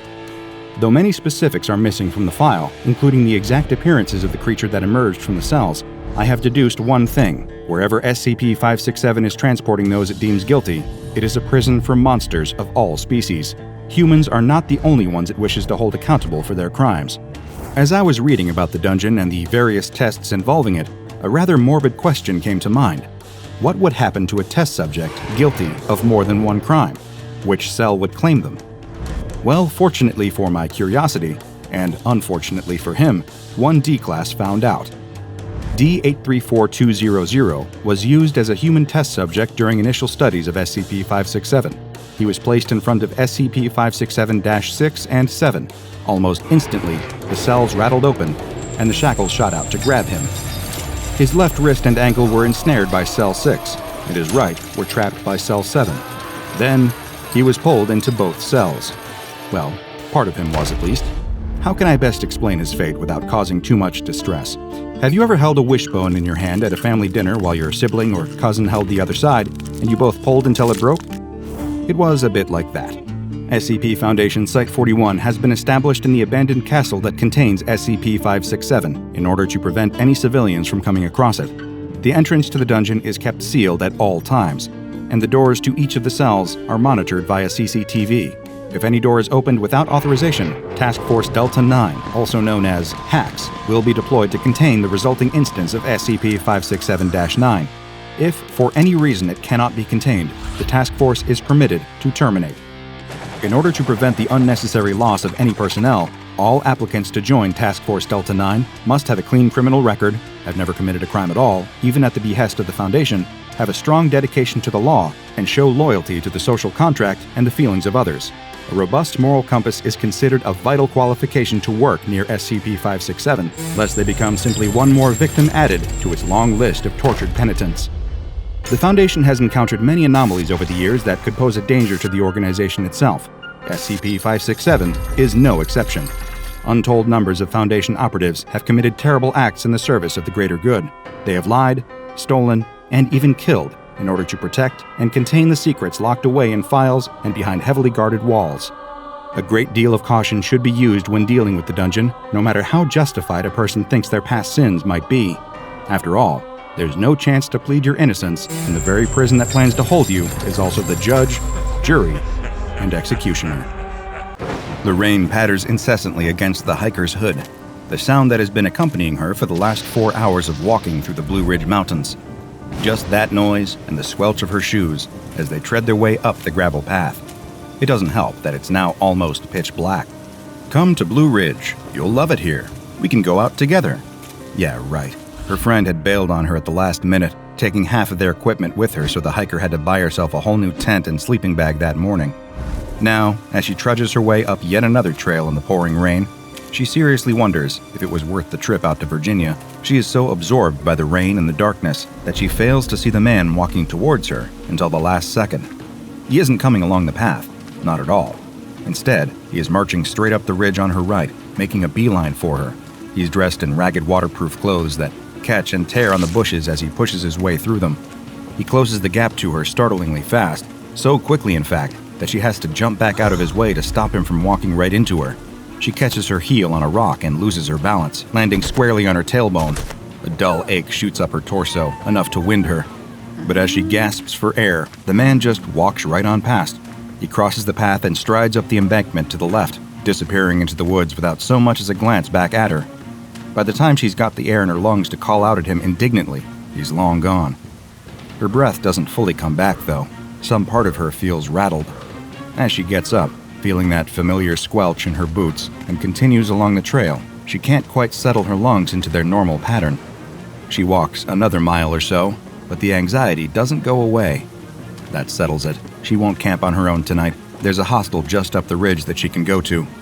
It might be quiet because of the weather, but there will at least be some company there. The last thing she wants is to be a woman camping alone with a strange man marching around the woods like that. Safety in numbers. And numbers there are. As she approaches the hostel, she spots a small gang of tents surrounding it. There's a little canopy outside with an open fire underneath. Rain-bedraggled campers huddle around the flames like a group of waterlogged moths. Their brightly colored raincoats are draped heavily over their shoulders, lit up eerily by the orange glow. The nearest guy, in a blue coat, waves her over and explains that the hostel is already full. Apparently, hikers have been flocking to the building all day to escape the rain. Some of them are too exhausted and wet to say a word, just heading straight inside and sitting in a bunk. They're packed in there like sardines, apparently. Definitely a fire hazard. The smell in there, he explains, is unbelievable. She's probably dodged a bullet being late and having to camp outside. A girl from the group gets up and shows the hiker to a good spot, raised slightly above the puddles that threaten to turn the grass into a swamp. The hiker thanks her and starts to set up her new tent. It goes terribly. She's never set up one like it before. Whoever designed it had clearly never gone camping in the rain. The inner has to go up first before she puts the outer rain cover over it, so right away, her room for the night has been drenched in rainwater. Perfect. She throws her bag inside and hurries back over to the fire, eager to get out of the rain for a bit. There's quite a crowd gathered around the fire. They mostly just sit in silence, only a handful of campers keeping the conversation going. Many of the strangers don't say a word at all, just sit there staring into the flames. The hiker does the same for the longest time, just enjoying the feeling of having her hood down, some warmth at her wrinkled fingertips, and a bit of human company around her. After what feels like an hour, the guy in the blue coat asks if anyone wants to hear a ghost story. Immediately, 4 different people start yelling at him to stop being such a cliché. They're grown adults. Surely they can have a normal conversation around a campfire at night without having to reach for such low-hanging fruit. They can't. A woman starts things off. She talks about a boy from her school who'd gone missing up in these mountains years ago. On the night of his junior prom, he'd skidded off the road and down a ravine. No one ever found the body. Then, as if by magic, he'd appeared at his girlfriend's house on the following year's prom night, dressed in the same clothes he'd gone missing in. But when her parents came to wake her up in the morning, he had mysteriously vanished. No one finds it particularly scary. Someone else jumps in with a story of his own. Similar theme, really. A cousin had a friend who knew someone who owned a kayak that he'd capsized on some rapids. 10 years later, he turned up at a campsite in the middle of the night, and so on and so on. Safe to say, none of the ghost stories are any good. The hiker stops listening, staring into the flames and letting her mind drift. She can't help but let her mind drift back to the man from earlier.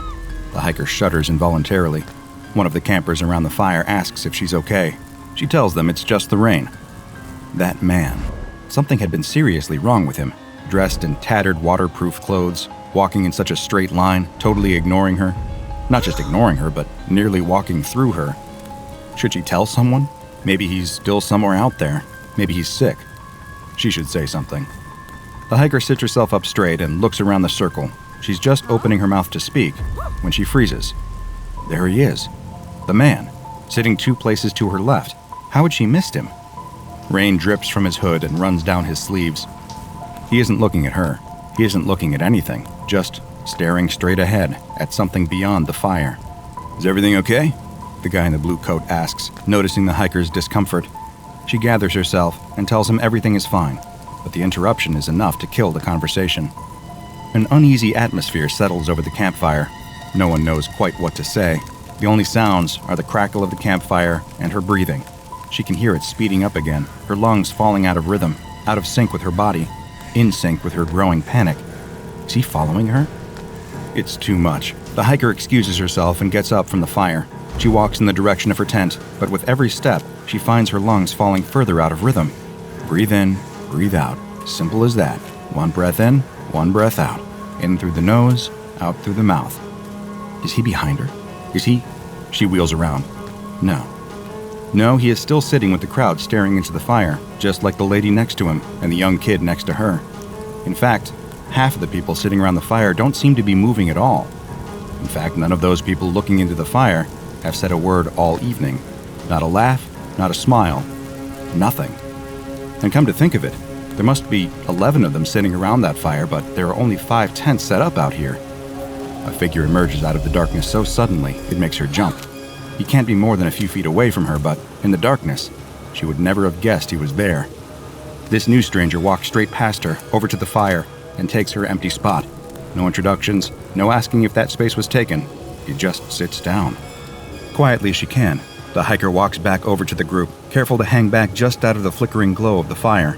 She watches as the newcomer takes the exact same pose as the others sitting around the fire, blank expression, staring straight ahead. The guy in the blue coat welcomes the new guest. No response. He puts an arm around the stranger. Nothing.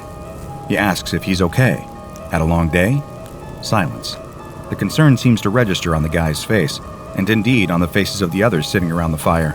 Or rather, on half of the faces of those sitting around the fire. The other half just carries on staring into the flames. The faces. There's something strange about their faces. Their skin, it isn't just rain-soaked and cold, it looks slightly bloated, sallow, like a thin layer of plastic wrapped too tightly around a piece of meat that had been forgotten about. All of a sudden, the guy in the blue coat stands up sharply. "I'm going to bed," he announces in a slightly choked voice. Then he runs, scrambling away from the fireside and out into the rain. The hiker catches up to him and grabs his arm. He wheels around and stares at her with wild eyes, looking her up and down, then pulls away, heading for the door to the hostel. From behind her, the hiker hears the others from around the fire all getting up to leave too, and this time it really is everyone. Even the strangers with their bloated skin, everyone is getting up.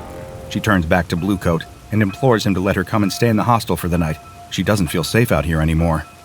He just shakes his head at her, mouthing noiselessly. His eyes lock with something over her shoulder. She spins around to see the stranger, the newest one to join them at the fire. He's right behind her, inches from her face. The smell hits her.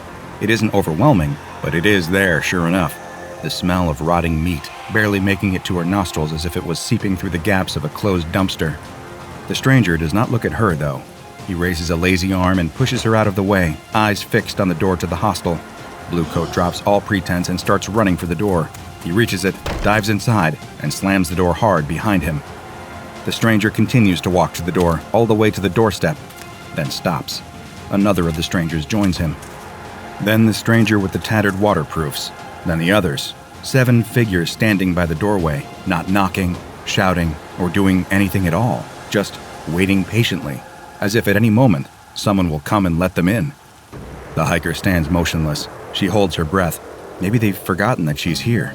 She glances around back over to the fire. The others seem lost as to what to do. All of them are right on the verge of running, only there's nothing to run from. The strangers aren't doing anything. They aren't even looking at them. Just waiting by the door to the hostel. The hiker, still holding her breath, creeps over to the group. 3 girls, including herself, and 2 guys. They all exchange silent looks of fear with one another. Maybe they're overreacting. Maybe these strangers don't speak English. Maybe they're just exhausted from the wet weather and acting strangely because they've become a little delirious. Maybe it's all just one big prank. Maybe. For a long time, they stand like that, the 5 of them huddling near to the fire, the strangers waiting by the door to the hostel. No one speaking, no one moving. The fire sputters and shrinks the longer they stand there. The strangers remain totally still. Creepy? Yes. But nothing bad has happened. No one is being attacked. No one's in danger. Maybe they are overreacting after all. Tiredness sets in. It must be 2 a.m., maybe 3. Would it be crazy to just go to bed? Those strangers, odd as they are not actually doing anything. And it's so dark and so cold. Maybe if they just get into their tents and go to bed, everyone would be gone by the morning. So that's what they do, agreeing with their plan in hushed whispers. The hiker volunteers to go last. The others all get their things and disappear into their tents as she stands to watch. None of the 7 strangers by the door move. They just wait there patiently, expressionless, slightly bloated, waiting to be let inside. Finally, it is her time to go to bed. Quickly as she can, she unzips the door and ducks inside. The zip is loud, much louder than she expected. Stupid new tent. So loud that as she closes it behind herself, she sees the stranger in the tattered coat turning to look at her through the closing gap. Then nothing. She's on her own. Finally. She's holding her breath again, and through what she thought were impenetrable canvas walls comes a sound, just audible over the pattering rain. Footsteps. A shadow falls over the tent. The zipper slowly drags its way open. The rainy wind blows in, carrying with it the stench of rotten meat as the stranger crouches down and crawls into the tent. There isn't space in there for the both of them. He crawls virtually onto her lap, his face inches from hers, looking right at her, but not seeing her at all. Now she is breathing hard and fast, shallow breaths that rack her lungs and send her whole body into convulsions and heave that horrible smell into her nose. More footsteps. The whole tent lurches to the side as another one of the strangers crawls in, stretching the canvas out to the left. He puts a heavy, clammy palm directly onto her arm, absently pinning her down. Once he's in, just like the other stranger, he just stops and waits. The third one forces his way into the tent. The hiker is now lying flat on her back, half pinned down. There's nowhere left for her to go. There is physically no space left in the tent. There's no air to breathe, nothing but these strangers. Footsteps surround her, yelps from the other tents, zips opening, poles bending, then silence. Nothing but the patter of rain as the 5 campers lie there, closed in by these 7 strangers. Breathe in, breathe out, breathe in, rotten meat, breathe out. The hiker lies there totally still as panic attack after panic attack racks her body as the strangers in her tent do nothing. Time warps out of shape. She has no idea how long it has been, but every so often, a new set of footsteps will march themselves purposefully up to the entrance of her tent, and a new shadow will join those encircling her. How many are there now? She can count them by the light of the fire. 9, 12. The counting gets easier. Somehow the fire is growing steadily brighter, brighter and brighter, until she can feel the warmth of it even from here. But no, it's too bright, too warm. That can't just be from that fire. Besides, no one out there is feeding it. Then the screaming starts. Just a few muffled yells at first, rising to blood-curdling shrieks within seconds. Within a minute, the sound of a roof collapsing. Sparks land on the tent and sear little holes into the material. The hostel. It's burning. The hiker wants nothing more than to break out of the tent and run to help, but the strangers surround her, doing nothing, just pinning her down, motionless, stinking. She blinks. They're gone. The pressure on her arm isn't there anymore. The shadows on the fabric are gone. Just the light from the fire remains. That and the smell still wafting in the air. The hiker gasps for air and receives a lungful of smoke. She throws herself forward and out of the opening in her tent. It is too late. The hostel burns fiercely, just as the morning sun crests over the horizon, and the last droplets of rain fall at her feet. That morning, the hiker found herself standing right in the middle of SCP-1102. You see, this particular anomaly is not a creature at all, as you might have expected, but rather a region.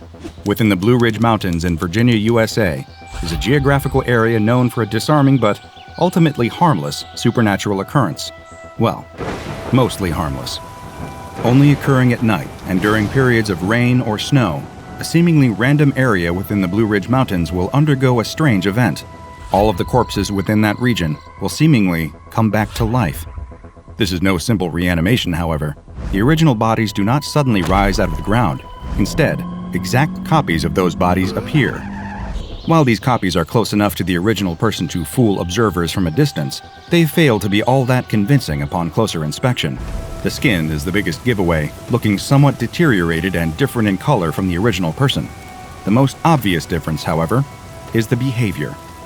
Corpses created during an SCP-1102 phenomenon lack full brain function. While studies have found flickers of activity occurring between the neurons, it is nowhere near enough to sustain intelligent thought.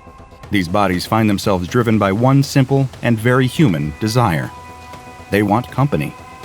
Any corpses, human or otherwise, will seek the nearest crowd of their own species and gather with them. Beyond this drive, little is known about their motivations. Once with the group, they do not feed, reproduce, seek dominance, or even offer any social interaction. They just return to their nearest point of civilization, simply to be there. Until all of a sudden, they aren't there. When the sun rises after an SCP-1102 occurrence, every walking corpse simply disappears, along with the original corpse that it was copied from. Not a trace is left behind, unless, of course, you happen to get that smell trapped in your brand new tent. And this brings us to what was most unfortunate about the incident up at the hostel in the Blue Ridge Mountains that our hiker bore witness to. The fire that started had nothing to do with SCP-1102. All that happened was our friend in the blue coat felt so afraid of the strangers standing outside that he sat himself right up against one of the hearths inside, close enough for the edge of his coat to catch fire. While the whole building did burn down, rescue services only found 8 bodies inside, far from the maximum capacity the hostel offered, almost as if everyone else crowded inside that building had mysteriously vanished. Of course, keeping an SCP like this one away from the public eye is no small task.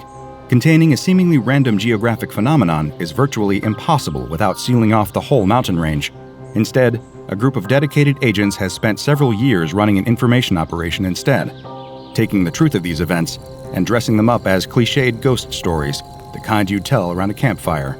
So next time you sit across from someone toasting a marshmallow and telling you about a friend they once had, it might just be worth paying attention to. You never know who might be on their way to join you. The car screeches to a halt, the door swings open, and the doctor tumbles out. He lands on his hands and knees in the dirt and throws up the few remaining drops of stomach acid left in his system. He's put his hand in something sticky. He can feel an insect wriggling under his palm. Behind him, the door slams, and a pair of boots walk around to his side of the car. The translator accompanying him does not offer a hand to help him up. It had been a long car journey with many similar stops. Fortunately, this was the last. The doctor gingerly gets to his feet and takes in his surroundings. He finds himself in a small village hidden amongst thick trees. He's not sure what time it is anymore. The flights, time zones, and car journeys wrought havoc on his circadian rhythms. He knows he is in China, somewhere very remote and very rural. He'd tried to look it up with the maps on his phone during the journey, but he'd lost signal a long time ago. One thing is clear, however. It is the middle of the night. The car's headlights are the only light source in the village. No one comes out to greet them. The doctor brushes himself off and turns to his translator. The man nods towards a small hut near the back of the village, just beyond the headlight's reach. His translator is a man of few words, both ironic and deeply unhelpful. The doctor does not know a word of Mandarin himself. In silence, the two men approach the hut. The doctor reaches out to knock, but his translator has already pushed the door open. Inside, there is just the dim light of a lamp. Almost everything is covered in shadow. It is almost dark enough that they can't see the cobwebs. Almost. Silken strings drape themselves over every surface, wall, and item in the little hut. It's impossible in places to even see what item of furniture is hiding beneath all of the webs. The translator reaches out to touch one of the webs in fascination, but the doctor grabs his hand, shaking his head. He hands the translator a face mask and a pair of disposable gloves. Annoyed, the translator takes them, but does not put them straight on, choosing instead to walk deeper into the hut. After a second, the doctor follows, only he can't help the feeling that something's not right. Something's missing. "Here," says the translator. It is the first word he's said in hours. He's standing behind a little curtain looking down at something, as the doctor joins him there and almost retches from the stench. Lying in the bed is an emaciated man. He looks like he hasn't eaten in days. His wrists and ankles are bound tightly to the bed, so tightly, in fact, that his circulation has been cut off. The doctor can see right away the telltale signs of gangrene spreading across his palms. But they're too late. The man isn't moving. His bony chest isn't rising or falling. Worst of all, he must have been dead for a while now. There are sheets of spiderwebs draped over his sallow skin, like some kind of deathly funeral shroud. The translator mutters something in Mandarin. It doesn't take a PhD to pick up on the evident frustration in his voice. A whole night of driving out to the middle of nowhere for nothing. The translator kicks over a wooden stool. The sound is muffled by the thick layer of cobwebs as he storms out of the hut. But something is wrong here. The doctor can't walk out just yet. Toxicology. That's his field. Poisons, toxins, infections, bites. But that's the thing. There are no bites anywhere on this man's body. Head to toe, under the layer of spider silk, there are no welts, bruises, or puncture marks. The only darkened veins standing out are on his fingertips as they rot away from stagnant blood. Nothing to do with poisons. But there's something else, too. A hut holding a dead body, full of spiders' webs, but yet, no spiders. A scream fills the hut. The bed rocks violently. The doctor looks down in horror to see the dead man is not as dead as he'd appeared. He thrashes this way and that, straining against the ties on his limbs. The doctor calls out for the translator, who appears at his side almost immediately. The translator shouts something in Mandarin, trying to be heard over the dying man's screams, but it's no use. The man throws his head this way and that, trying to bash his chin into his own chest or hit the top of his skull against the nearest wall. It is no use. The man opens cloudy eyes that stare wildly around the room, searching for something, anything that could help him break free from his restraints. Without thinking, the doctor grabs the man's head and holds it steady. He peers into the man's weeping eyes. Bizarre. If he didn't know better, he'd say they almost looked as if they had spiders' webs built up beneath the eyelids, clouding out the man's windows to see the world. Small, silvery balls of thick liquid gather in the corners of them, too dense, too murky to be tears. From somewhere beneath the haze, the man's pupils find the doctor's. In an instant, his body falls still.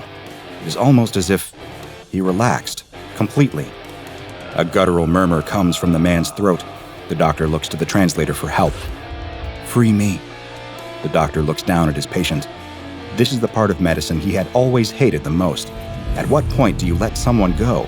At what point do you say it's too late? Is it even right for him to make that decision? Looking at the man lying in front of him, a wave of sadness washes over him. His initial assessment had been right. It is too late. Even if he could treat the gangrene in the man's limbs with amputation, there's still starvation and dehydration to deal with. And then the apparent venom from the spiders. Except, there are no signs of venom. Perhaps it isn't too late after all. With the right treatment, there may be a chance to... The man's wrist snaps, becoming a loose glove of broken bone that's easily pulled from the restraint. A foul stench of exposed, rotten flesh hits the doctor like a slap in the face. He reels back in horror as the man pulls his other decimated hand free too. Unbound by his bed, the man lets out an animalistic roar. Sitting up in the bed, he tips his head back and starts pounding at it with what is left of his hands. Jagged wrist bones, barely housed by paper-thin skin, slam repeatedly into his forehead, harder and harder with each hit. The doctor is frozen to the spot, staring as the man smashes his own head. Skin splits, revealing white bone. Bone cracks. Then, with one last effort that seems to take every remaining morsel of the man's energy, he turns and crunches his fractured skull against the wall, caving the front half of his head in like a deflated basketball. Silence, more terrifying than any sound, fills the hut. The doctor stares at the body. An almost comical image pops into his head. The head looks like just a red plastic bag that someone had left on the floor, full of shards of broken pottery. He almost smiles.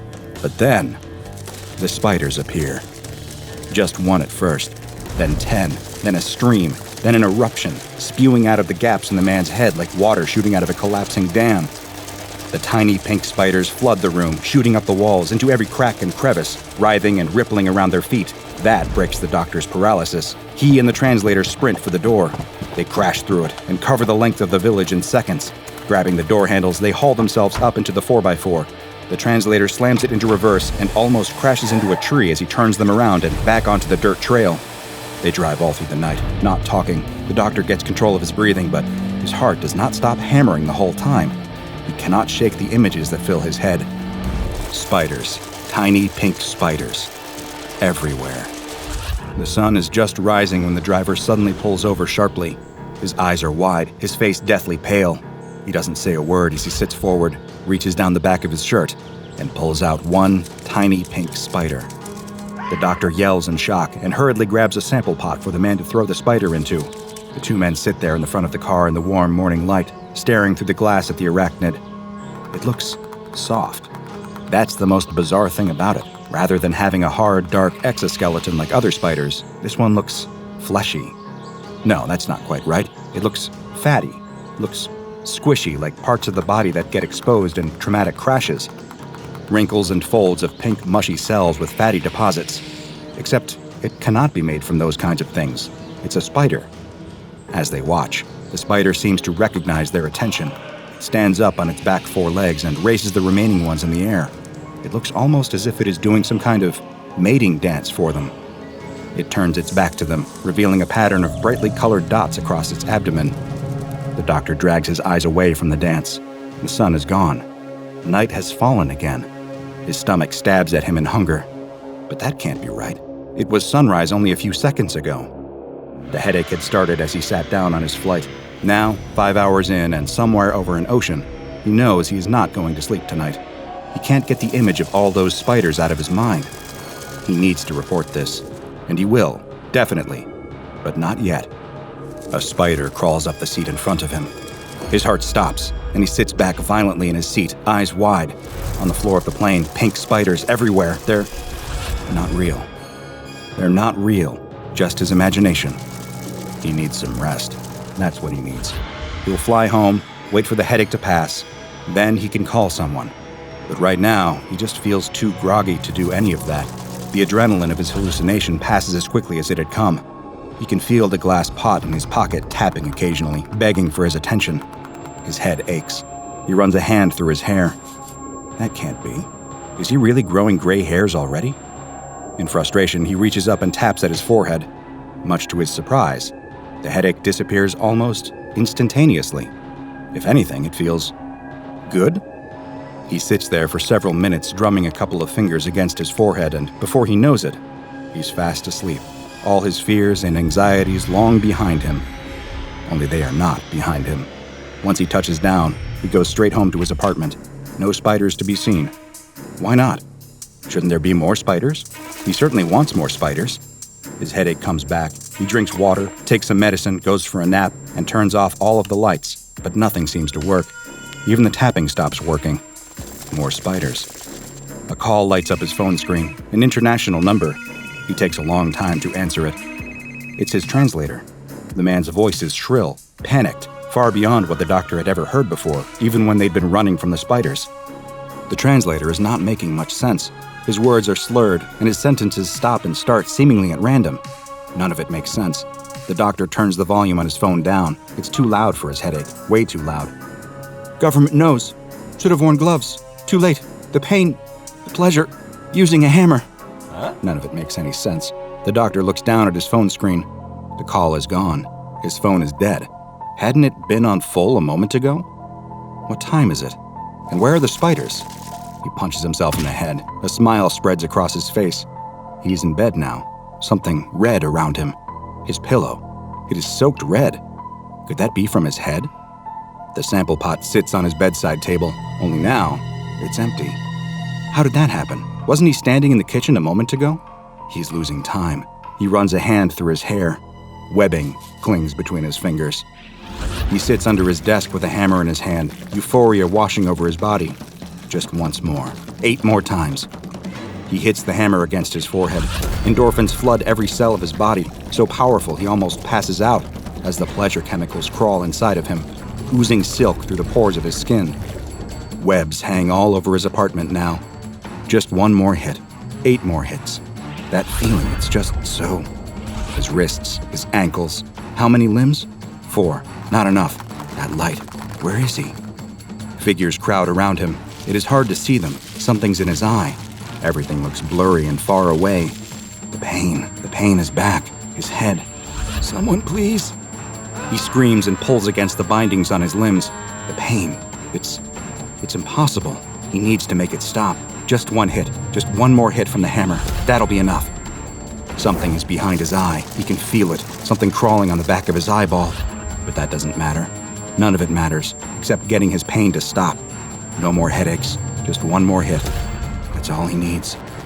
The hospital staff have never seen anything like this before. They're out of their depth here. In the dead of night, they arrange for the doctor to be transferred to a specialist facility in the back of an ambulance. It is a challenge to get him out of his bed, as the spider's webs secreting from his skin have all but tied him to the linen. As fate would have it, a drunk driver gives the doctor his final wish. Not seeing a red light, the driver plows full speed into the side of the ambulance, sending it spinning off the road and down a hill, killing everyone inside, including the doctor. When police arrive at the scene in the early hours of the morning, they find the driver sitting on his own, staring at some small insect by the wreckage. The driver is unharmed by the incident. His only complaint as he spends the following night in police custody is that he feels a mild headache coming on. Anyone experiencing that headache is likely already too far gone from their exposure to SCP-632, an anomalous species of cognitohazardous arachnids nicknamed Intrusive Arachnid Thoughts. Unconfirmed reports of mysterious spider colonies have been springing up across Asia, particularly in rural China, for several decades in connection with this anomaly. In 1972, the population of an unnamed town in the Anhui province were found to have been almost entirely wiped out. An entire town of corpses, each with their heads caved in, brain matter missing. With 106 dead, with 23 injured, this case is to this day the deadliest confirmed SCP-632 breach. Strange as it may be, physiologically speaking, SCP-632 could be considered cute. Their bodies are squishy in texture, bright pink, and are in fact made up of human tissue, brain tissue to be exact, coated in a layer of protective fat. As happened to our unfortunate doctor, SCP-632 reproduces parasitically within the human skull. The exact mechanics of this process remain unclear. It is believed that SCP-632 infects its human host through a selection of sensory triggers. Those infected have each testified to having been exposed to the following. Firstly, viewing the pattern on SCP-632's abdomen exposed during the dance that the spiders often do under observation. Secondly, making physical contact with SCP-632. And lastly, through exposure to as yet unidentified chemical compounds secreted by the older SCP-632 instances. This is where luck was not on our doctor's side. He was smart enough to wear gloves during his encounter with SCP-632 in China, which may have been enough to protect him from being infected. However, upon his arrival as he fell out of the car, his hand landed directly in an SCP-632 web housing a solitary live spider. If he had remembered his car sickness tablets, this could have all been avoided. Within 3 hours of initial exposure to SCP-632, the subject will start to experience mild headaches, followed by an uncanny sensation that their skin is growing silk. During this period, MRI scans have found that small filament-like structures start to form within the host's brain tissue. As these filaments multiply and spread throughout the brain, the subjects report developing an obsession with spiders. The brain tissue steadily deteriorates, leading to changes in personality and mood, as well as irrational behavior. Over the coming days, the headaches grow more severe as the filament cells press against the blood vessels lining the inside of the skull. Subjects find that they can relieve this sensation by tapping or hitting their forehead, replacing it with a pleasurable feeling as the filaments release endorphins upon impact. This is part of the sinister final act of SCP-632's reproduction.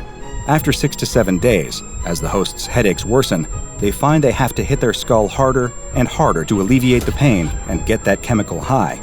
Eventually, driven mad by the pain inside their head, they crack through their own skull. At this point, all of the gestating spiders that have been forming within the filaments in their brain, estimated to number between 80 and 200, can escape through the opening.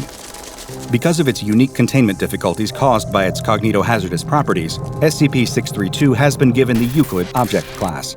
There is currently one live colony of SCP-632 stored in the biological containment wing of Site-52. The colony is housed in a small enclosure measured 20 centimeters by 40 centimeters by 20 centimeters and sustained on a diet of insects and water supplied through a vacuum chute. All personnel that work in proximity to SCP-632 are regularly screened. Physical contact with any SCP-632 is strictly prohibited, and all personnel are required to wear protective equipment and respirators at all times while handling live or deceased specimens. They keep a close eye on anyone developing any symptoms, especially headaches, the feeling of silk on the skin, or intrusive arachnid thoughts. Now go and watch another entry from the files of DrBob, like Shadow Spiders, SCP-538, just in case you weren't feeling enough arachnophobic paranoia already. And make sure you subscribe and turn on notifications so you don't miss a single anomaly as we delve further and further into the SCP Foundation's classified archives.